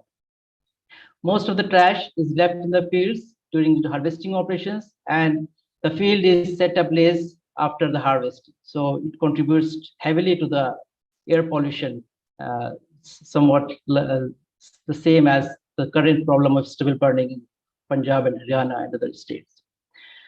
Some percentage, around 20-30%, it goes to the mills with the sugarcane stalks, and where it is separated and thrown away as extra matter. This is a typical picture of a sugarcane plant. You can see the tops and the dry leaves at the bottom and the green leaves at the top. These are simply cut off and left in the field. And this resource is a very rich in calorific value, available in plentiful amounts, but unfortunately untapped as of now. How can we use cane trash to generate energy? We can produce heat or electrical energy through gasifiers, through paralyzers, or through other methods. We can transform these cane trash residues into biomass pellets or briquettes. It can then be used by industries or even households. We can also make bioethanol from sugarcane trash through the fermentation process. These are some of the methods for recovery of cane trash from the fields through baling, shredding, complete harvesting, and chop. This is a typical picture of the baling process, whereby huge blocks are made through mechanized equipment in the fields, and then these huge biomass blocks are transported to the energy conversion plant or the storage facility for this conversion into electricity, heat, or some other purpose. Now, what are the methods for the processing of cane trash? We can make fuel pellets. It's like when you talk about municipal solid waste, we have RDF. When we talk about biomass, we have biomass pellets. So we make fuel pellets from biomass resources and then store it and use it whenever required. We can torrefy it. Torrefication is an intermediate process, thermal pretreatment, whereby we subject the biomass to around 200 to 300 degrees Celsius of heat in an inert atmosphere, and this torrefied biomass has much more calorific value than ordinary biomass. What are the benefits of making pellets or briquettes from the cane trash? Because we have a compact and high energy value fuel, which can be used as fuel for homes, power plants, and industries. And the energy that we get from pelletized cane trash, pelletized biomass, is much more than what we get from ordinary or loose biomass. It improves transportation, storage, reduces the biomass losses, reduces moisture from the biomass, and has got high energy value. Talking about the utilization of cane trash, we need to also consider the cleaning methods of sugarcane, because it is very much dependent on how we use our resources. So dry cleaning of sugarcane is one of the green methods to have a good quality cane trash coming out of it with the minimal energy resources. Traditionally, when we send cane trash to the sugar mills, a lot of water is used to separate extraneous matter from the sugarcane crop. But in the dry cleaning method, mechanical equipment is used to separate cane trash from the sugarcane stalks, and it allows energy recovery from cane trash. The impurities from the crop, they are removed and returned to the fields, so we have a closed loop cycle. The main benefits are elimination of cane burning, use of leaves and trash as biomass resources, reduction in soil impurities, increase in cogeneration potential, reduction of power consumption, and ultimately we have a improved sugar quality. This is a picture of a dry cleaning station to separate cane trash from cane stalks. We have a very good example from Cuba. They have got one of the most efficient sugarcane industries in the world, and 70% of the sugarcane crop is harvested by machine. So there's a lot of mechanized equipment to harvest the sugarcane crop in Cuba. There's a widespread use of dry cleaning stations to remove trash from the cane stalks. The country has around 900 dry cleaning stations to service 150 plus sugar mills. And these cleaning stations, they are connected to the mills by a dedicated rail network, which makes transfer of cane trash from the mill, the processing plant, or the energy conversion plant an easy option. Cogeneration, most of people might be aware of it, some of whom are not aware. Cogeneration is the simultaneous production of heat and power from a particular biomass resource or energy resource. So sugarcane trash is a good cogeneration fuel because it is cheap, it increases power production, extends the life of the plant, has additional income benefits for the farmers, and improves the local and regional air quality index. This is a typical picture of preparation of cane trash as a cogeneration fuel. We have two options. We can separate the cane trash from the crop and send it to the processing plant, or we can send the whole crop to the mill, and at the mill itself, the crop is separated from the trash, and then both are used at the processing plant. Now, at the sugar mill, we have a very popular biomass resource named bagasse. Bagasse, the calorific value of bagasse is almost the same as that of cane trash. But cane trash is a neglected biomass resource because it is bulky in nature, it is difficult to collect it, and it is difficult to process it. So most of the mill owners, they are not interested in using trash in their sugar mills, and they just simply burn the trash in the vicinity of the sugar mills. So it's a big environmental problem. When we talk about the collection and the transport, the term biomass supply chain comes into picture. This chain consists of biomass harvesting, processing, transportation, and intermediate storage. It is a key component in any biomass plant, and it is a very crucial component, and it involves the unit operation necessary to move the biomass from the land to the energy conversion plant. And how can we reduce the transportation cost of biomass, or in particular cane trash? We have to increase the bulk density, and it can be achieved by pelletizing it or briquetting it. We have to reduce the moisture content through drying or some other means. We need to have economical transportation options depending on the geographical location of the particular place. For example, we can have land transport or river transport or the rail transport depending on geographical location and the available transport range. These are the different components of the cane trash supply chain. We have to harvest the crop, collect the trash, store it near the field, then transport it to the pre-processing facility, whereby it is densified or compacted. Then after its compaction, we need to store it for a certain period of time before it's transported and delivered to the end user. And this user can be a power plant or industry or a household. But it's a big problem. Why? Because the volume we are talking about is in millions of tons, and it is a big logistical problem to collect and then store and densify and then ultimately transfer it to the processing plant. So the lack of existence of supply chain is one of the major issues. And another issue is that cane trash is a seasonal resource. It's not available around the year. So we have only 6 to 7 months during the year whereby this resource is available. So we need to have a buffer to store the crop for the off-season period.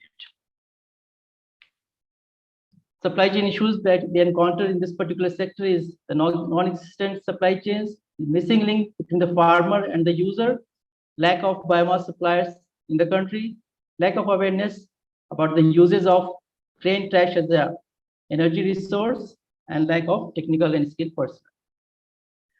Then I just need to say that cane trash is an abundant and untapped biomass resource, but we need to have a robust and strong supply chain through stronger institutional support to farmers and legislative framework. Thank you very much. Thank you, Mr. Zafar. We'll proceed with our presentations. Then we'll come back for an open house discussion. Thank you, and may I now invite Professor Yogendra Sastry from the Department of Chemical Engineering, IIT Bombay, to present his. Thank you very much. Can you see my screen in presentation mode? Yes, Professor Sastry. Okay. So thank you very much for this opportunity to to give this presentation. So I'm actually going to talk about a kind of ways that was briefly mentioned in the last presentation of sugar industry. So it's the presentations have aligned quite nicely. The previous speaker talked about sugarcane trash. I'm going to talk about a slightly different waste. So I'm going to present some work that we have done on valorization of sugar industry waste, and particularly looking at the sustainability angle of that waste. So this is going to be my presentation outline. I'll give a brief introduction to the scenario of sugar industry in India, why this topic is important, and talk about two applications. Depending on time, I will focus on lactic acid, maybe a little bit on bio-CNG. And what we have done is basically looked at the economic and economic feasibility of making these products and doing a detailed life cycle assessment, so we understand how truly sustainable they are. And I'll end with some industrial ecology perspective. So the previous speaker has talked about sugar industry, but it was more from the farm's point of view. I am focusing more at the sugarcane crushing side. So India is, of course, the second largest producer of sugarcane after Brazil. And we also have a lot of sugar mills, more than 500 sugar mills with average capacity of about 3,000 tons per day of crushing. And obviously you get sugar as the main product, you get jaggery and so on. But it is also unfortunately an industry that generates a lot of waste. So you get sugar, which is your desired product, but every ton of sugarcane that you crush, you get about 300 kgs of bagasse, about 40 kg of molasses, about 30 kg of press mud. So all of these are waste resources. And currently, unfortunately, they are not very systematically and efficiently handled. So if we talk about bagasse, most of the large and medium scale sugar mills use it for heat and electricity generation. Molasses is diverted for ethanol production. Press mud is used for spent wash. Press mud and spent wash are used for fertilizer and irrigation. But still there is a lot of scope to use them more efficiently. The utilization is not, it's very minuscule compared to the quantity of waste that is generated. So if you look at what can we do with all the waste that is generated, and here I'm talking mostly about bagasse because that has been the focus of our work. You can produce a range of products. So the first speaker talked about the composition of biomass, and bagasse being a biomass has cellulose, hemicellulose, and lignin, and these are the typical compositions that are mentioned. And you can produce a range of products. You can produce biofuels with ethanol, butanol, biogas, hydrogen, and so on. You can also produce organic acids like lactic acid, citric acid, and so on. And or you can produce electricity, which is done quite frequently in Brazil, for example. The question is, what is a desirable product? As I said, mostly currently electricity is being produced. The question is that really the most efficient use of biomass-based resource? And that's where we take a slightly different view. Different in a sense, a view that is coming out of green engineering and sustainability principles. So as per the green engineering principles, if your raw material has some embedded complexity, then you should not destroy that complex molecule. So when you take biomass and you burn it, you are actually destroying all the structural features of that material. Instead, if you can selectively take out molecules from that biomass and produce things like chemicals, acids, and so on, at least from green engineering perspective, it's a better approach because we are taking advantage of the complexity. So that is one thing. And obviously there is a circular economy angle to all of this. Biocircular economy is a very important area right now. And biocircular economy also encourages that you should keep material in cycle or in the economy as much as possible. So it also prefers production of or conversion of this biomass into biochemicals and so on. So taking that as the basis for our research, I'm part of a joint project, which is a joint Indo-US project with multiple organizations, several organizations from India, some organizations from UK, and also there are industry partners, and the list is given here. And what we are doing is we are looking at the sugar industry in a holistic manner. So we have different kinds of waste that are generated, bagasse, distillery spent wash, bagasse pith, and so on. And you have various products that you can generate. You can generate bio-CNG through anaerobic digestion, succinic or lactic acid, butanol. Of course, ethanol is there. It has already been studied quite a bit. But we are focusing on this network. And the project involves my collaborators developing processes to convert these waste into these set of products. So they are basically doing wet lab experiments to generate, to identify the processes. Now, my role in this whole endeavor is to look at the sustainability angle of these pathways. So just because something is produced from biomass-based resource or raw material is a waste resource doesn't always mean that it is sustainable. It can still end up having a much higher greenhouse gas emission, like climate change impact or water footprint or some other impact. So you really have to look at this systematically.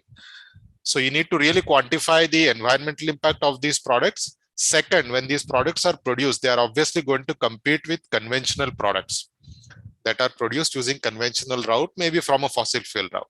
So economically also they have to be feasible. They have to be at the same cost point, because as a consumer, you won't care whether it is from a bio-based resource or a fossil-based resource. So economically they have to be competitive.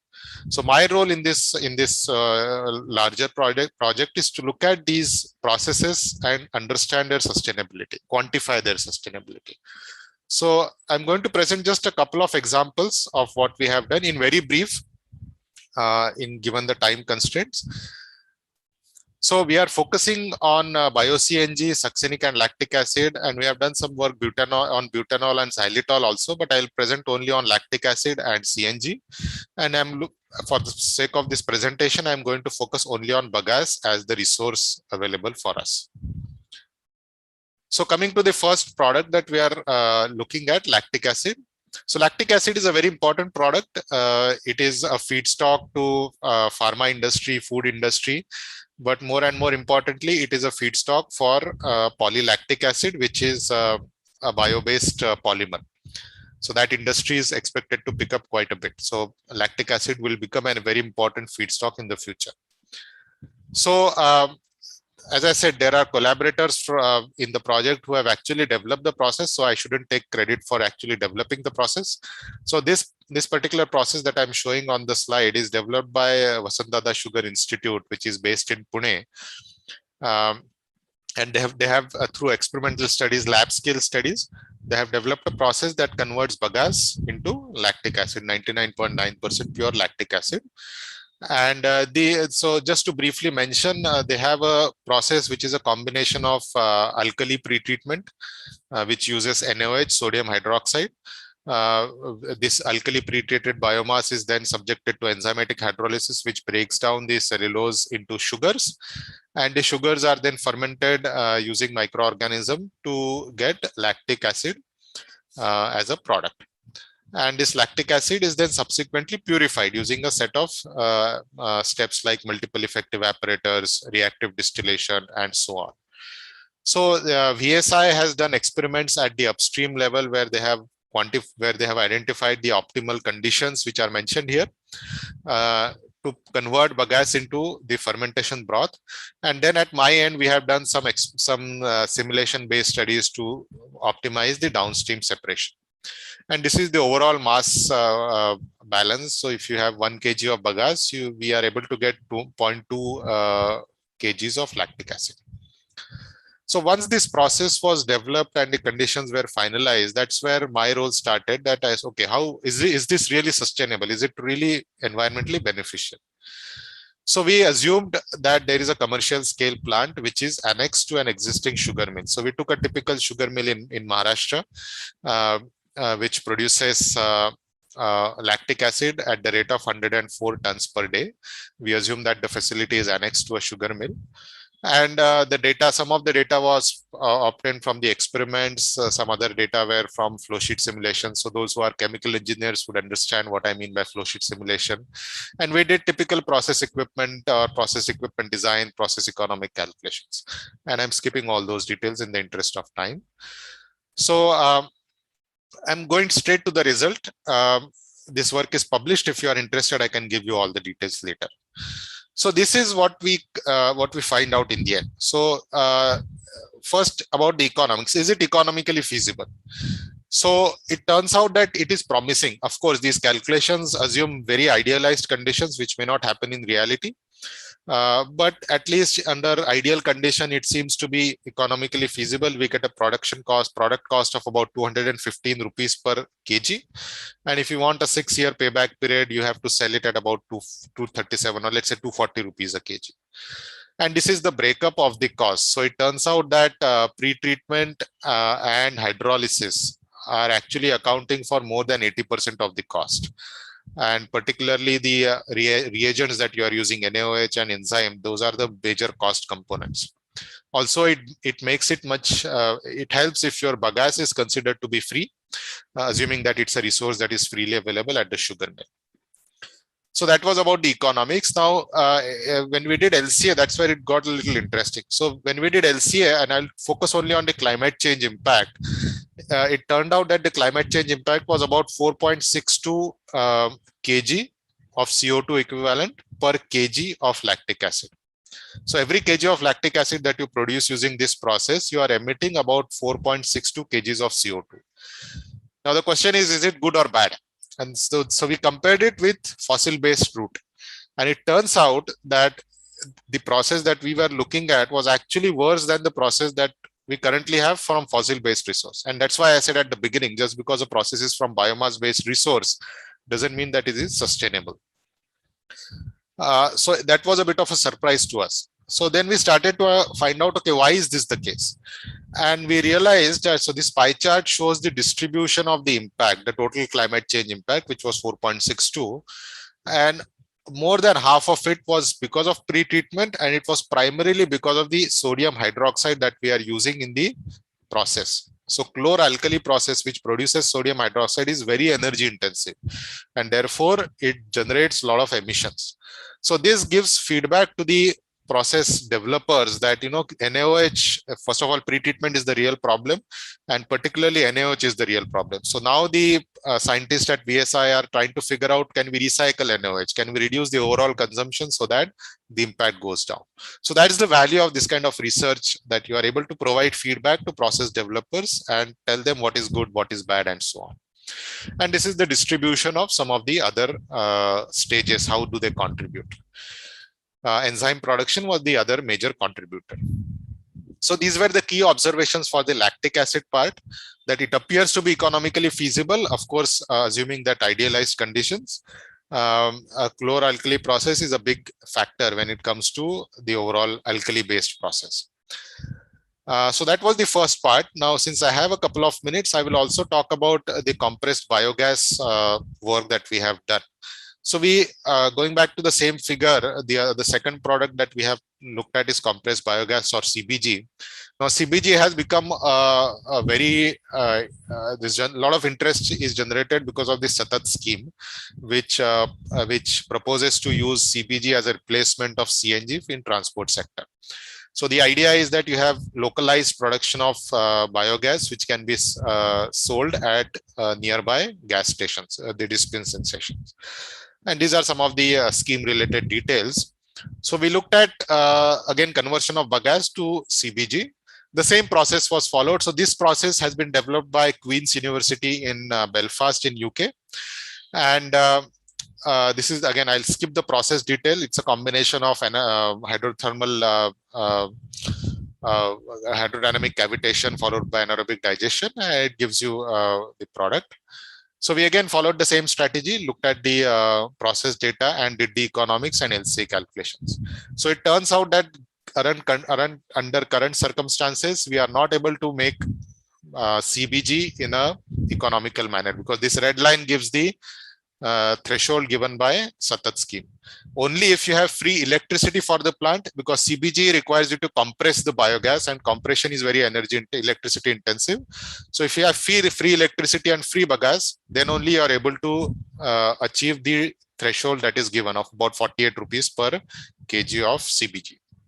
So this we are trying to figure out how can we further reduce the cost.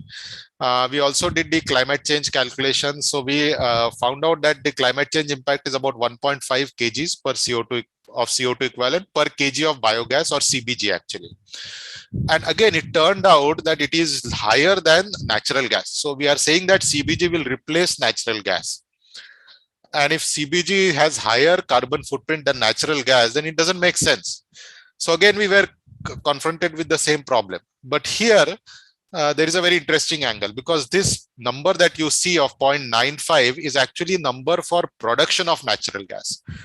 Now in India, if you see the natural gas that is used in transport sector, most of it is imported as LNG from Middle Eastern countries. So this 0.9 number that I have shown you is actually the number at Middle East. By the time it comes to India, that number has gone up. So we did that calculation, and just to quickly tell you, it turns out that finally, I mean, these are the additional steps that are required. So finally, at the usage stage, when a user is comparing CNG, which is fossil-based, versus CBG, which is locally produced, there is a net benefit of about 4 kgs of CO2 equivalent. So it turns out that CBG does give you significant benefit in terms of carbon reduction. It is not yet economical, at least as per the process that we are considering, but there is definitely a lot of hope. So just to make a final point, we are looking at a single mill right now. What we want to do in future is to look at this, take this industrial ecology approach and look at a cluster of mills.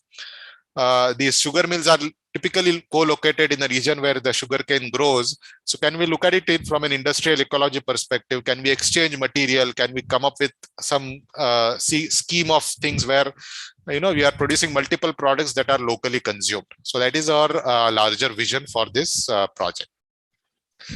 So just to summarize, I mentioned that sustainability of valorization routes needs to be ensured. We have worked on techno-economic and life cycle assessment of selected products. All products we have found can potentially be cost effective, and there are, in most cases, there are GHG emission benefits as compared to conventional route. So I would like to acknowledge DBT for funding this work. And before I conclude, I just want to close out by saying that there's a lot of process development work that is happening, technology and process development. But in my opinion, that work has to be complemented with economic and life cycle assessment together. So you don't wait till the process is commercialized and then do these calculations. By doing early stage calculations like the one I have shown, you can actually save a lot of time and energy and come up with sustainable processes. So thank you very much for your attention. I'll stop here. Thanks. Yeah. Thanks. Thank you, Professor Sastry. We'll now go to Professor Ali Haider. May I request Professor Ali Haider to share his screen? Professor M. Ali Haider, Associate Professor in the Department of Chemical Engineering, IIT Delhi. Professor Haider, please go ahead. Yeah, my screen is visible, I believe. Yes, Professor. Yes.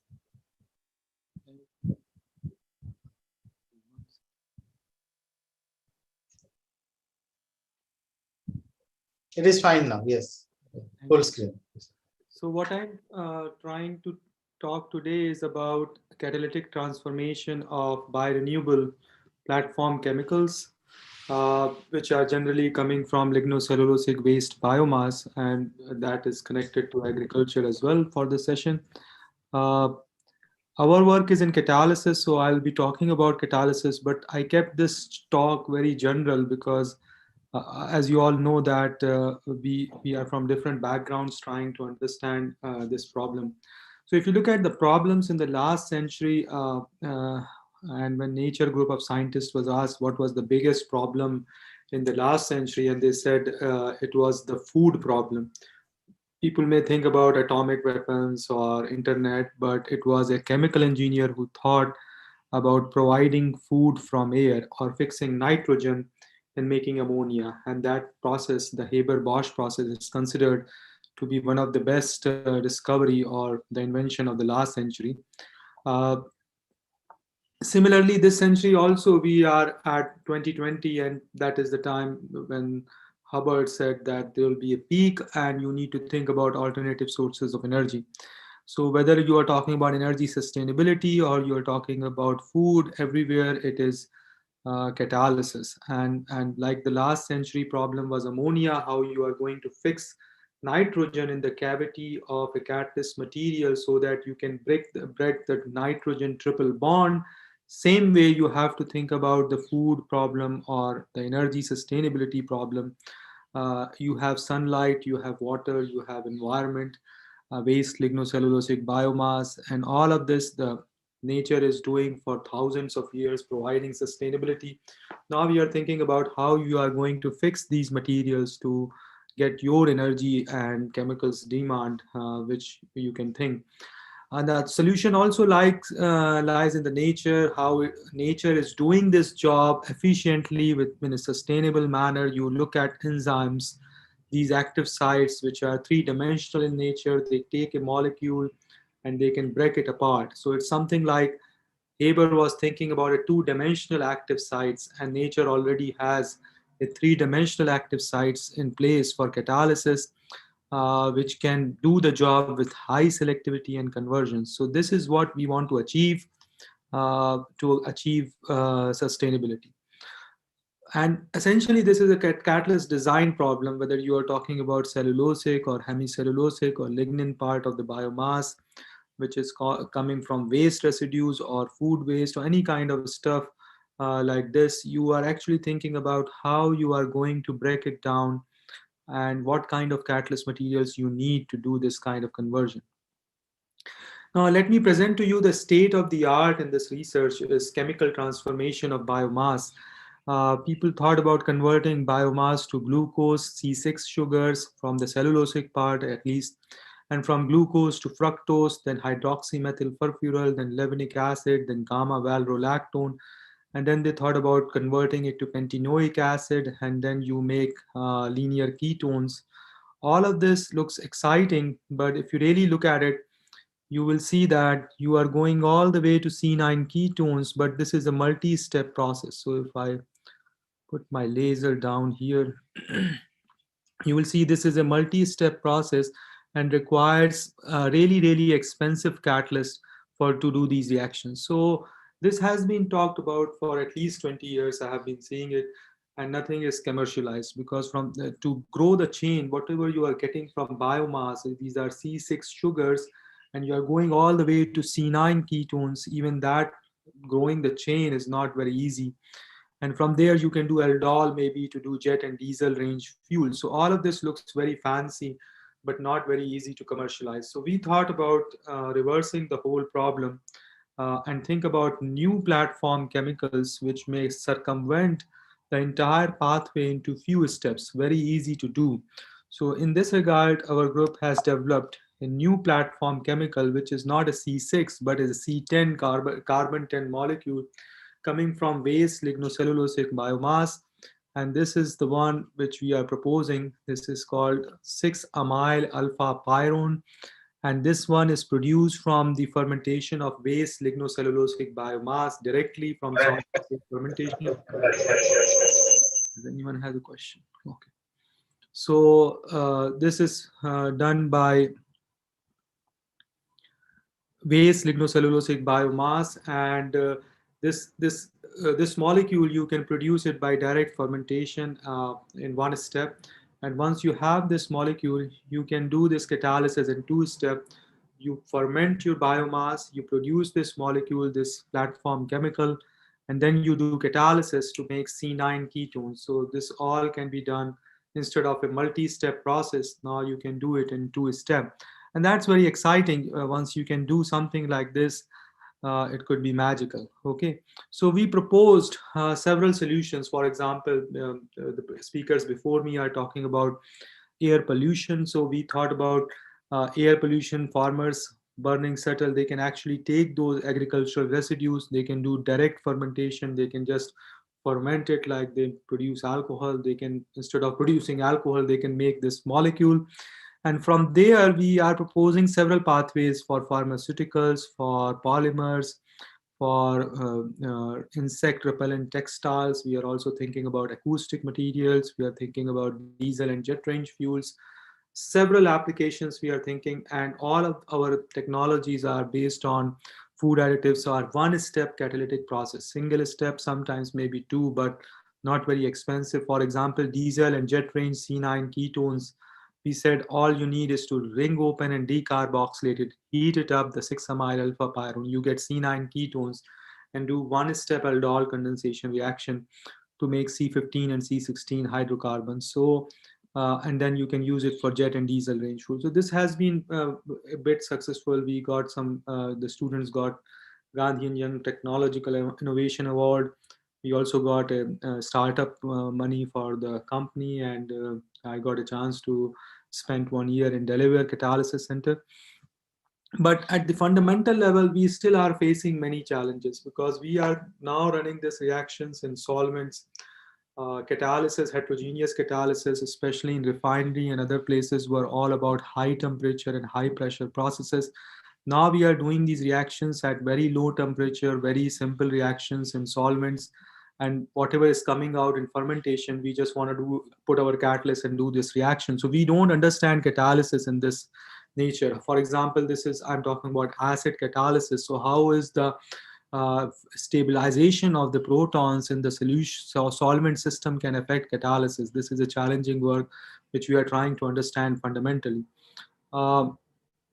And this can be also complemented with quantum mechanical simulations at the high performance computing system at IIT Delhi, understanding the mechanism and using those mechanisms to design novel routes for synthesizing new biorenewable platform chemicals from these molecules. I'm presenting a thought. This is a marriage between the bio and chemocatalysis, very difficult marriage. One kind of people wants to work at low temperature, low pressure in solvents, the other like high temperature, high pressure. So it's a difficult marriage, but this is the idea. On the bio sides, you can use metabolic engineering techniques, for example, glucose, pyruvate, all of this, you can use metabolic engineering to get a kind of products from where you can actually ring open, decarboxylate, make precursors for a biorefinery. So this is an idea how you produce new platform chemicals besides the DOE top 12 platform chemicals, from where you can catalytically transform them to get the precursors, the right kind of precursors with high yield and conversions. One example is triacetic acid lactones, where I worked in my postdoc, and then I developed it further. This is produced from fermentation of biomass, the cellulosic part of the biomass, and once you hydrogenate it, you get all the way and then ring opening and decarboxylated. This number 8 is sorbic acid. So this is a biorenewable pathway to produce sorbic acid. This has been done, the techno-economic analysis is already done on this one now.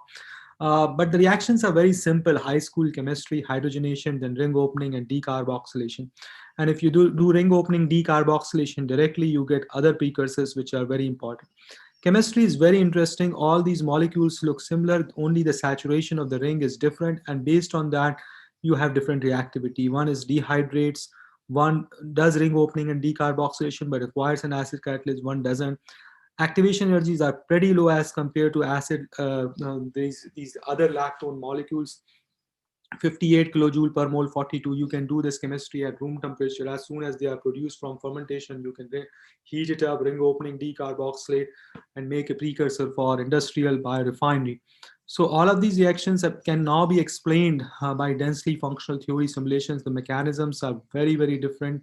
One is actually involving water for ring opening. The other just opens up by retro-DL cell reaction. We explained this entire chemistry, how you can change different substituents and solvents to engineer these molecules for different reactivity.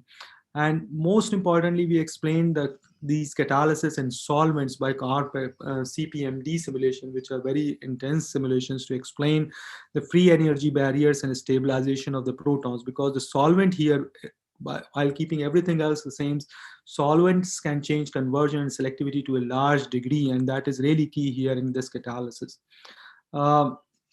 So now we can explain how the substituent solvents can change the mechanism as well as the reactivity of this class of molecules, which can be predominant platform chemicals. And we are looking for opportunities. For example, you just hydrogenate this system like 6-amyl alpha pyrone I talked about. You get delta decalactone. So this is a biorenewable way to produce delta decalactone, which is a food additive high value chemical. And you can do this reaction in water, just add some formic acid as a hydrogen source. You don't need to add hydrogen, it's all biorenewable. And you can make delta decalactone. But what is more interesting is that if you change the solvent in the system, you can change conversion from 14% to 99% with significant changes in yield of the DDL. So solvent really has an effect on the hydrogenation reaction on a palladium carbon catalyst, which we really need to understand the effects of solvents in hydrogenation. And now this class of reaction, just as a hypothesis, can be extended to a variety of platform chemicals coming out from biomass, from fermentation, like succinic acid. We are doing muconic acid, itaconic acid, xylitol, many other reaction platform chemicals. We have extended to about 3 or 4 platform chemicals coming out from fermentation, and we are doing catalysis. So this marriage right now is working, like something is produced from bio-based, and we are doing catalysis on that, understanding the solvents, how we are going to integrate the two processes to make valuable chemicals. Okay. But the challenges are big. Actually, what we are facing is that the first time heterogeneous catalysis, people are seeing impurities like amino acids and proteins deactivating the catalyst. And we are the first group who are explaining at the fundamental level how these impurities interact at the catalyst surface and dissociate to form elemental sulfur, like sulfur deactivation on the catalyst surface. This is a methionine dissociation on the catalyst surface. We are explaining how methionine dissociate to form elemental sulfur with the activation barriers as low as 32 and 62 kilojoule per mole. Now, once you understand this chemistry, you can also explain what can change on the catalyst surface, which can stabilize this interaction so that methionine does not dissociate that readily. So if you add gold, for example, on the nickel surface, you can increase the activation barrier so that it doesn't form elemental sulfur at low temperatures. So this is one way of stabilizing these catalyst surface in complex reaction environments. Other thing we are doing on the catalysis front is, for example, lignocellulosic biomass also has lignin, and there is a lot of phenolic compounds. So phenol hydrogenation chemistry or hydrodeoxygenation chemistry is a really interesting chemistry to make high value chemicals. We know that this reaction is industrially important. We know there is a catalyst, palladium catalyst, which can work at low temperature like 50 degrees, 99% conversion, 99% selectivity. But what is interesting is here is that if you take palladium cubic shaped particles, which only have 100 facets, and you do this reaction phenol hydrogenation, you make 100% conversion with 100% selectivity to cyclohexanone. And if you do this reaction on octahedra particles, which is 111 shape, you get a reverse product. So you get 100% conversion selectivity to cyclohexanol. So on one facet, you make product A. On the other facet, you are making product B. So this is really exciting how this facet-dependent selectivity can be obtained in heterogeneous catalysis for biorenewable platform chemicals like this one. And we explain all of this from density functional theory calculations. These binding energies are explaining that it likes to sit on 100 facet, where the conversions, the selectivity and reaction path is different as compared to 111. And we can explain all of this from how the cyclohexanone is hydrogenating on palladium 100 versus 111, which shifts the selectivity on the two different facets. So overall, you see on the cube, you make the ketone product, while on these octahedra and spherical shaped particles, you make alcoholic product, which explains how you can actually now think about engineering catalysis or a catalyst particles, not just the shape. People in physics and chemistry are talking about changing the shape of the nanoparticles and getting different activities or properties. We are thinking in catalysis not just the size, but the shape of the particles.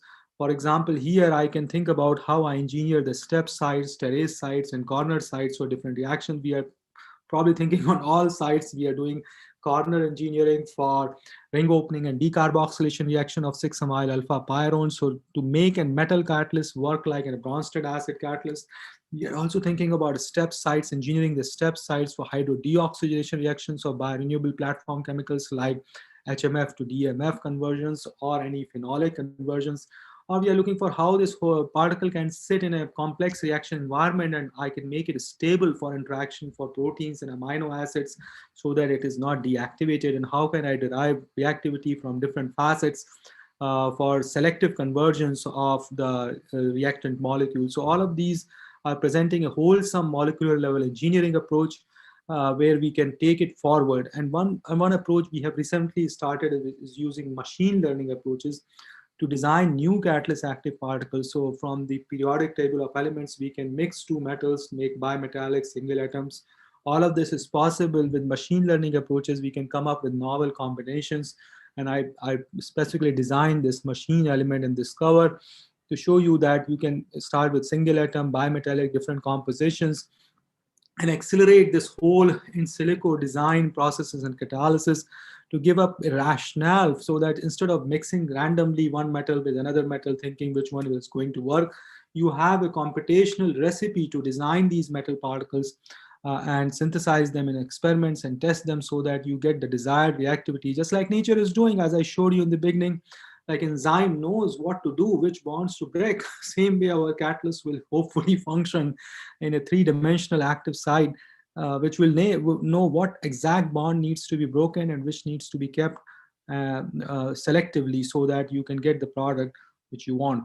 And that's the molecular level engineering approach we are moving forward. This is, I'm showing you machine learning. Sir Haider, we are predicting the oxygen binding energy. So I'm done, I think. Yeah, okay, fine. Yeah. No issue, no issue. Yeah, that's all. So I'm showing you oxygen binding energy on single atom alloys. You will hear more about this work from our group, where we are modeling the single atom alloy for ethanol dehydrogenations, predicting the binding energies on single atom alloys. From there, I can build microkinetic model to explain reactivity. You can screen catalysts for a lot of these transformations. Let me acknowledge all my collaborators at Deliver, Basu and Dion. Kansas is R.V. Chaudhary, IIP Dehradun, Dehradun is Anil Sinha. NCL, we showed the phenol work is by C.P. Vinod. Boeing is Dr. Nishant. Berkeley is Deepak. And at Jamia is Mariam. And IIT Delhi, we are collaborating with Atul Narang to make 6-pp, the molecule which I am showing from the fermentation routes. This work is primarily done by Shalaka, who is now a professor at IIT Hyderabad, Fatima, who is a professor at NIT Srinagar, Tuheen is now a scientist at IIP, and Imtiaz, he is now a scientist at University of Polytechnic of Milan. So all of these people have passed out, but they did all of this work, which I'm showing. Thank you. Yeah. Okay. Thanks, Professor Haider. And I think it is 17:10 now, close to that. So we can have an open discussion. I was thinking I can tell you what I was thinking of presenting: a general purview of lignocellulosic ethanol, bioethanol, and the problem that we are facing right now. So I'll go and speak for 2-3 minutes. Then we'll open the session for discussion and we'll have some discussion. I'm not going to share any screen for that. So at IIT Guwahati in Center for Energy, now we have actually made it School of Energy Science and Engineering, and also in different CSR labs and different academic institutions, ISC and IITs. Many people are working on bioethanol. All of us know that Government of India has mandated 10% blending of bioethanol, and if we look at a more holistic approach, whatever these biofuels, whatever it may be, whether it is a bioethanol, biobutanol, biodiesel, or the bio-oil which comes from the pyrolysis, biomass pyrolysis. So this has a lot of issues, different issues. Like if you talk about basically if you talk about ethanol, then from lignocellulosic biomass, actually which fits into today's our session of agricultural waste and resource generation. So the most important thing is the pretreatment. Okay, all of us know that. So the pretreatment is a major bottleneck, because how do you separate lignin from cellulose, hemicellulose, and the lignin which are bounded very intricately? It's an energy intensive process. There are physical, chemical, biological processes. Each has its own pros and cons. So that is one of the major things where people are still working. A lot of work has to be done. That why bioethanol is not coming in a very major way. I'm happy to share that in India, the first ever such a big bioethanol plant, which is completely based on the bamboo, is coming up in the Numaligarh refinery, which is situated in Assam, in Numaligarh itself. So it is getting commissioned, not yet fully commissioned. It is slow. It is things. It's going on. I am also somehow associated with them in some other studies with respect to of course, bioethanol plant. So Government of India has given a lot of emphasis. It has a dedicated policy, framework, and guidelines for bioethanol. Now, and biodiesel also it is that, but for other things, slowly it is coming in a more broader network of what some of you were today talked about, biorefinery and circular bioeconomy. Now, when we come to bioethanol, that what I wanted to tell is, of course, about our pre-treatment. And though there are many pre-treatments, things that is being that are supposed to be promised, but still on an economical scale, they are not so good. So economics is very important, as Professor Sastry was mentioning about the TE and LCA study, which is mostly missing in most of the studies. So either it is a processing thing, upstream part, or the downstream part. Now, me as a chemical engineer, we also look into the downstream part, that once you produce ethanol in the fermentation broth, how do you actually separate it? Because it is in an aqueous phase. So another problem with ethanol is basically separating it from the aqueous stream. A lot of work has been done. We also do, many people are doing. Perstruction has been suggested, vacuum based technologies has been suggested, but still there are a lot of challenges to be done. And another thing which looks very promising nowadays is, of course, a lot of work has been done. That's why it is promising, is enzymatic hydrolysis. The enzymatic conversion part, direct microbial conversion, that a DMC, where the single microorganism does both hydrolysis and fermentation. It looks promising, but less efficient currently. So if it is actually been successfully developed, okay, then it will be very good. Cellulase, that is the third largest industrial enzyme worldwide. Actually, right now it is third largest. But if at all lignocellulosic bioethanol becomes a major transportation fuel, this cellulase will become the industrial enzyme number one. Okay, in terms of production and consumption. A lot of work has to be done on that cellulase. It's a complex enzyme, contains endocellulase, exocellulase, beta glucosidase. And then most important part, what my understanding is all regarding this bioethanol business, is two things. First is this, the lignocellulosic, if we're talking about lignocellulosic, like agricultural residues, forest residues, and all these things, then of course the first and foremost important thing is our pre-treatment part. So that cost, it is still consuming 40 to 45% of the cost right now, what people are reporting. So it has to come down to at least 15 to 20%. Then downstream, again consuming another 30 to 40% of the cost. So overall, if you see that cost factor, so the pre-treatment and downstream processing, it is eating away the most of the cost, or contributing major to the cost of the bioethanol. So in 2002, ethanol from the corn was reported to be $0.43 for this one liter, and now is a recent report says that it is 0.27 in the United States. Okay, it will come down very quickly to maybe less than 0.2. So that is how things are very promising. But a lot of things has to be worked. Another interesting work which even IIT Guwahati Biotechnology Department, Bioscience and Bioengineering, my colleagues are doing, is genetic manipulation of the energy crops. So increasing cellulose composition, reduction of the plant cell wall, recalcitrants and cellulose crystallinity, then production of hydrolases inside the plant itself, and lignin modification. So these are some of the things that I wanted to share with you. That some, I think I'm not sharing a slide, it is fine. So we'll go for a discussion. So I'll stop here.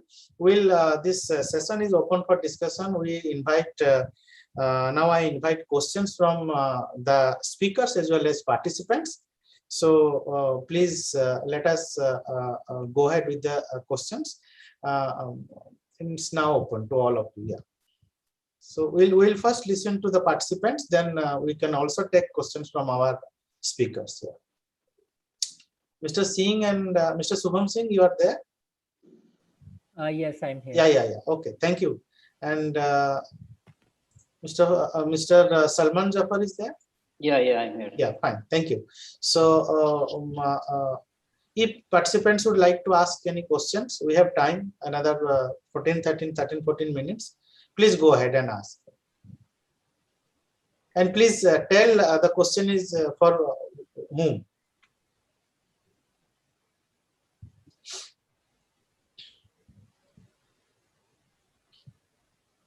So we don't seem to have questions from fine. participants. We Fine. can, yeah. Fine. Okay. So I'll just some discussion. If all of you agree, this is to Mr. Shubham Singh. Mr. Singh, you discussed about stubble burning and having some value addition out of stubble and other things. Fantastic. I'm actually very nice to learn that you are a chemical engineer. Okay, you're doing a lot of good work. Can you please kindly elaborate a little more on the furniture part, which you are the last slide you saw? Basically, the properties. Yeah. So basically, when we started looking into the engineered boards, basically, we came across that, of course, environment is one thing where we are upcycling crop waste, but then the major challenge that we came across was formaldehyde.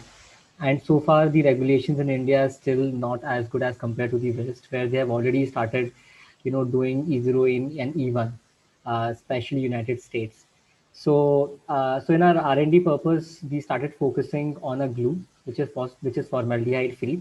The second challenge, a technical challenge, which we came across was that if we are using urea formaldehyde or melamine formaldehyde, and it doesn't form really good bonds with particles such as dry straw because of the waxy layer present. So that was another challenge, that even if we have to use it, the boards are not of good quality. So there are already bagasse-based boards available in the market, but they are very inferior in quality. So these were like two challenges: getting rid of formaldehyde and then creating and then looking into a glue which can form really strong bonds with crop residue particles. So this has been the base and the starting of our R&D, where accordingly we designed our experiments. And about the results, we have compared our results with Action Tessa. So Action Tessa is one of the leading board company in India. They are in fact the largest by market shares for particle and MDF boards. So doing apple to apple comparison, we were able to get better properties as compared to a wood plus melamine formaldehyde combination. So that's something that we have achieved, which we have already got third-party certificates from NABL accredited labs. Right. And we have also got a CARB certificate. So CARB is basically California Air Regulatory Board. Okay. And what it means is that we are formaldehyde free, and we can also sell our product in the US market. So that's one of the nice. advantages of our board. And the third advantage of our board, talking in property wise, was the water strength. Because we work in Pune and Mumbai are very humid, and we have seen that how often the furniture swells up, especially during the rainy seasons. So our board basically was 7 times better as compared to the Action Tessa board when it comes to moisture resistant. So that was another good feature about our board. Thank you. Thanks, Shubham. Very all the best for all your endeavors. So, Professor Shastri, could you please little elaborate more on, for my own understanding, we are also working on this biorefinery concept. So, when you talk about LCA, so the study itself, so you have done the techno-economical assessment also, right? That's what you presented, yeah. Yes. So, could you a little elaborate more on how to carry out LCA study? So, if people can, those who are present can understand, including myself also. Yeah, sure. So the main idea of life cycle assessment is to not only look at direct emissions or direct environmental impacts, but also upstream and downstream impacts. A very good example that I give to students is that, if you compare a electric vehicle versus an IC engine vehicle, right, it may appear that electric vehicle is cleaner, but that really depends on how electricity is produced. True. So that's what LCA does as compared to a standard environmental impact assessment. So the method is, first of all, you need to actually have all the process data. But most of the LCA studies that we do are for a process. So you need to develop process data, like I need so many kgs of, let's say, sulfuric acid, so many kgs of enzymes, so much water, and so on. So that process data needs to be generated. And once you do that, then you need to compile the emissions for producing all those raw materials. So the sulfuric acid that you are using would have caused some emissions. So all those emissions have to be added. So conceptually, it's essentially mass accounting. For engineers, it's very straightforward. The biggest challenge, one is getting the data. Unfortunately, there are databases available, so we take help of commercial databases to provide these inventory data. And some engineering judgment has to be put in, because data is not available for every chemical and so on. But essentially, that's the process. You develop all the process data, then you get emission data, and then you sum it up. And let us say one work I do, basically my group does, is basically on microalgae biorefinery. So half of my students work on algae related areas in a more holistic approach, umbrella of algae biorefinery, various things, upstream processing, then downstream everything. So let us say we have done some proof of concept of algae, one particular algae grown on industrial wastewater with supplement of carbon dioxide from flue gas. Okay, all wastes basically as its nutrients and growth media. Then it does the bioremediation. Then we grow the biomass, take the biomass out, harvest it basically, and go for downstream processing application. It can be HTL to convert it to biocrude. We have done it. Whatever biomass left out, the solid biomass residue after that, also been hydronized, thermally converted to hydrochar. So this is a lab scale biorefinery proof of concept, which was done by us and many other people. Nothing, no credit to me or my group exclusively. Many people have done this in India also, like IST, Professor Venkat Mohan is the leading person in this particular area. So my question to you is that how, when we do LCA for this particular set of proof of concept, where from the data reliability will come? Are you getting my question? Yes, I understand. And in fact, we deal with this all the time, because many of the processes that we work with have been tried at lab scale. Right. And that's, unfortunately, there is no good answer. I mean, this is in LCA community, this question is hotly debated, whether it is appropriate. And our answer to this is something is better than nothing. No, that's obviously, no doubt about it. Yes. So it obviously, these kind of studies are, they inherently involve several assumptions. We just have to make sure that those assumptions are reasonable. So it is, I don't have a very clear answer. Because it all starts out how to, let us say, I was talking about ethanol now. So from where you collect the lignocellulosic biomass, whether I'm getting it collected as a from the agricultural feed, the stubble itself also cannot be used. Then whether I'm getting it from the forest as the forest offshoots. So that supply chain management makes, it's a very big thing. For our understanding, algae is very different, because algae I can take 1 gram of algae, even less than, and take to IIT Bombay, we can grow it. That's a different issue. Okay, so the supply chain management is not coming into picture for algae, but for lignocellulosic it is coming to picture. So we are trying to do some LCA with IST. Dr. Venkat Mohan is my collaborator. I'm still learning. That's why I'm just discussing with you in this open forum. So thank you very much. Thank you. So Professor Haider, could you please elaborate a little more on catalyst for biorenewables before we formally wind up the session? You are doing a lot of work on that. Yes, we have been working on platform chemicals, which are new. I think the 2-pyrone system. And the second objective, which is new and different from others, is integrating fermentation and catalysis. So we want our catalyst material to work in solvents with impurities like proteins, amino acids. Heterogeneous catalyst is not studied before for such reactions. So we did some fundamental study with DFT, understanding catalyst deactivation from amino acids and proteins. That we wrote several manuscripts on that. Now we are at the stage that we have 3-4 platform chemicals coming from fermentation, like meconic acid, xylitol, from different collaborators, 6-amyl alpha pyrone, which we are producing in our lab together with biochemical engineering department. So new Yes. platform chemicals which are produced from fermentation. And the idea is that we put our catalyst in that. Whatever the solvents they are extracted, we put our catalyst and we engineer the solvent, and we in one step we make a valuable product. So that is the thought. It is to go beyond the fuels. I don't want to discredit the fuels, but fuels are very difficult to commercialize in last 20 years. So we are looking for high value chemicals. That High is value the way. If we make less, even that is very valuable. That may be probably open up some avenues for commercialization from biofuels. Thank you. Thank you. Mr.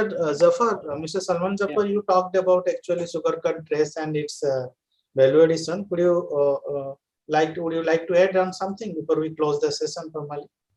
I think we are talking about lignocellulose biomass. Yes. So yes, everybody absolutely. is talking about this particular topic. So sugarcane trash is one of the best examples of lignocellulose biomass that is going down the drain. So I think we need to have a clear policy from the government, from the regional as well as central governments, to make use of this resource to augment our energy supplies and to have the best maximum possible use of biomass resource in the country. Thank you. Thank you. So one of the most interesting thing that is happening right now in India, of course, global things globally also, is these biorefineries are coming in a big way. So I am sure this first biorefinery, as I told, ethanol based, it is coming up in NRL and Assam itself. So more such proposals are there, I am hearing.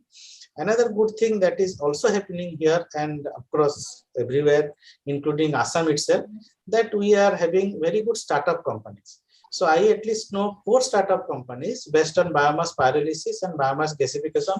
Even today only one person called seeking some advice on biomass pyrolysis, because my group also do a lot of work on that. Just like Professor Pant does at IIT Delhi. I think Professor Haider also, in collaboration with them, they have a lot of work. So that's very interesting to know that our young entrepreneurs actually focusing on biorefinery and biofuels in a very bigger way. So this is 4 or 5 I know that they are located in and around Guwahati. 2 are in Guwahati itself.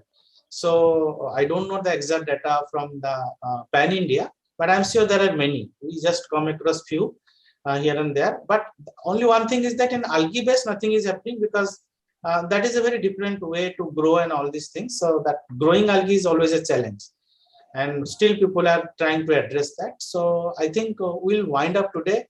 If all of you agree, we had a very good session. Started with Mr. Subham Singh telling us about his entrepreneurship journey. Then Mr. Salman Jafar telling us about how sugarcane trace can be used to value addition. Professor Sastry gave us a very good concept, as well as what his group has done about the life cycle assessment and the techno-economical evaluation of the processes. Professor Haider talking about catalyst to biorenewable chemicals, platform chemicals. So thank you very much all the speakers, and it is a pleasure having you in the session. So over to the organizer, and thank you very much. So thank you. Thank you, Dr. Mahanti, Professor Mahanti. Thank you, sir. Yeah, this session is dominated by professors, except Mr. Shubham and Zafar, and mainly from IITs, different IITs. Thank you, Doctor. My request is that what is take away from this conference, maximum 8 to 10 lines. You have to send me by email so that we will incorporate in the recommendation to the government and to the Niti Aayog. Sure, I'll do that. So, yeah, that is required. Second thing, this is an excellent session. I could able to see sometime, not fully because I was in hydrogen session. So we will do justice in times to come. This means this conference will be every year on the same dates. Same date. Same day. That's very interesting. Yeah. Mark your calendar. Sure, These sure, dates definitely, are definitely. fixed. Maybe Sunday, Monday, or Tuesday, whatever day may be. But about the innovation, technology, and investment, Professor Heather, investment for future. Sure, sure, sure. Okay. So if your technologies are patented and they can be used in India and around the world. So we just request, send your takeaway, and in future keep these dates free for this conference. Thank you, Dr. Gar.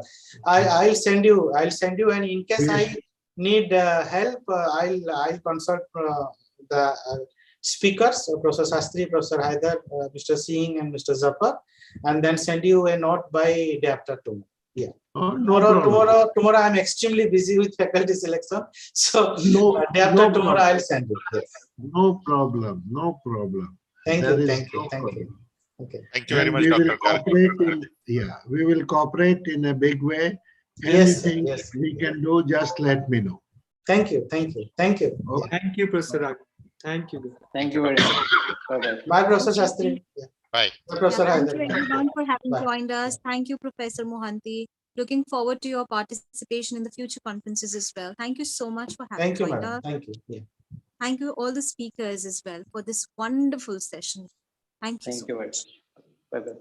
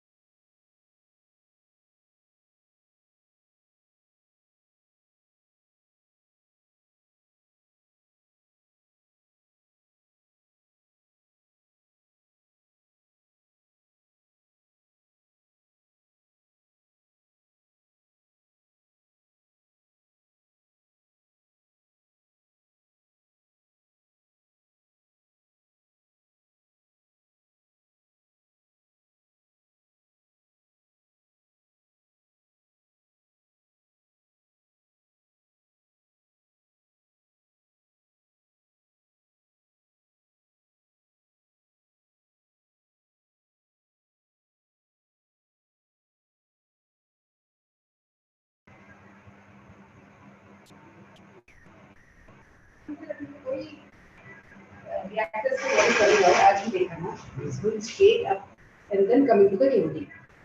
If you have noticed today also the reactor line. अभी वो height कितना भी ले सकते हैं, हमको potential नहीं, we have enough space there. But cyclone separator बीच में से लेना पड़ेगा, सेंटर से लेना पड़ेगा.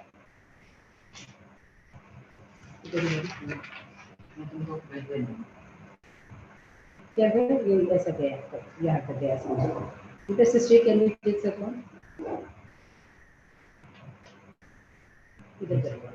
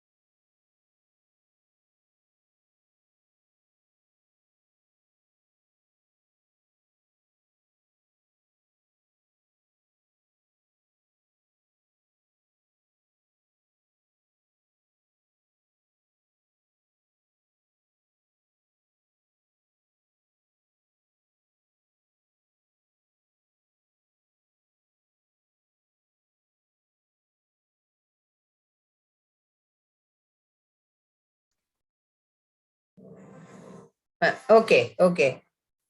Yeah. I need this link, and also how much are going to be there? Okay. So. Mhm. Okay. Because tomorrow it's at 3:00, so I have the. Yeah. Okay. Okay. Sir.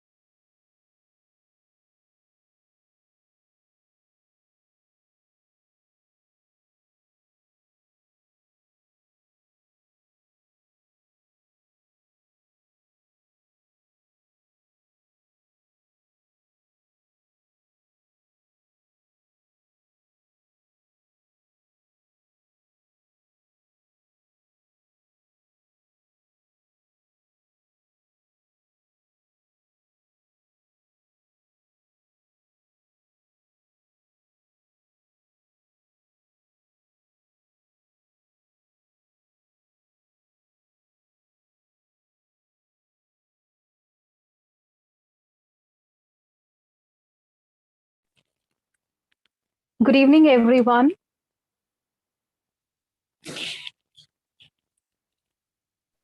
Yes, good evening.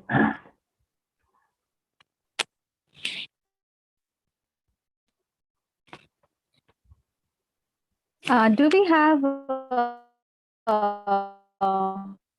Mr. Bandupad?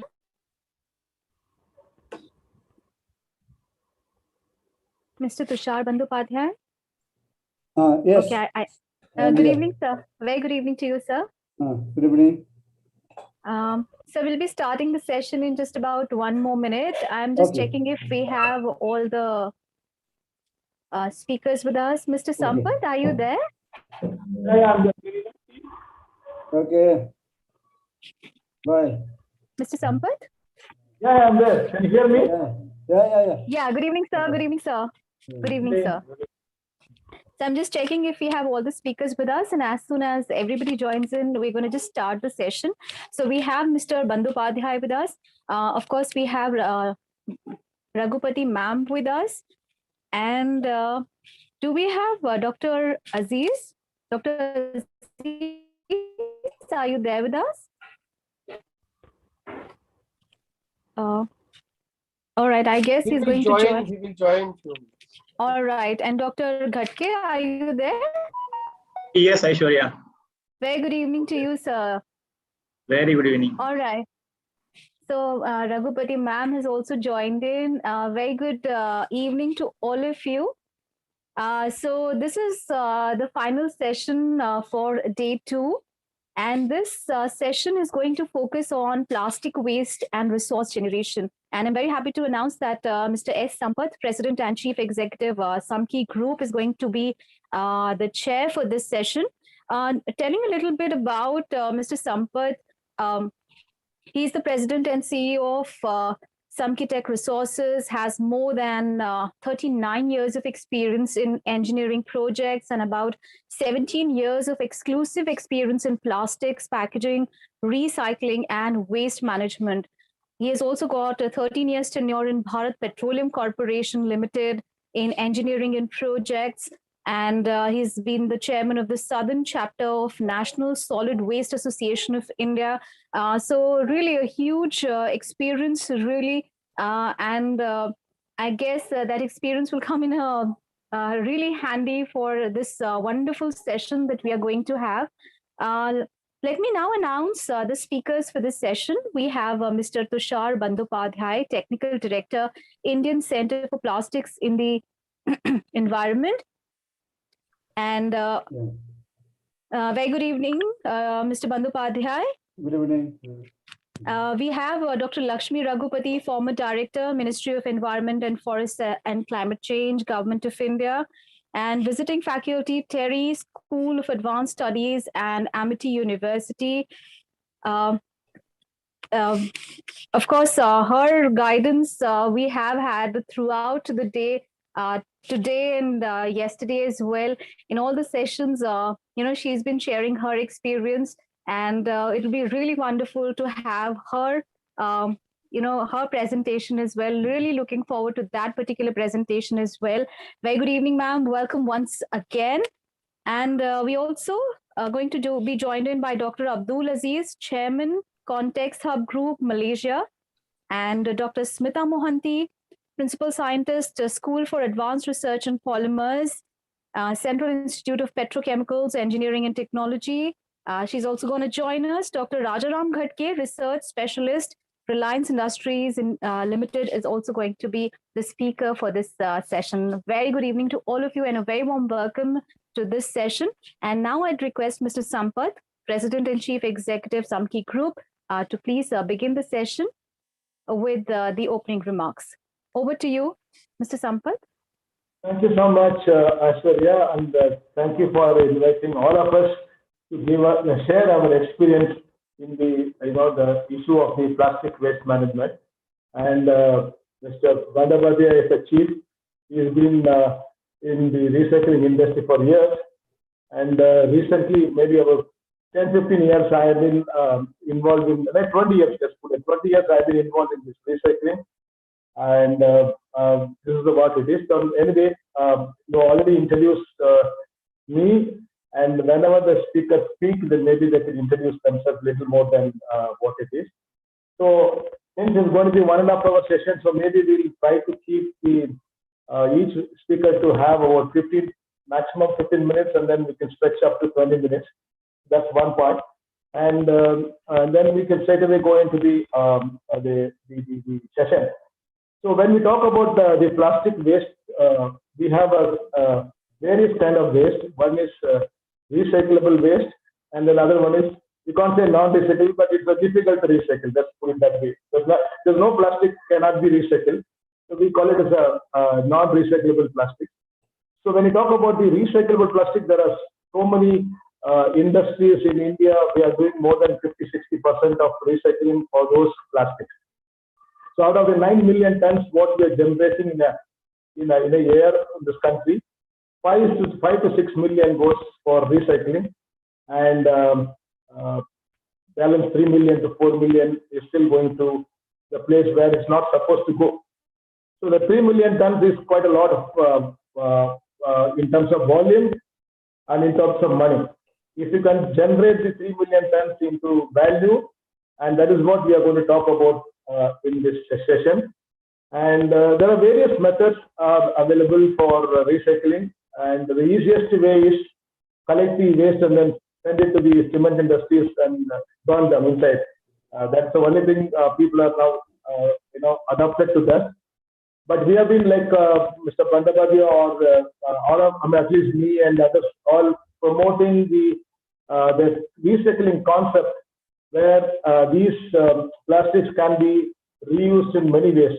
For example, some of the plastic can be used for road laying, some of the plastic can be used for making the particle boards, and all the composite plastics. I mean, that is where the issue comes into the picture now, because as long as the plastic is in one grade plastics, I think recyclable is easy.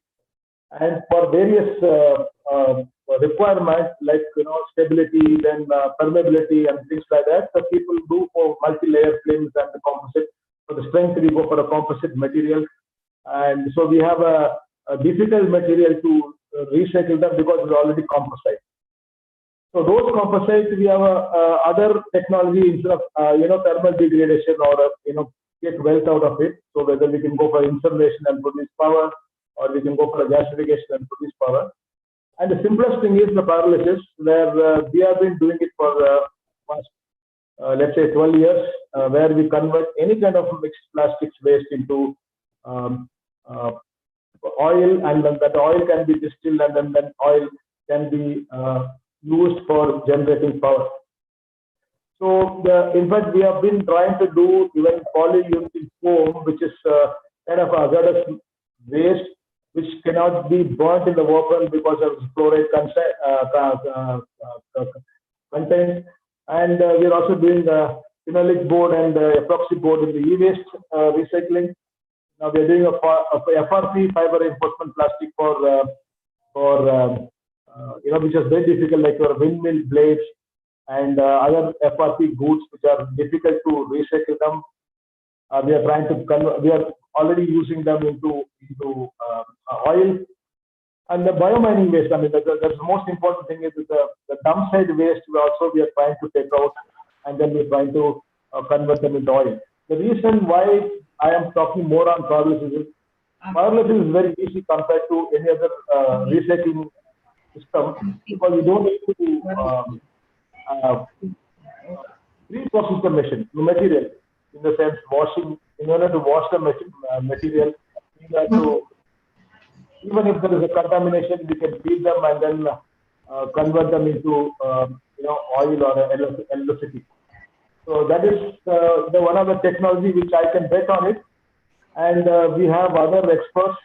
They're going to talk about other technologies and then maybe enlighten us with their experience and then the technologies what they have in their place. So we will straight away go to Mr. Bandabadia.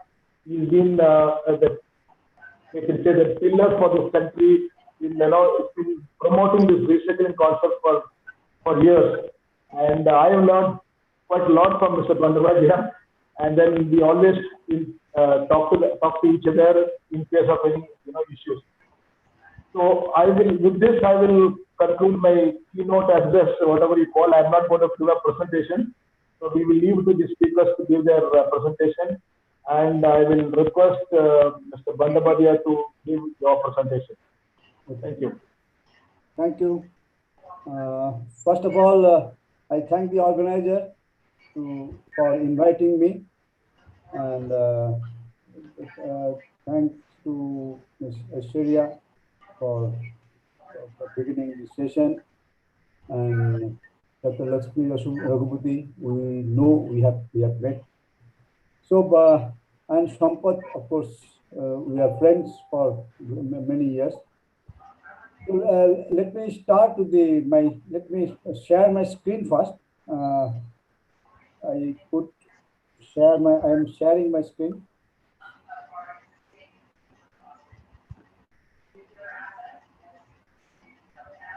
Is it visible? Is it visible? My screen. Is it visible? Yes, sir. Yes. Okay. Just you need to make it full screen. Yeah. Okay. Slide slow, okay? Yes, sir. Is it all Yes, right? sir. It is visible now. Full screen, sir. Okay. So I have 15 minutes time. So already some 10 minutes, 11 minutes have gone. Okay. I'll definitely conclude before 15 minutes. And talking about the most talked about subject, most required material perhaps, and perhaps one of the most hated materials world over by various sections of the societies and all that. So plastic waste and resource generation. Let me start the world perspective. The 1950 production, it is recorded already in UNEP record also. 1.5 million ton, 18, 19, it was 350 million ton, and world average we talk about now around 35 kgs per capita.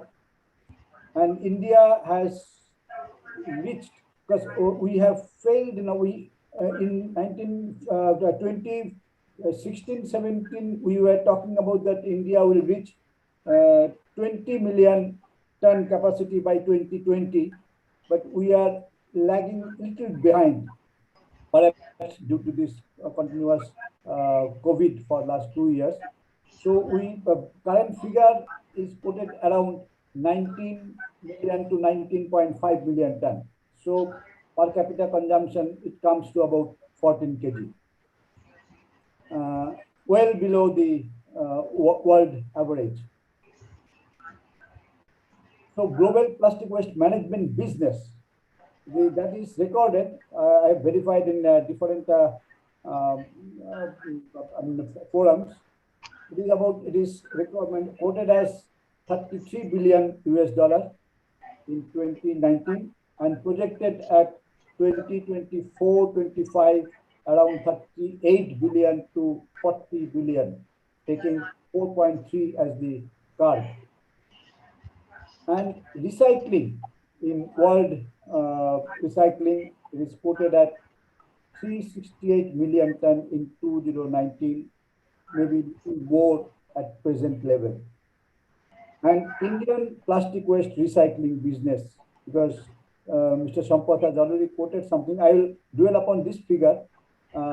6 million ton is 2019 Indian plastic recycling figure, and around 30,000 crore is the plastic recycling business. I don't call it a total waste management business.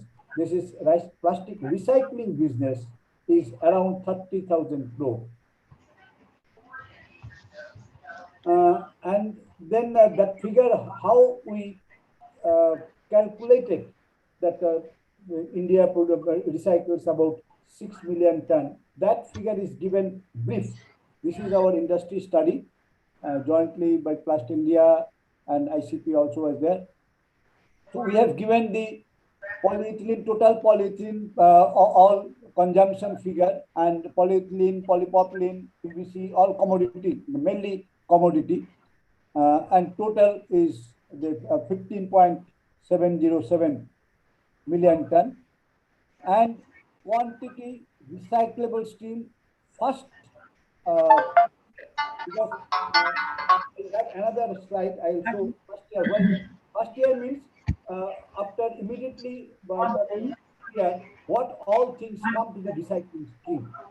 That total came to 6.6 million ton in terms of KT, 6,626 KT, and percentage wise, percentage wise entering the waste stream total is 42% total. And when we take it to the other slide, because the only 1 year the waste generation is not enough, because we have to consider the waste which came, because we did not have enough data.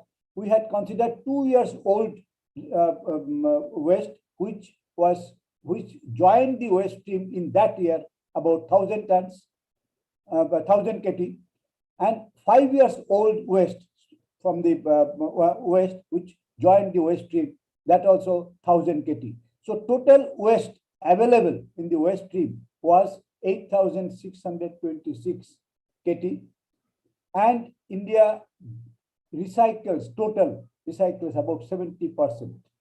So total recycling was 6,039. Out of the total production or consumption in that year, 15.7 million ton. So it was about 6 million ton. Balance material was for long-term application. I have another slide I will just show, but it is true that 70% we claim that India recycles, but 30% whatever is not recycled is mostly flexible plastics. We can proudly declare that India about 100% recycles all the rigid plastic, because rigid plastics is never a waste management issue, has never been a waste management issue in India, unlike in many developed countries. India's main problem is the flexible packaging waste, which mainly not collected, or due to technological reasons, due to unviability, all the factors are there. So with 30% waste, that also is a big challenge, but not difficult. So this little, and I just show how we went about in particular one sector, polyethylene. Polyethylene, film lamination, then blow molding, injection molding, raffia, pipe, we have said is about 100%, 100 years life. So rotomolding about 25, 20, 50, 30 years life. So in the initial year, no waste generation. Wire and cable is 70, 80 years life. So in the initial year, no waste generation, like that. So extrusion coating, yes, extrusion coating, it maximum many percentage first year comes to the waste stream. So total in the first year itself comes about 3,000 KT. Then staggeringly, we have 5 years, 10 years, and we have calculated, and we reach to the figure. And for every polymer, because we have the knowledge of which sector the material is going. Knowing the waste is little difficult. You cannot go and calculate everywhere. CPCB, of course, visited 60 cities and made an OA calculation, but it is not possible for the whole country. But it was possible for us because we knew from the resin manufacturers and industries, we knew that which applications, what product, how much was going. From that, then we had calculated, because we know extrusion coating will come maximum in the first year itself, then something will come in the second year. So within these 1-2 years, all extrusion coating products will come to the waste stream. Like that way, we arrived at that figure. And global scenario, a per day plastic production is 1 million ton, and per day recycling is 150,000 million ton. So there is a huge gap. So this is creating problem. Even considering 50% plastics are converted into long and very long life applications, still about 50% goes to the short term to about throwaway type applications. So we have to worry about that. 50%, yes, going to be about in that. I mean, 30% go for very long time, very long years, very long life, maybe more than 50 years, more than 70 years, even 100 years. But rest balance, 50% is definitely we have to worry about, mainly packaging waste, and that too in Indian condition, flexible packaging waste, and some other type of flexible, packaging waste. Unmanaged plastics waste accumulated is a threat to the environment and the economy also as well. And if 2016 that waste generated in the worldwide was, I mean, industry figure is 216 million ton, and if we do not do much about it, 2040 it will grow to 420 million ton, which is not a good sign. What should we do? Clearly, reduction of plastic waste. I am not saying that reduction of plastic usage, but okay, ultimately it may also be there, because reduce is a common term. We have to reduce in our usage pattern, not only in plastic, in every sphere of our life, whatever we can. And collection of waste, which is very, very important, and recycling. Recycling is the one of the most important way of dealing with this situation. And it is an action by global leaders. There is a way, I mean, this ray of hope is that the big names, Coca-Cola, Pepsi-Cola, Nestle, Unilever, Procter & Gamble, Colgate-Palmolive, Avian, and many others, they have already made declaration, official declaration, that by 2030, 2025, they will be replacing, they will be using, I mean, huge amount of recycled plastics. So that will definitely clear the environmental accumulation, and also it will help to the overall environment. 50%, Coca-Cola has promised 50% use of recycled plastic content in the product by 2030. Then PepsiCo, 25% recycled plastic content. To Colgate-Palmolive 50%, and on Avian has 100% they will be converting by 2025.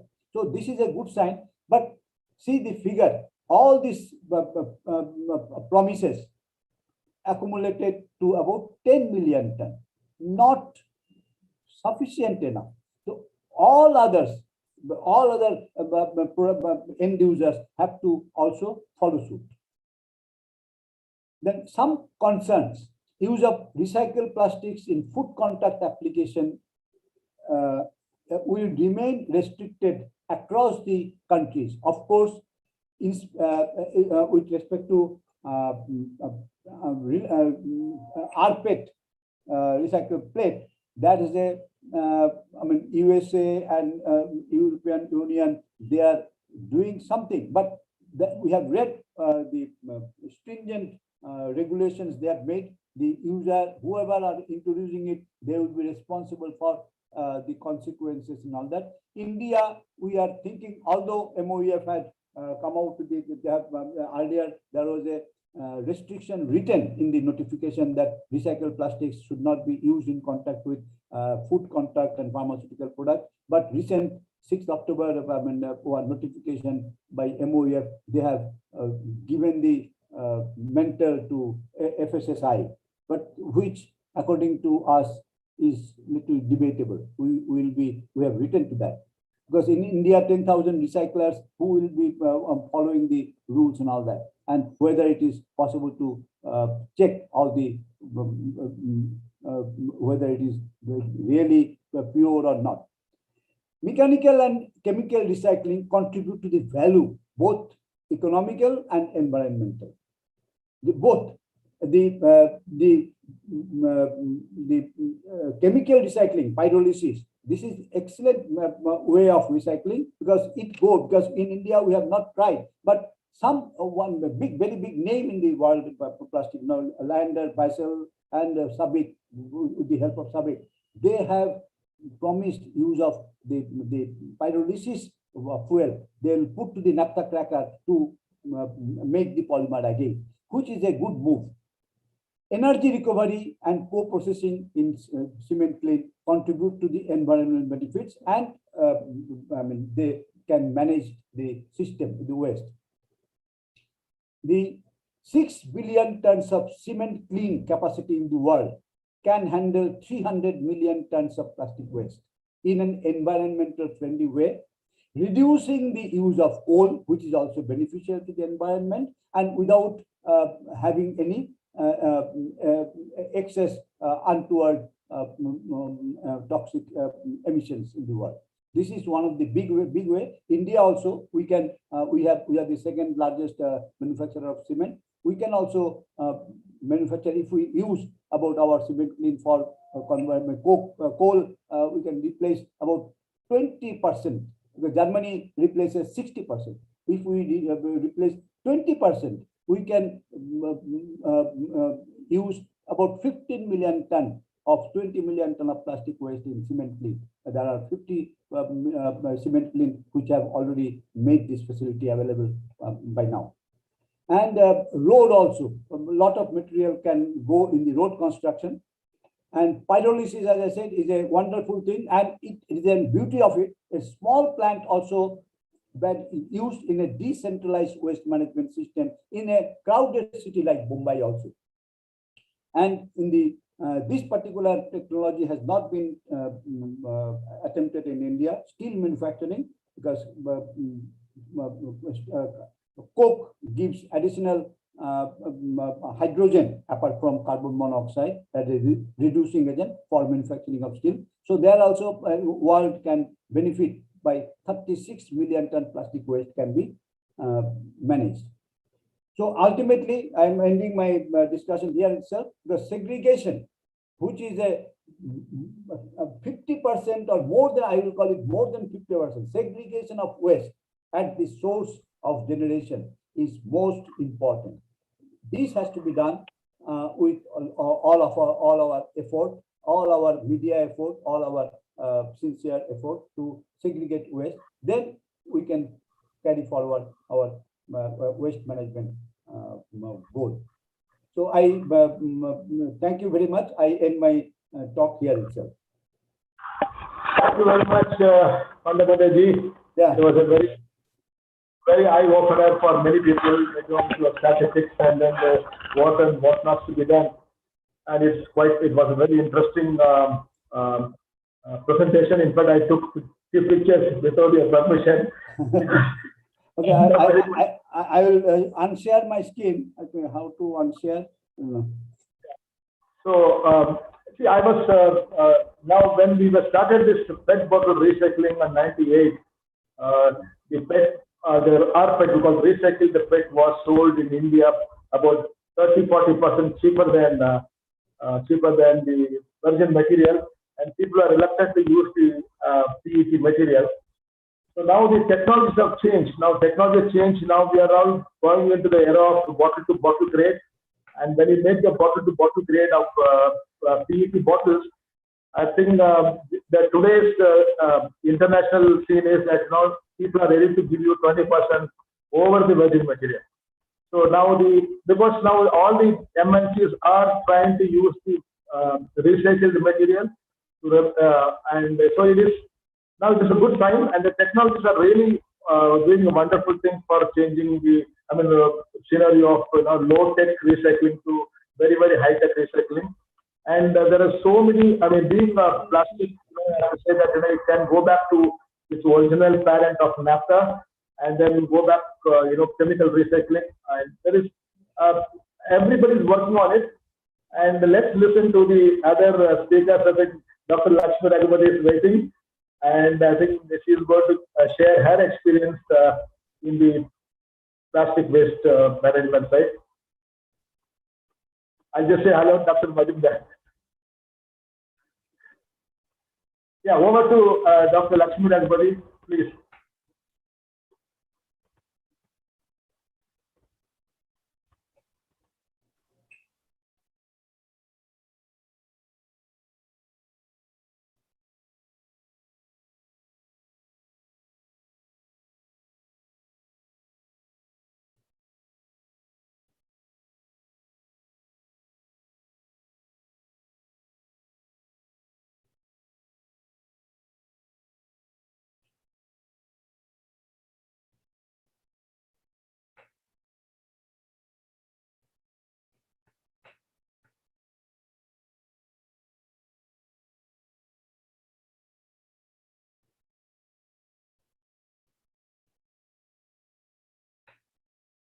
What session? Not exactly. I've been to Dr. Yeah. Lakshmi Raghubuti. Retired government Ministry of Environment, Forest, Director.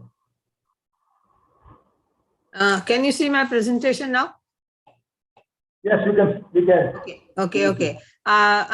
I'll quickly go through because I think Dr. Bandyopadhyay shared a lot on the background of the whole thing. So some of my slides I'll skip. Basically, we have a long history of plastics and it has become a part of our lifestyle. So it's not so easy to do away with it. That's the world philosophy today. And still we have to see how to make best use of it. So one of the latest developments is the new plastics economy, about which I'll just talk in this series, because the whole thinking has changed on the plastic. We say, okay, we look at some plastics which we can avoid manufacturing, like the single-use plastic, some plastics which are reusable, some which are recyclable, some which are compostable, some which are renewable, and some which really go for a deeper recycling. So all these things became a forum, became a concept where people, there was global debate, global agreement, and basically made certain commitments. So one of the basic commitments actually headed to the new plastics economy. So here, basically, plastics is based from the petroleum product. So when we look at plastic for its use, we should look at what we have told in the, what Dr. Bandyopadhyay and Sampath had told in the previous. How do we use it as a product from naphtha? So once we try to do that, so when we looked at the road making, the bitumen plastic mix came out to be very good combination because it blended well. And that's why the road making is slightly successful. I won't say it's 100% because there have been some bottlenecks, but we are trying to overcome. The other part is the PET. The PET became, because I PET, he also talked, Dr. Bandyopadhyay talked. One of the things it's going on making the fabric. So some part of plastic, which goes as a vinyl one, which goes for fabric making, this PET is also contributing to it. So it's a recycled material. At the same time, it's going for fabric. So these are few things. Of course, these things all of you know. I'm just skipping. The other part is why I put this 2018. It's been a landmark development. And out of, there is a slight variation in this data in terms of collection. I think there is some clash, there's some cross sound. The collection is about 60% and 40% uncollected. Out of that 60% also, only 50 to 60% is being recycled. And the recycling is often taking place in the informal sector. And there is a huge activity of recycling, making products out of that recycled plastic still, which is on being sold and for which there is a demand. So that is the irony, because he was concerned about the food packaging, food using for the food.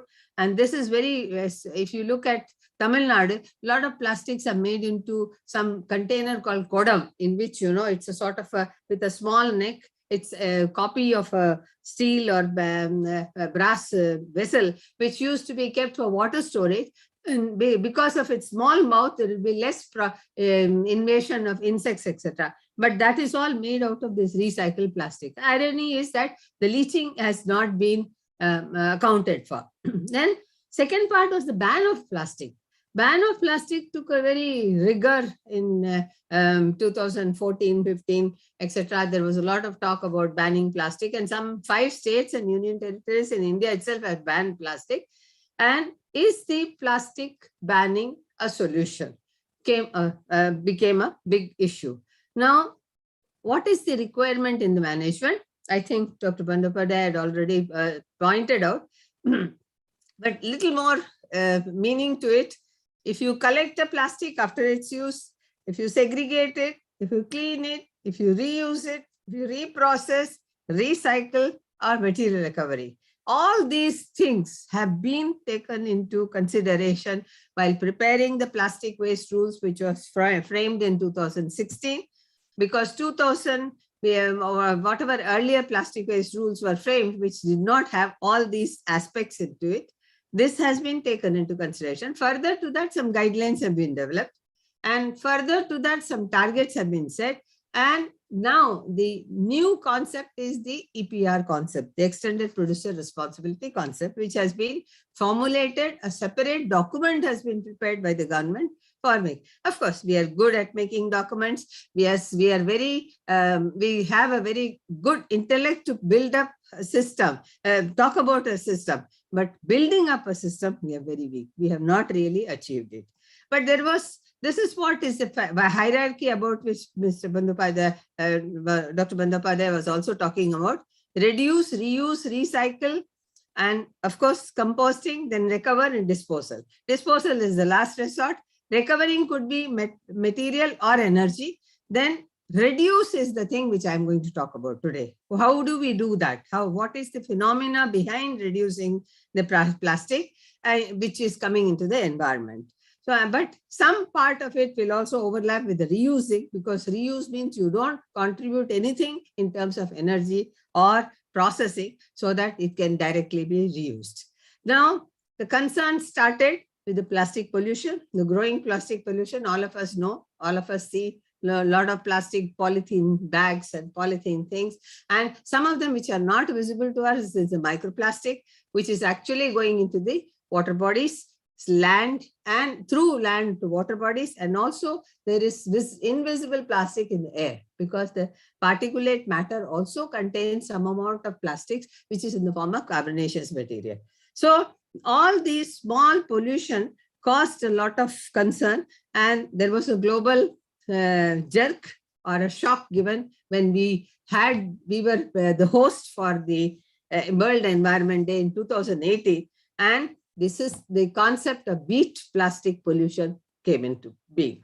And simultaneously during this time, there was a lot of activity regarding the concern on the ocean plastics, the plastics which has gone into the water bodies and degraded over time. And the degradation has not been complete. So there has been some residues which come along with the water, which is actually consumed by the marine life as well as human beings. So that was the basic thing by which we targeted this. And there were certain percentages, kickoff percentage, 50% will reduce by 2025, or maybe 100% by 2050. So some of the data has already been shown by Dr. Banerjee, and Coca-Cola has aimed at 100% by 2050, and PepsiCo and others are going by 50% by, of course, all of them have floated for 50% by 2025.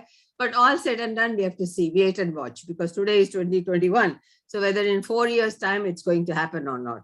So the attack was, during this time, the attack was on the single-use plastic, which is the one which is actually the culprit plastic. And he has already told that single-use plastic is mostly through the packaging. Packaging means food packaging, any packaging, your support packaging, or it may be even your electronics packaging, the carry bags, almost what we use as a container, the plastic as a container, and also some throwaway cutlery, etc., which has been there. The single-use plastic were supposed to be the culprits, and that has to be phased out. And a lot of things have been associated with it, a lot of developments, and there have been number of definitions for single-use plastic. Still, it is under debate.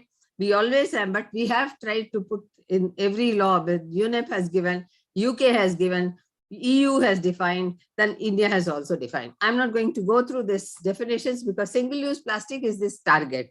But our activity will be to police it in single-use plastics through policy direction, which will have enable guidance. Then you have the stakeholder engagement, which has been done by Ellen MacArthur Institute, the Circular Economy Institute.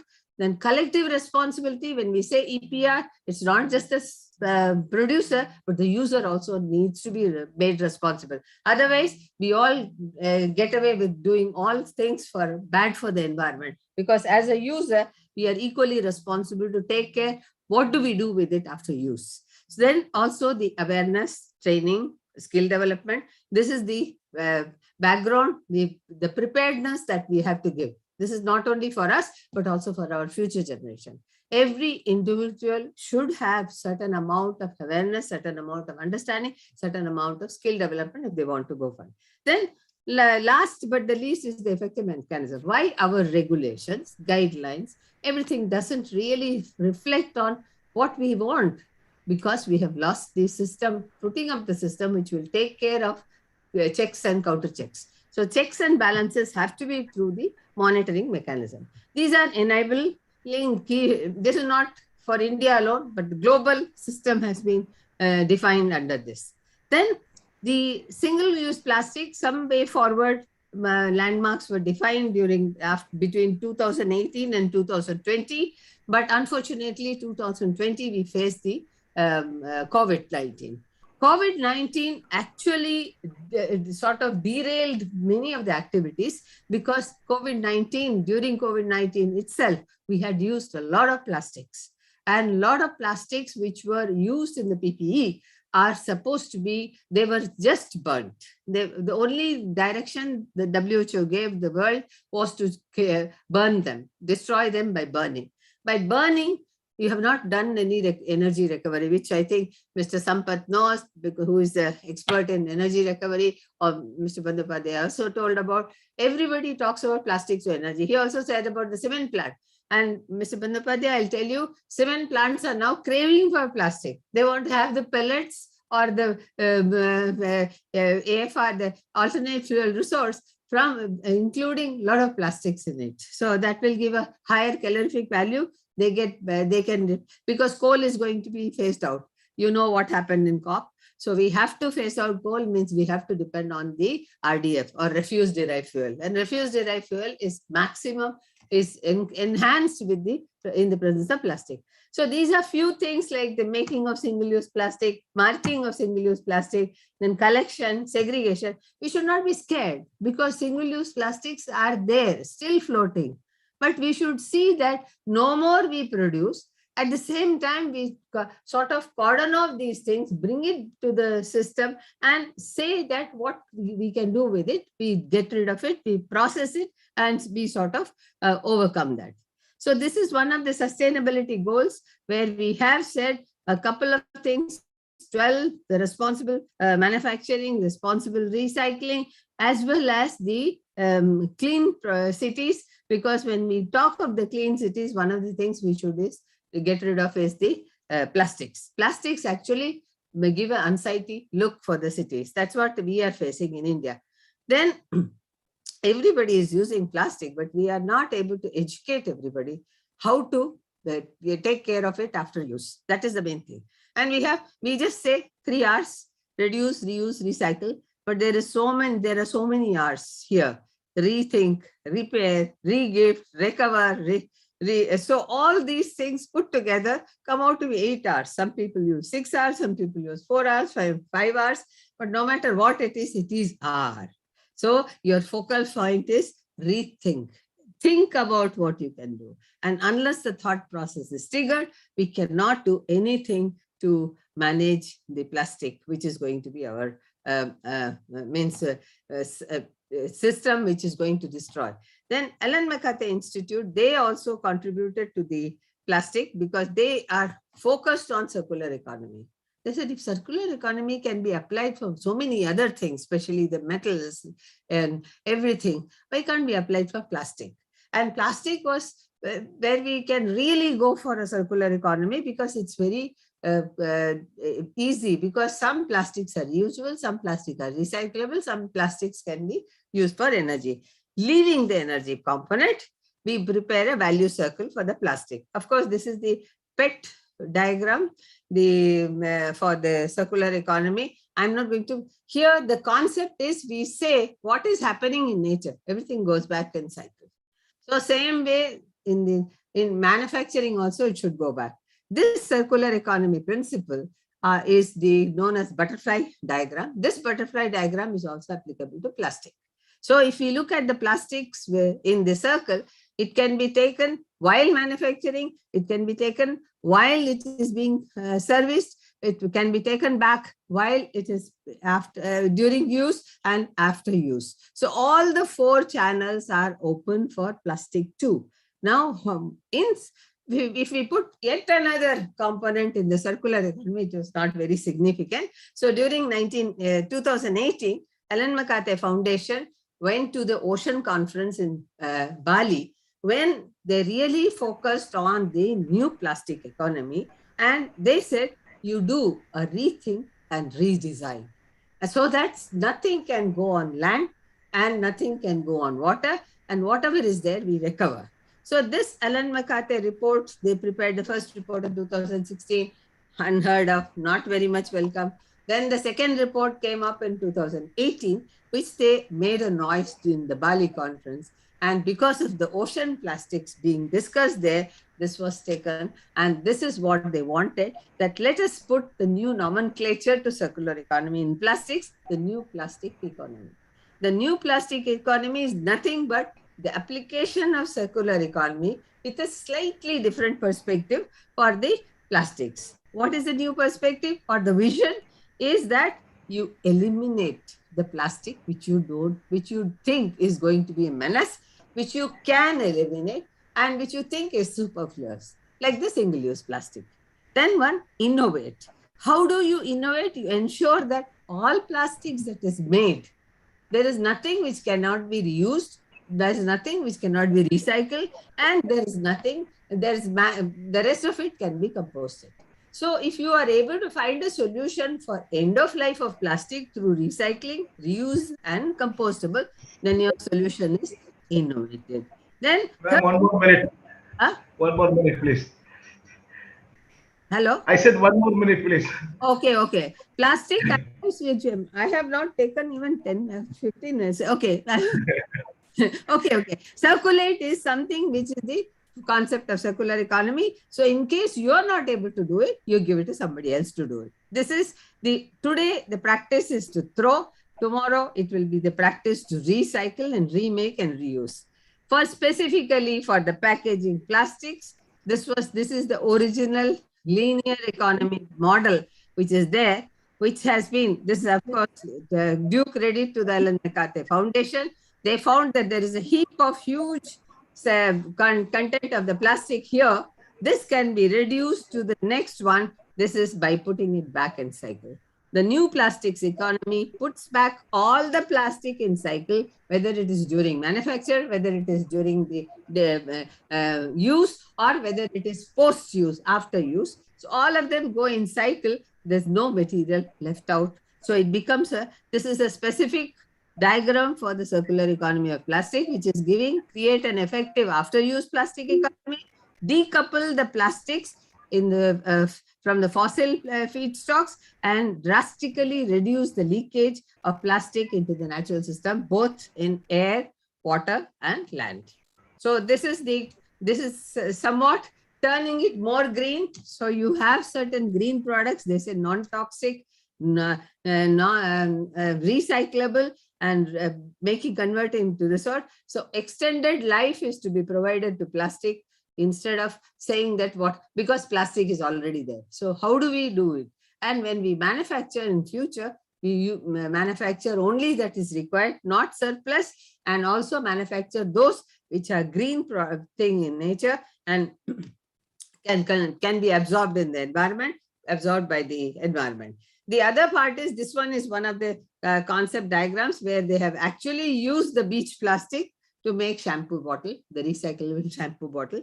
And we are also trying to see how much of the waste plastic collected can be used into commodity containers, which is actually a plastic container. So if every container should be used out of, basically those are the containers, not for the food, but rest of it can be made out of, need not go for virgin plastic. Even for food, you can go for recycled plastic, provided it's in that same family, like PET. So this is what is the compostable plastic. I think Smita is going to talk about the compostability and compostable plastic. So I just gave the cue for that. And this is the making of everything green. And plastic, we should not fear plastic, but we should really rear plastic to make it into a compact circle so that it doesn't go out of the circle. There's no scope for running out of the circle. Thank you very much.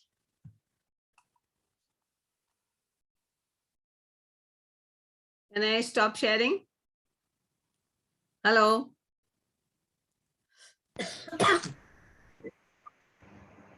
Sorry, my call got dropped. Ah. Have we done? Terry? Yeah. Have we done? Yeah. Have we done? I'm done with. Okay. You asked Very me good. to Very hurry. good. Sorry. Anyway, it was a wonderful short-term Bible you have given. It was quite informative and quite a thought process was given. I should have been last in the line because this is the future. And Mohanty is also going to speak something like that. No, there's no problem. But I think the single-use plastic, when we talk about single-use plastic, I think one of the things what government should do is to create more and more infrastructure to recycle them. I mean, that's what, as a recycling people, and we always would like to do that. So wherever, whichever forum comes, then we always tell them that no, they should create a more, even the EPR guys, instead of spending money on only collection, they should spend money on creating infrastructure for recycling, so that the whole industry grows. Collection as well as recycling has to be done. Exactly. Both have to be supported. Yeah. Right. Thank you so much. Let's now look for the next speaker, Dr. Abdul Aziz. He's here. I think he's not there. I think Dr. Smita is there. Yes. Yes, sir. Yes, sir. This is Dr. Mohanty here. I invite you to give your presentation. Kindly give your presentation. Sir, I should be given the option for sharing my screen. Sure. Go ahead. Yeah, it's there, no? Yeah, it is there. It's not there, madam. It's there. It's there. No, madam, it's not there. The green one. I think the organizers have down to below green icon is there. No, madam, it's not there here. At the bottom, you should have that. Just check that when you touch the screen. You are in the full screen? I'm in full screen only, sir. But it's not there. Come down full screen. You can see the icons below. The icon is, you see. I have all the icons, madam. I have the mute, chat, reaction, settings, and more. There, I don't have. Screen, green. The green color one. Share screen. No, sir. Aishwarya can help. नहीं sir इसमें नहीं है, so that is the problem. I think Puneet or Aishwarya, maybe you can help. Puneet ji, are you there? Aishwarya may not be able to do. Puneet ji may be do. Or she can send that to Aishwarya or somebody, then they can screen it. I think there is some problem there, sir. So that is why they have not given the option for screen sharing. That is the. No, so far, all of us were sharing the same screen. Yeah, we had it. Here it is not visible, madam. Smita, can you mail it? I will mail it. You mail it to me, I'll share it. Okay, madam. What shall we ask Dr. Rajaram to give a call? I mean, give a speech, then maybe she can send it across to you. Yeah. Yeah, she's sending it. Yeah, Mean, you got it? 1 second, sir. Yeah, no problem.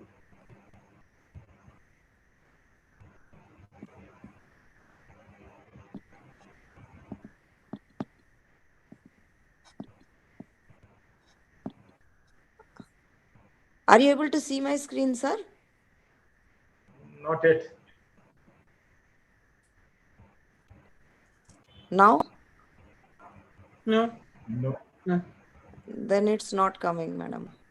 What I'll do, I'll just give me a minute. I'll just mail it. Maybe Yeah. madam can share. Yeah, I'll do that. Okay, we'll wait because I think we have only one more speaker, Dr. Sir, Rajaram. otherwise you can start with the last speaker. Meanwhile, I'll share. Yeah, I think we will start Dr. Rajaram Gadge to give your presentation, please. By the time Dr. Smita come back. Yes. Thank you, Sampath. Yeah. So shall I share Okay. my presentation? You share your screen, yes, please. Yes, can you see the slides?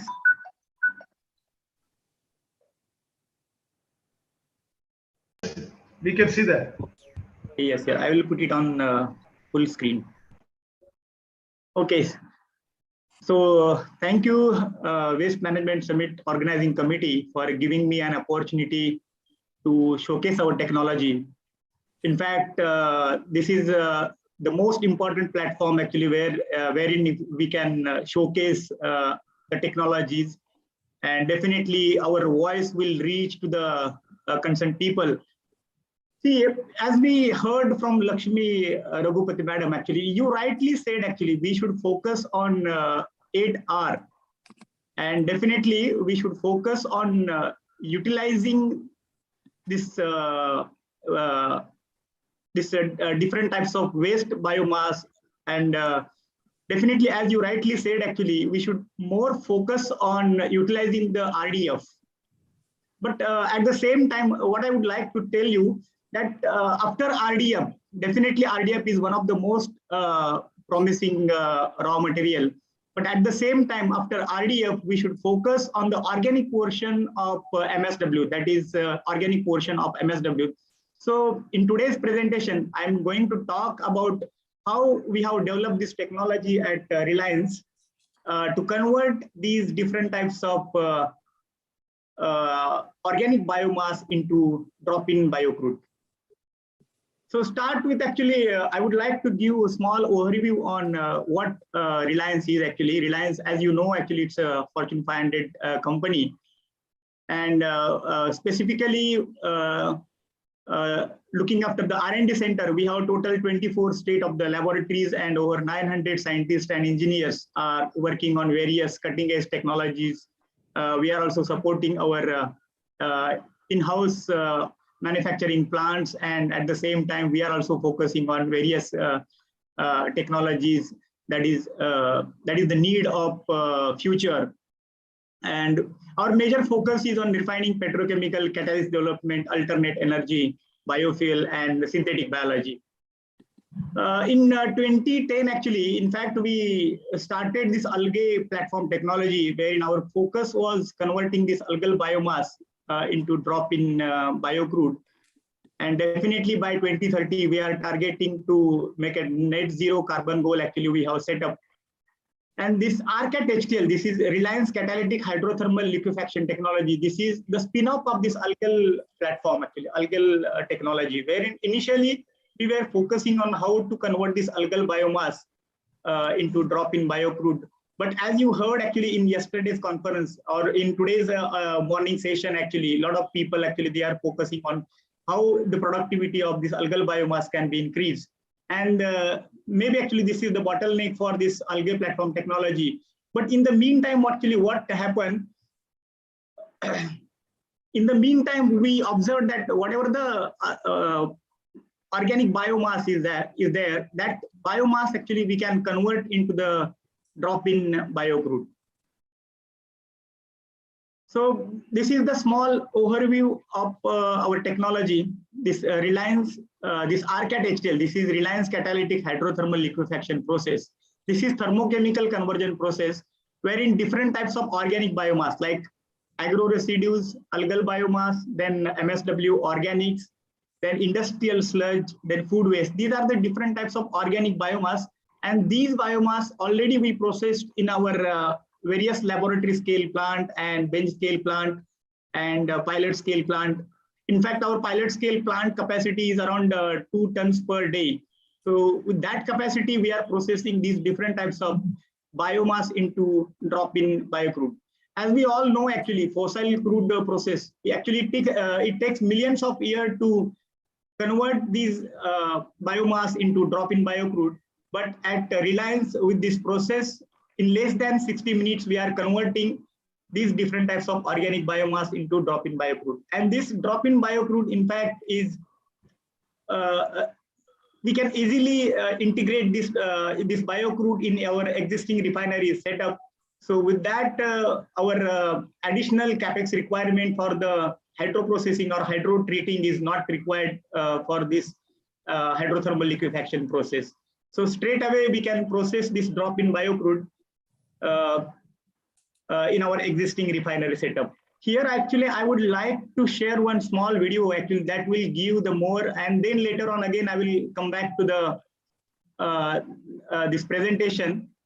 Here, I would like to share one small video actually that will give the more insight on this process. Let me share this video.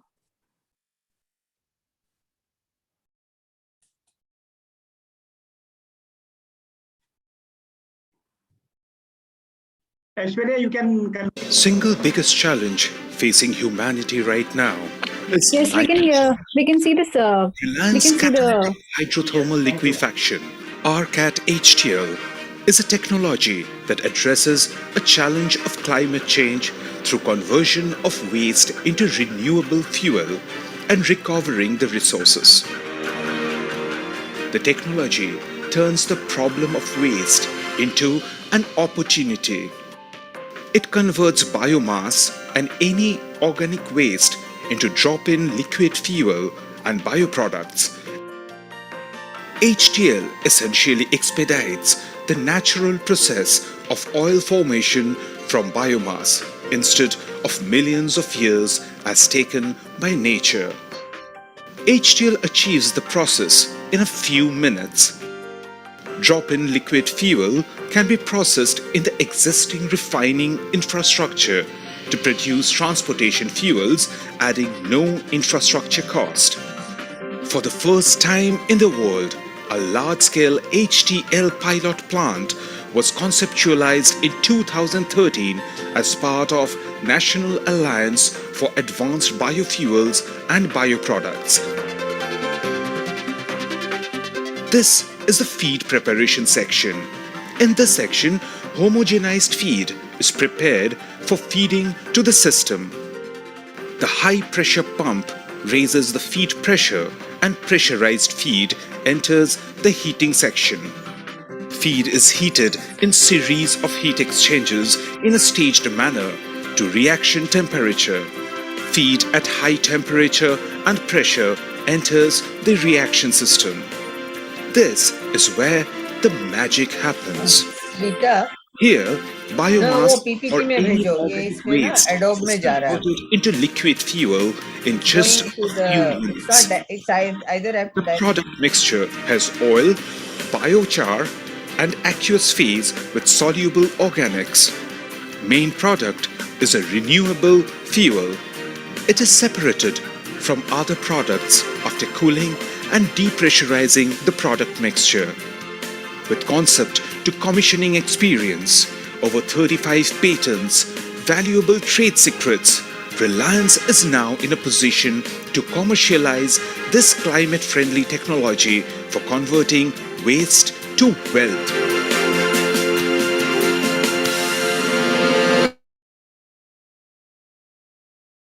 Now again, I will get back to my presentation. Okay. So this is the small overview of our ARC at HTL. So as you rightly, as you have seen in this small video, this drop-in biocrude straight away we can send it to the existing refinery setup.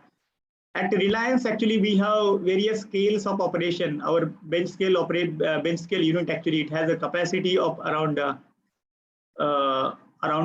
24 liters per hour. Actually, per day we are processing this algal biomass, and then we have various high pressure reactors of various scales. We started working on this algae platform in 2012, and initially we thought about HTL and CAG. This is the two different unit operations we identified to convert this algal biomass into drop-in biocrude. And over a period of time, actually, we can see we started our first experiment in 4 ml reactor, and then slowly we went up to 300 ml. Then 2 liter upgradation catalyst, then bench scale unit as I mentioned earlier, then our demo scale plant of 2 TPD in 2016 we set up at our at Gagwa, that is near to the Jamnagar refinery. Then through this we collected various literature data and our operation data. And through that data, actually, we have developed this kinetic and molecular model to predict the composition of this crude bio oil.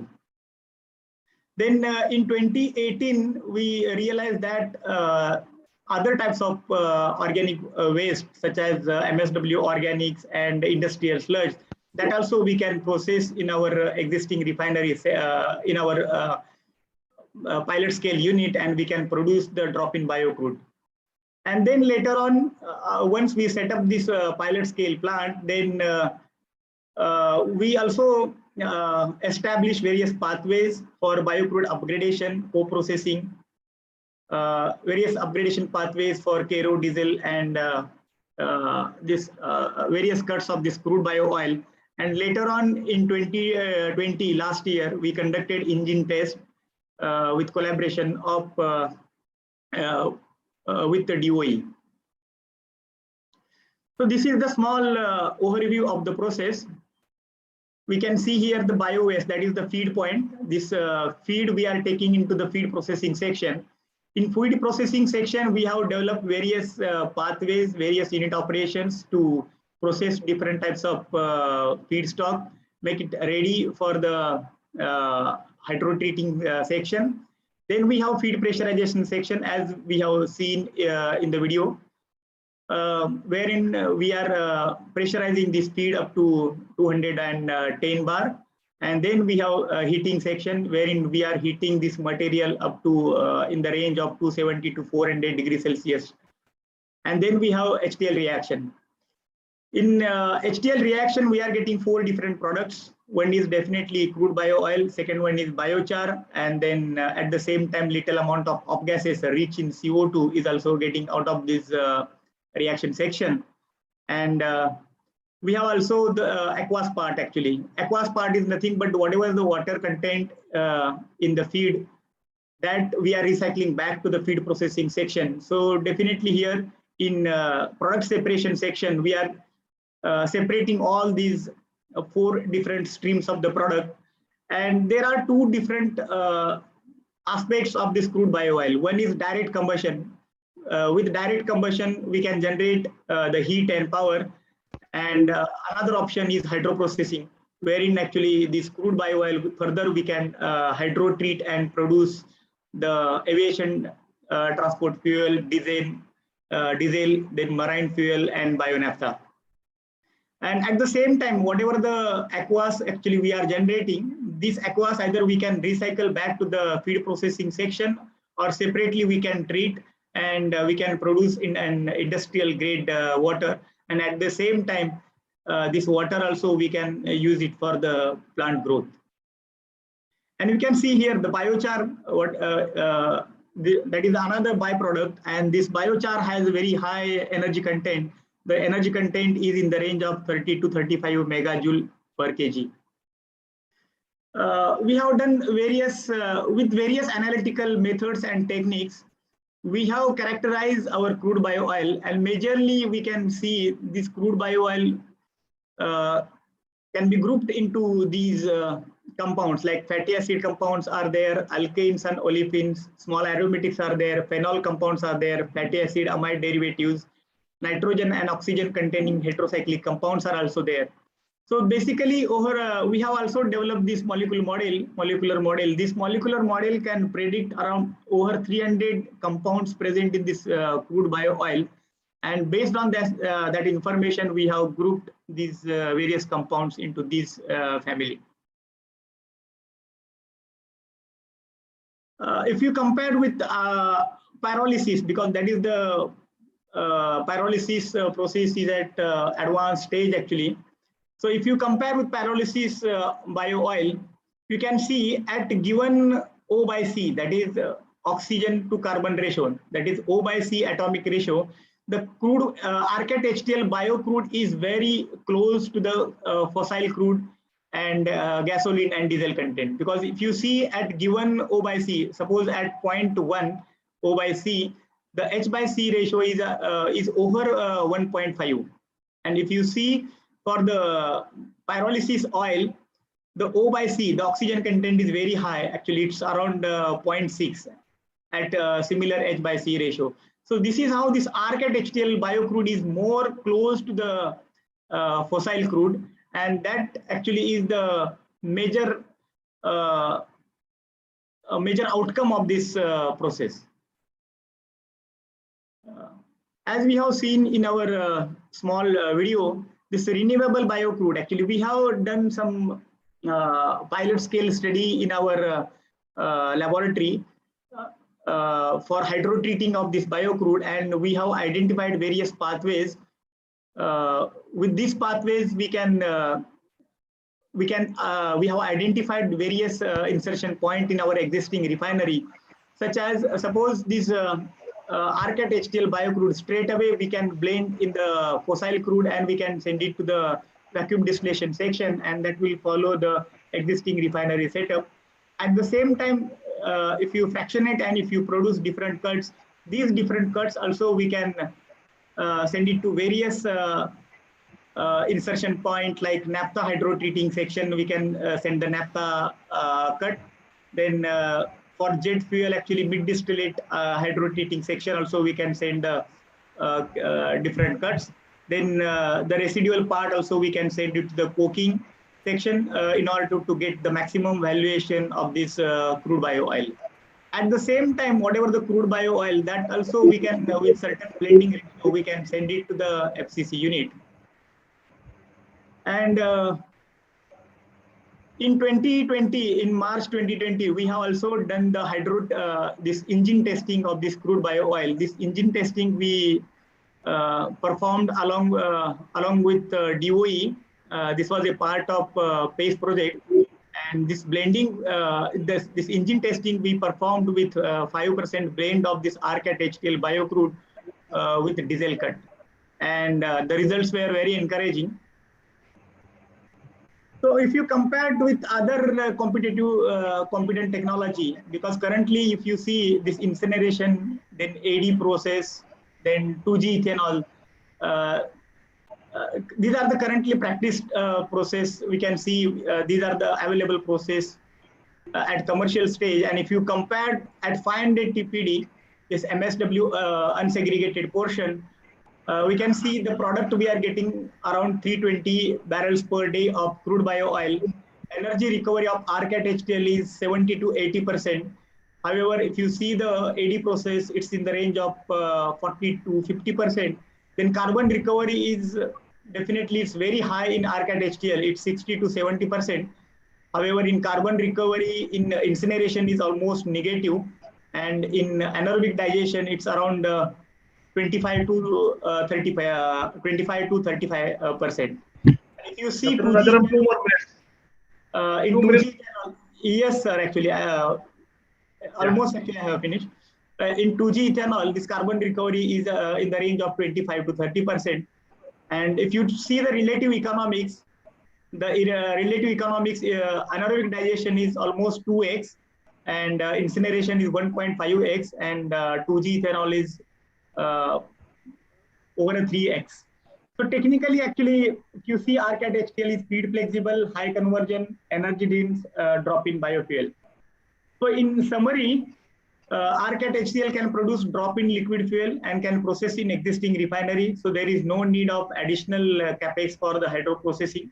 Energy efficient process. Then we have more than 35 plus patents.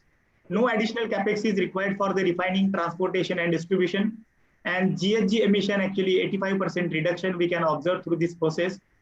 And this process is feed flexible and making it sustainable technology. RCAT HTL is ready for the commercialization. We have also received this Golden Peacock Award in 2018, then Global Clean Energy Award in 2018. And now actually, this is the most prestigious award we have received this year from Global Waste Management Summit. So with this, I would like to thank you everyone for your kind attention. Thank you.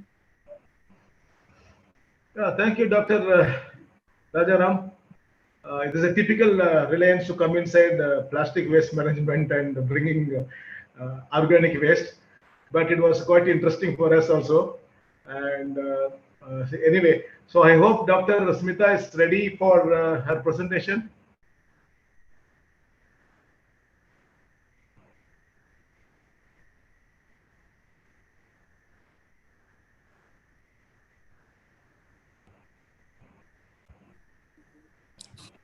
Smita ma'am, can you hear us? Yes, Ms. Aishwarya, Dr. Sweta Mohanty will be. Yeah, are you able to hear me? Yes, we can hear you, ma'am. But Are you able the to video see is my no. slides? No, ma'am. Yeah, I think Dr. Lakshmi will do this. Madam, you are helping her? I am sharing the slides, sir. Yes, Okay, ma'am. fine. Please go ahead. Now, Yeah, is please it go ahead. getting shared? No, ma'am, you need to put your camera on. I think the camera is not on because we cannot even see you, either you or your Madam, slides. I have. Yes, ma'am, we can see you Yes. now. Yes, No, now no. we can. My slides also, I have kept it actually. Ma'am, there Are will be you a able to see? button on the right-hand side of your screen. Are you able On to the see my slides now? No. No, ma'am. Ma'am, there will be a button on the right-hand side of your screen. There is In a the button in the right-hand side of the screen, ma'am. I'm sharing that itself, but I don't know why my pages are not getting shared.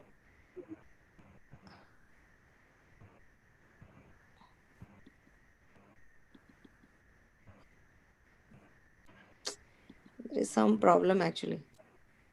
Something is Madam is coming. sharing. Ma'am, we can see your screen. Yes, we can see your screen.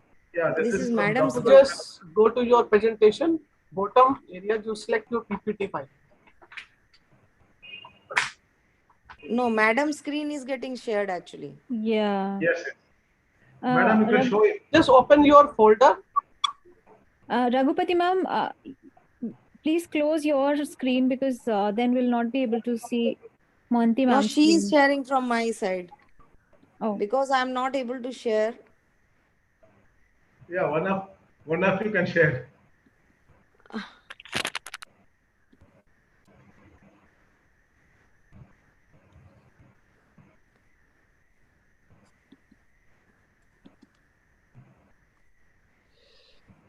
No, sir, there is some technical problem is happening. Actually, I don't know. But Maybe you can read out the slides. That's the best. that won't do, sir. I think Dr. Mohanty, can't you send it to Dr. Raghupati? I have sent, sir. I have sent to Puneet as well, but Puneet is not able to open it as well. Okay. So that is the Please problem. note that in the right format we got file. So that wise the file is. I am opening it. I very have big. opened it. Just go to the top in the share screen. I have shared it, sir. From here it is visible. Okay. Is it visible now, sir? No. Then there is some problem actually.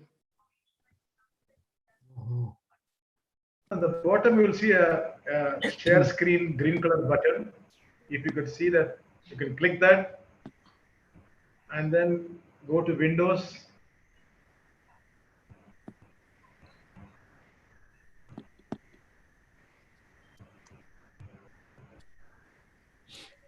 Are you able to see now, sir? No. Acha. Whenever we see, we'll say we said. Sir. Okay, sir. Then I'll just speak. Maybe if I'm Yeah. given, there is no slide. I understand that there is a problem, technical problem. Let me just speak. So whatever I have made, so that will be all right for the Yeah, audience. finally, Madam has brought Yes. source generation from plastic waste. Yes, we can read that. Yes, Go we ahead, see Dr. your slide. Good, good. Yes, it can be seen. We can see that. Okay, madam. Yeah. Okay, madam. First of all, let me thank Professor Majumdar for contacting me many a times. Now, my topic is resource generation from plastics waste. Previous of my speakers have spoken a lot of things about it. Madam, please go to the scroll through the next slide, please.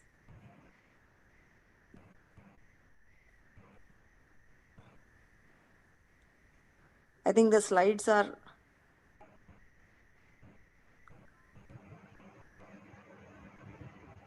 Raghupati ma'am, can you move on to the next slide, or is there a technical issue that is not enabling the slides to move ahead? This is all right. But then the next slide, move to the next slide, Raghuti madam. Okay, sir, let me speak. Actually, madam, let madam not take so much of pain. Yes. I would just Yeah. speak and I will scroll through whatever I have made it.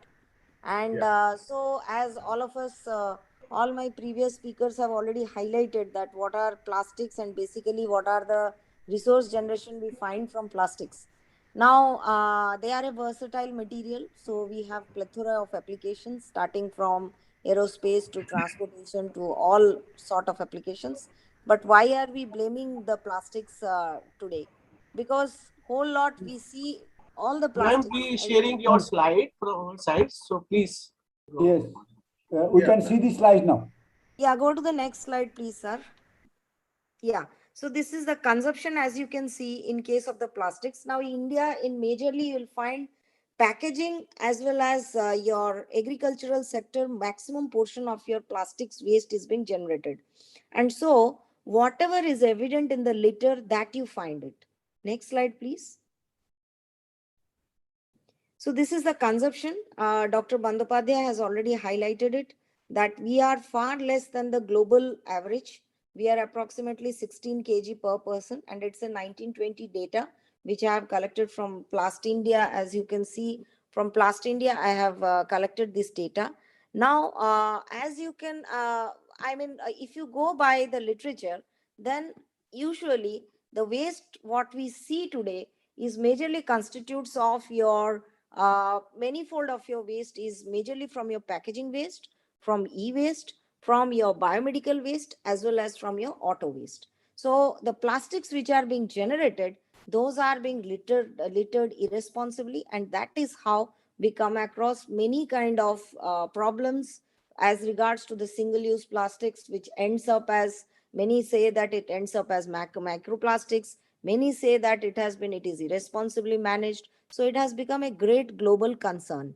Now, there are many categories of plastics based on CPET and CPCB study. We find that as per the code, we have 7 categories. Like for example, the recycling code, we have one that is PET. We call it as a safe choice because you can amicably recycle PET bottles. But if you see today, as madam in her some of her slides, she showed that 60% in India, 60% India accounts for 60% of the recycle material. We recycle approximately 60%, remaining 40% which needs to be addressed. That's a fact. 60% what we recycle, the majorly is from the PET, because we have a subsidy. We have PET can be easily remolded and it can be easily recycled.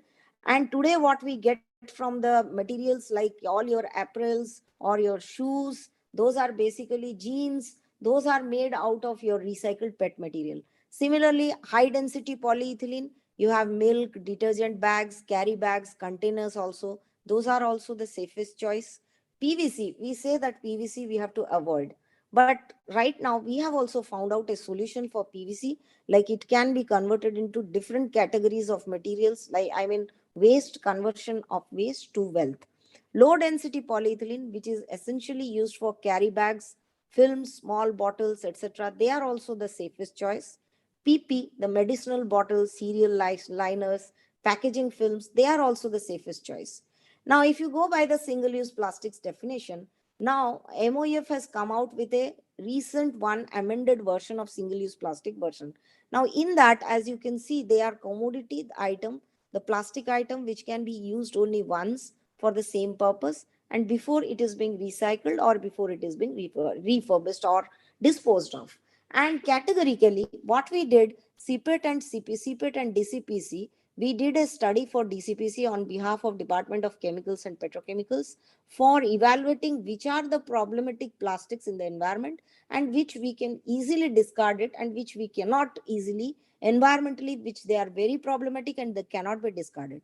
So among them, as you can see, there are 5 different categories of plastics which have been banned so far. Like for example, your Rita, the slides need to move. Slide is stuck. Madam, you leave it. I'll just speak and then we can, because I'm the last speaker and everybody should not wait for me. There's some technical problem actually. So, as you can see, so what are the things which are being banned? Now, as rightly pointed out, the most environmentally problematic plastics, which are basically, as you can see, that they are posing based on their, how do we rate it? We rate it basically on the factors of utility, like whether it is hygiene, product safety, essentiality, social impact, and economic impact.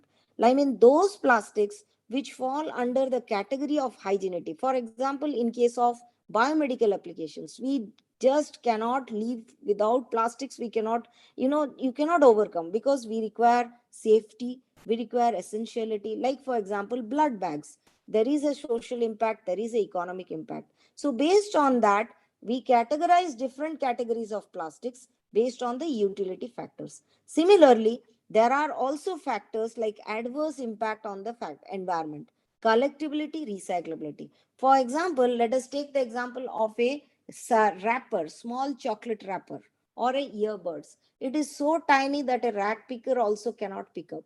So based on that, the categories of plastics which poses severe, adverse environmental impact were categorized. And accordingly, different categories of single-use plastics, for example, your thin carry bags, wrapping films, cutlery laminated bowls, cigarette butts, then your small plastic bottles, expanded polystyrene, then your roadside banners, these have been banned. Now, so because in India, we are defined, all the plastics are defined by convenience, affordability, and durability. And so, however, because of our irresponsible waste management system, or we can say the littering habits, we cause several kinds of problems. Now, I'll just speak about few alternatives, what you can see in case of your single-use plastic products. There are many alternatives which are available right now at the market. Like you can see, bamboo-based alternatives are coming in the form of cutleries. You see the straws. You see the compostable items. You see many kind of oxo biodegradable. It has also come. Some, there are also a lot of things. Oxo biodegradable additives are also added to it. Now, let me tell you what are these into. Basically, whether they can be considered as an alternative to the banned items or as an alternative to the single-use plastic products. Let's have a look at exactly what happens basically. Now, as the compostable plastics we come across, basically there are three different categories we come across. Number one is the polylactic acid.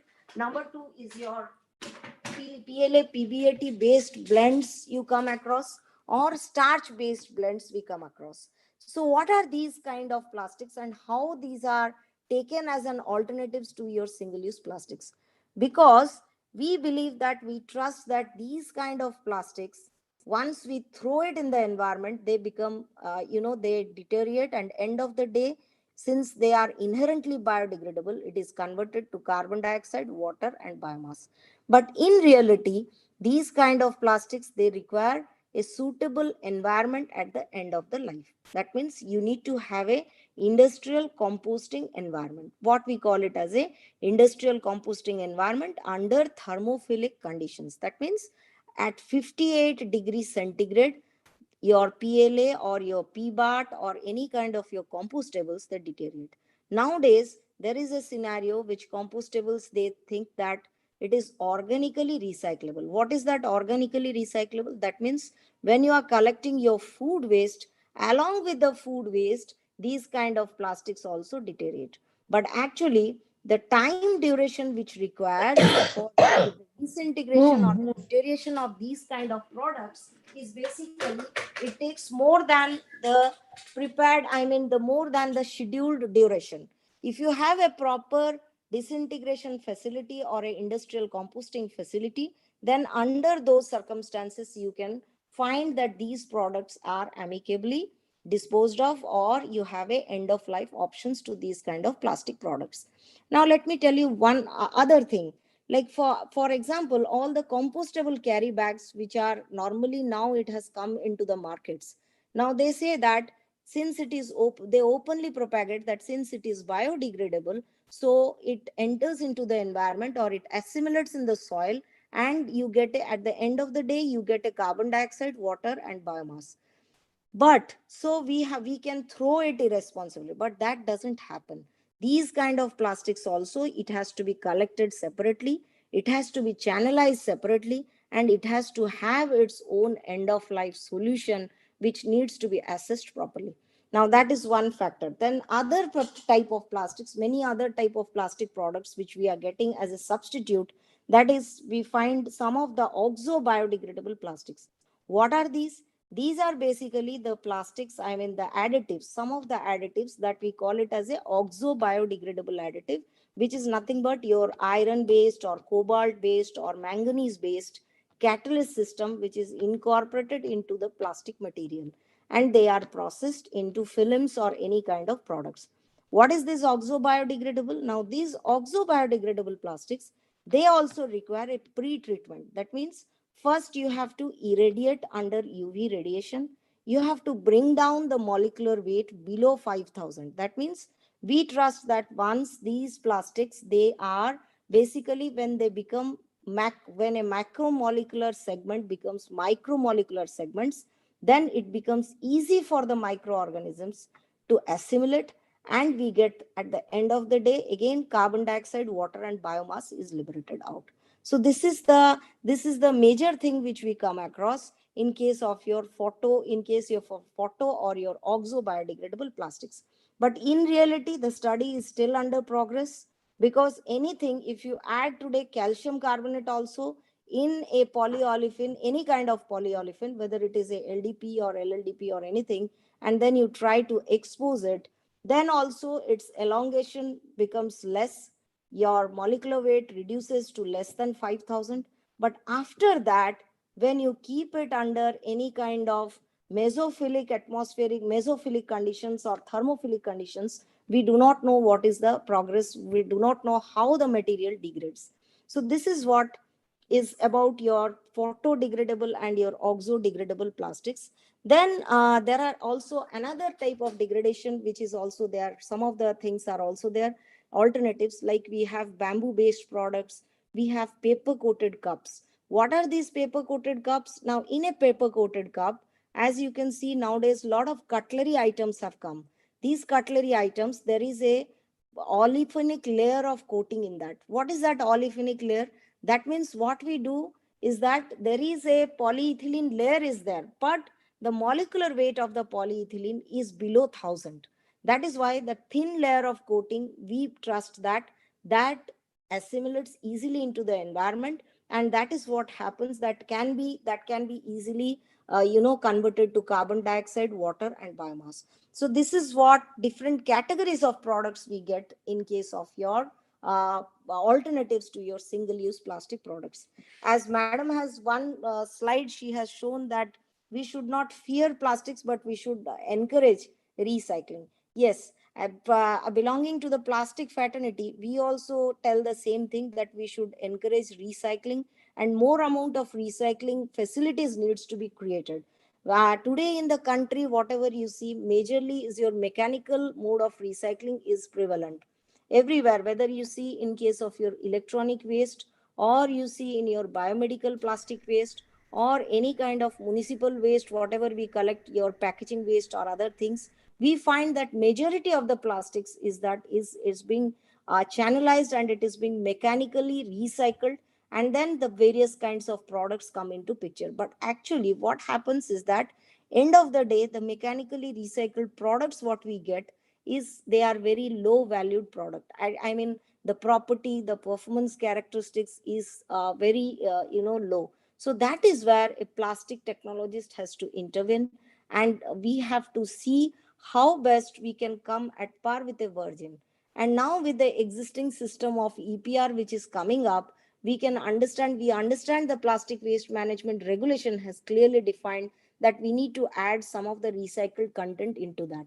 So that is why we need to set up more amount of mechanical recycling facility also in the country, so that whatever we see any kind of multi-layered plastics or any kind of plastics that is being disposed of at the end of life, they can be easily processed and they can be easily made viable for, for adding up into the virgin plastics and for getting value out of it. That is one way.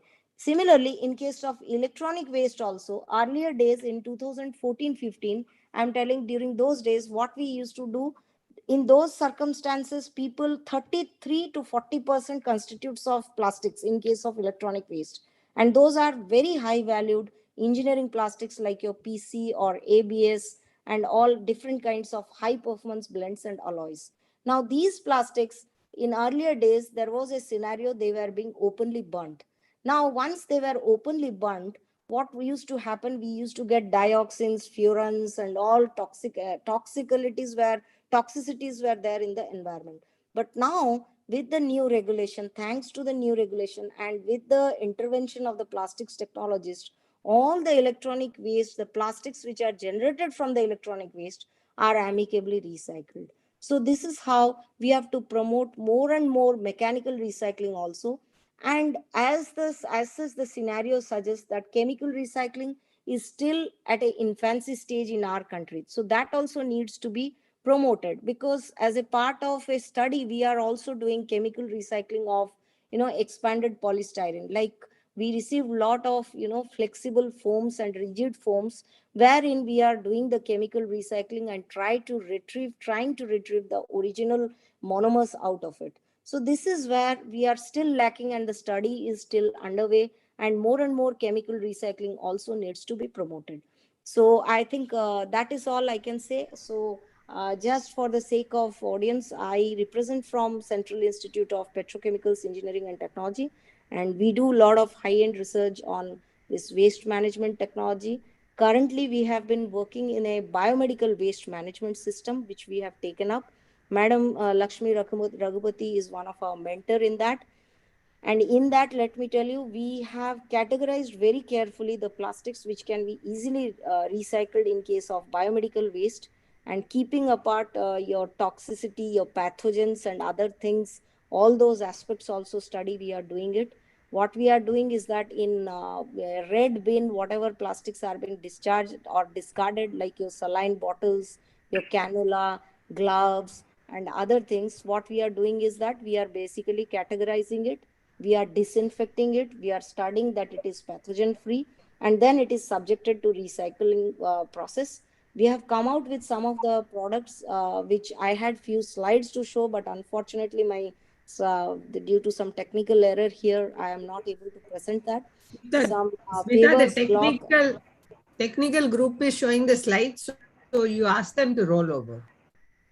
They're shown they are showing on categories of single use. So Yeah, you they can can ask. quickly go to the, last part they can go where. Slide number you tell. Maybe. But anyway, the time is running out. Yeah, sir. So that is what I will share my slide maybe.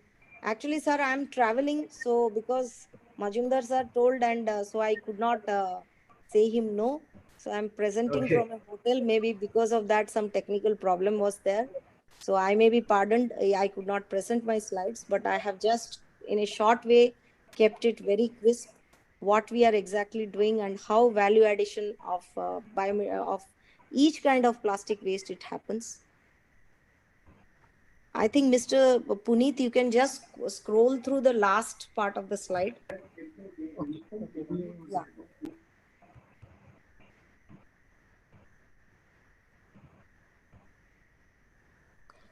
Just hold on, sir. These are the things which Madam has always shared, that lot of this is unconventional solutions, like it enters into cement kilns and plastics have been used as a hidden fuel. Next slide, please.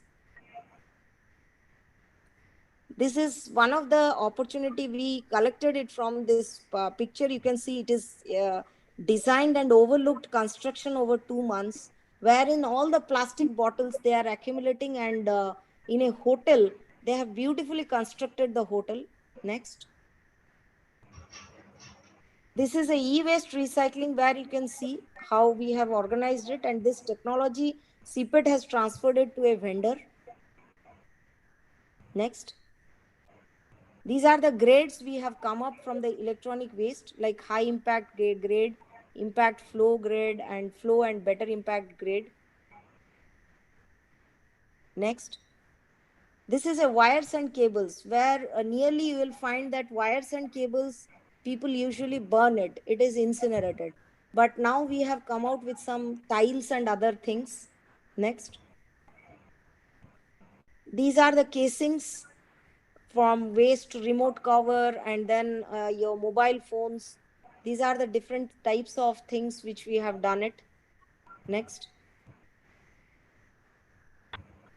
As you can see from recycled PVC, now slowly we are studying it if it can be used for railway applications.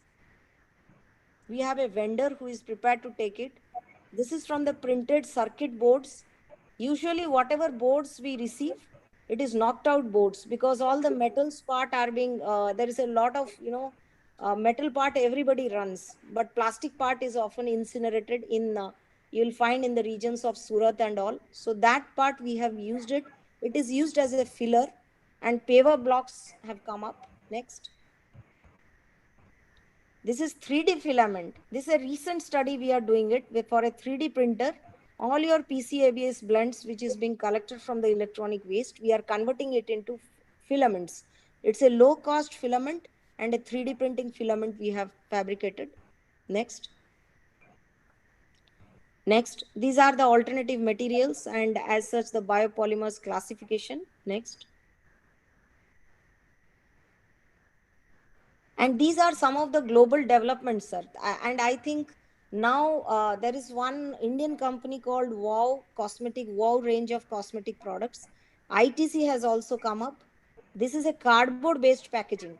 Inside layer is a oligomeric layer, and other things are, it's basically the paper. So these are some of the alternatives. Next. Then plant-based materials, like this is already there. This in Karnataka, there is one bamboo-based company. It has come up. Balibu in Indonesia. In Karnataka also they have come up with personal care brushes, and then Dell has partly replaced the EPS with bamboo and wheat straw packaging. Next. Then these are mimicking the skin, like we have a milk fabric casein, the milk protein is extracted and it is being fabricated. It is found in the form of films again. Edible packaging has come up. There is a coating which has come up. Next. This is the wrapping paper which KFC has come up, which is a edible wrapping paper, as well as a cutlery which has come up from Becky's India, which is also an edible one. Then these are the composite. Next slide, please. Next slide. These are the composites which you will find it. Next.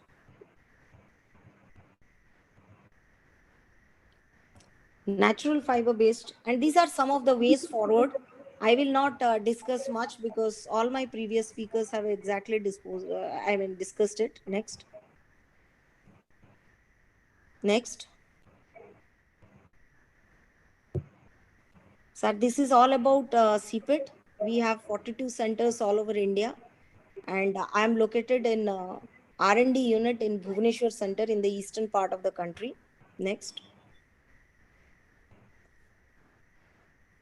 These are the 3 R&D centers. As you can see, one in Bengaluru, one in Chennai, and one in Bhubaneswar. Next. These are the areas on which we work. Like we have a product development unit, we have a material research. I belong to the material research where a lot of this waste management and other activities we do it. Next. These are the sectors on which we work, starting from agriculture to product development, which includes 3D printing and rapid prototyping as well. And waste management is there, in which we have packaging waste as well as biomedical waste. Next.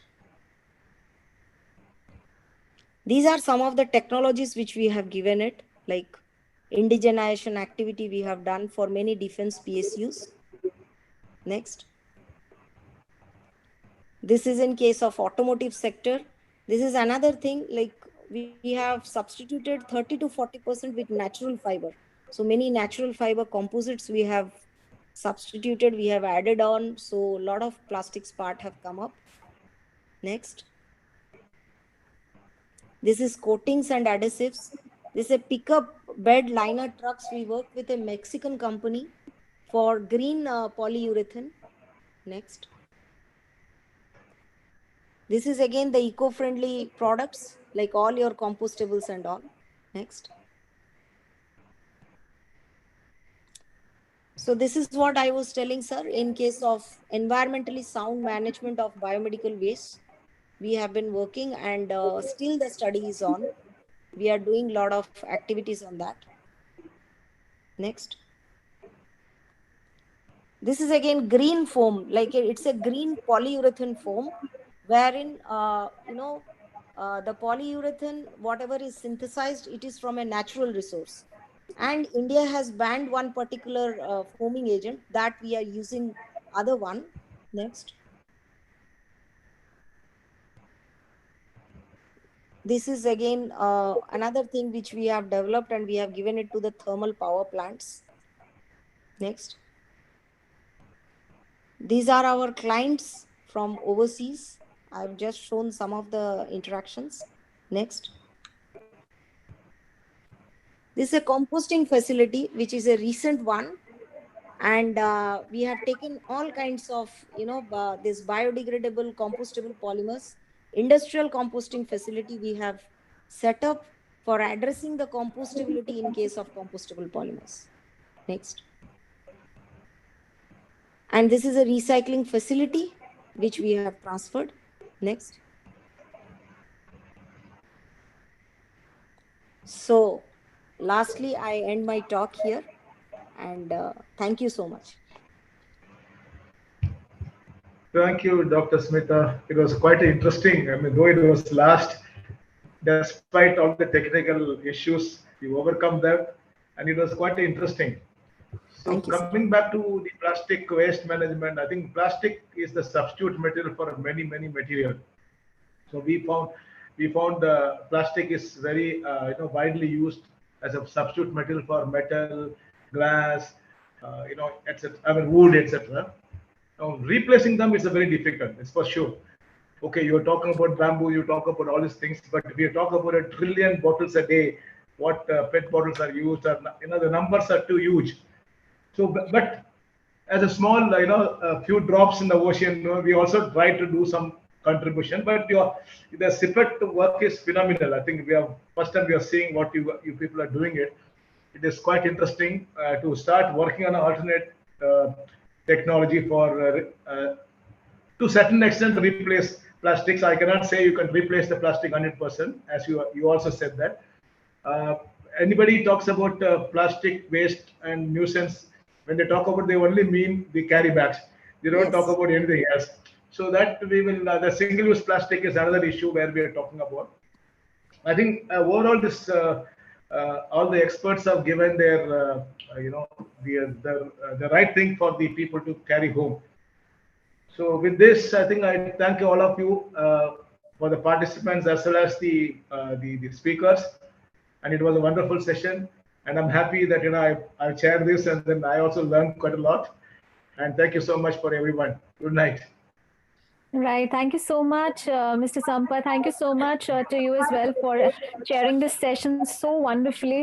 And my best regards to the speakers as well, because this was a very interesting session. Of course, as you were talking about the fact that, when talking about plastic waste, we basically, the only thing rather that comes in our mind is the plastic bags. But of course, there is much more to it. And I'd like to thank all the speakers, Mr. Tushar Bandyopadhyay, Dr. Lakshmi Raghupati, um, Dr. Abdul Aziz, Dr. Smita Mohanty, Dr. Rajaraman Ghatke. So, in not only this particular session, but I'd like to thank the speakers from all the sessions that we have had in 2 days, because delivering a sustainable energy system for the future will require collaboration and also actions from across the energy business and government's ecosystems.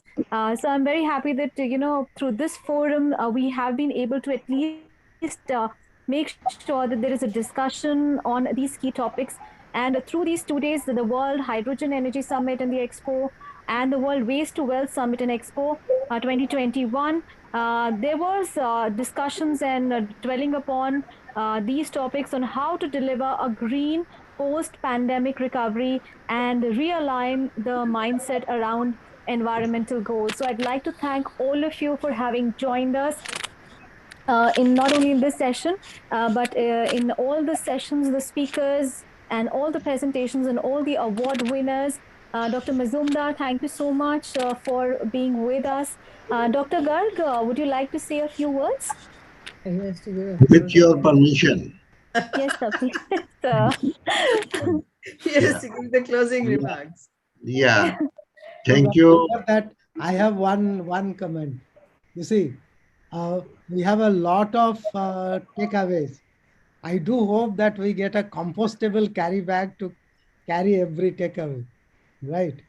So with that, Definitely. to It Dr. is Garg. not going to be very far. It will happen. Yeah. Thank you. From next time you will have this bag and you will carry much more than what you are carrying today. This conference will be in association with the International Academy of Environment, Sanitation and Public Health, who has supported and also share their shoulder with us. Dr. Majumdar is the key person. He's the right person who has given this idea, Waste to Wealth Summit. Thank you, Dr. Majumdar. Thank you, Dr. Ganpati, Lakshmi Ganpati, who have chaired a few sessions. So, Dr. Raghupati. Raghupati. Yeah, Lakshmi Raghupati. Okay. My apologies. So you have shared many sessions, and you are encyclopedia of all these waste converted into the resources. Very This right. is very good, and we have to thank the chairman of this session and all the distinguished speaker, Samita Mahanti, Samita Mahanti. We have seen some of your presentation, and it is wonderful. So next year we will have a physical mode conference, hopefully with your good wishes, on the same dates. And we will invite you for that. And for international participation, we will keep hybrid mode also, so that some of the presentation will be presented live. And the audience has privilege to ask question and they can see each other. So this will be a good forum, and I have to thank our the knowledge partner Terry for doing excellent paper. All these presentation will be loaded after few days on YouTube. Mr. Puneet and Uttam, they have done a very, very Herculean task, and they should be complimented. So they will have some leave. And that's why I'm saying this will be loaded after a few days, and this will be available on our website. So you should take advantage. My only request is that you should, or you are requested to give 5-6 line your recommendation, so that I can pass on to the Ministry of Environment, Ministry of Housing and Development, and Niti Aayog for their implementation. If not implemented, at least for data generation that will be available for next generation to come. Thank you very much for your support, cooperation, and thank you, Mr. Majumdar and Dr. Majumdar and team. Thank you very much. Thank you. Bye-bye. Thank you. Thank you. Good night for now. Good night all. Good night, everyone. Bye-bye. Thank you.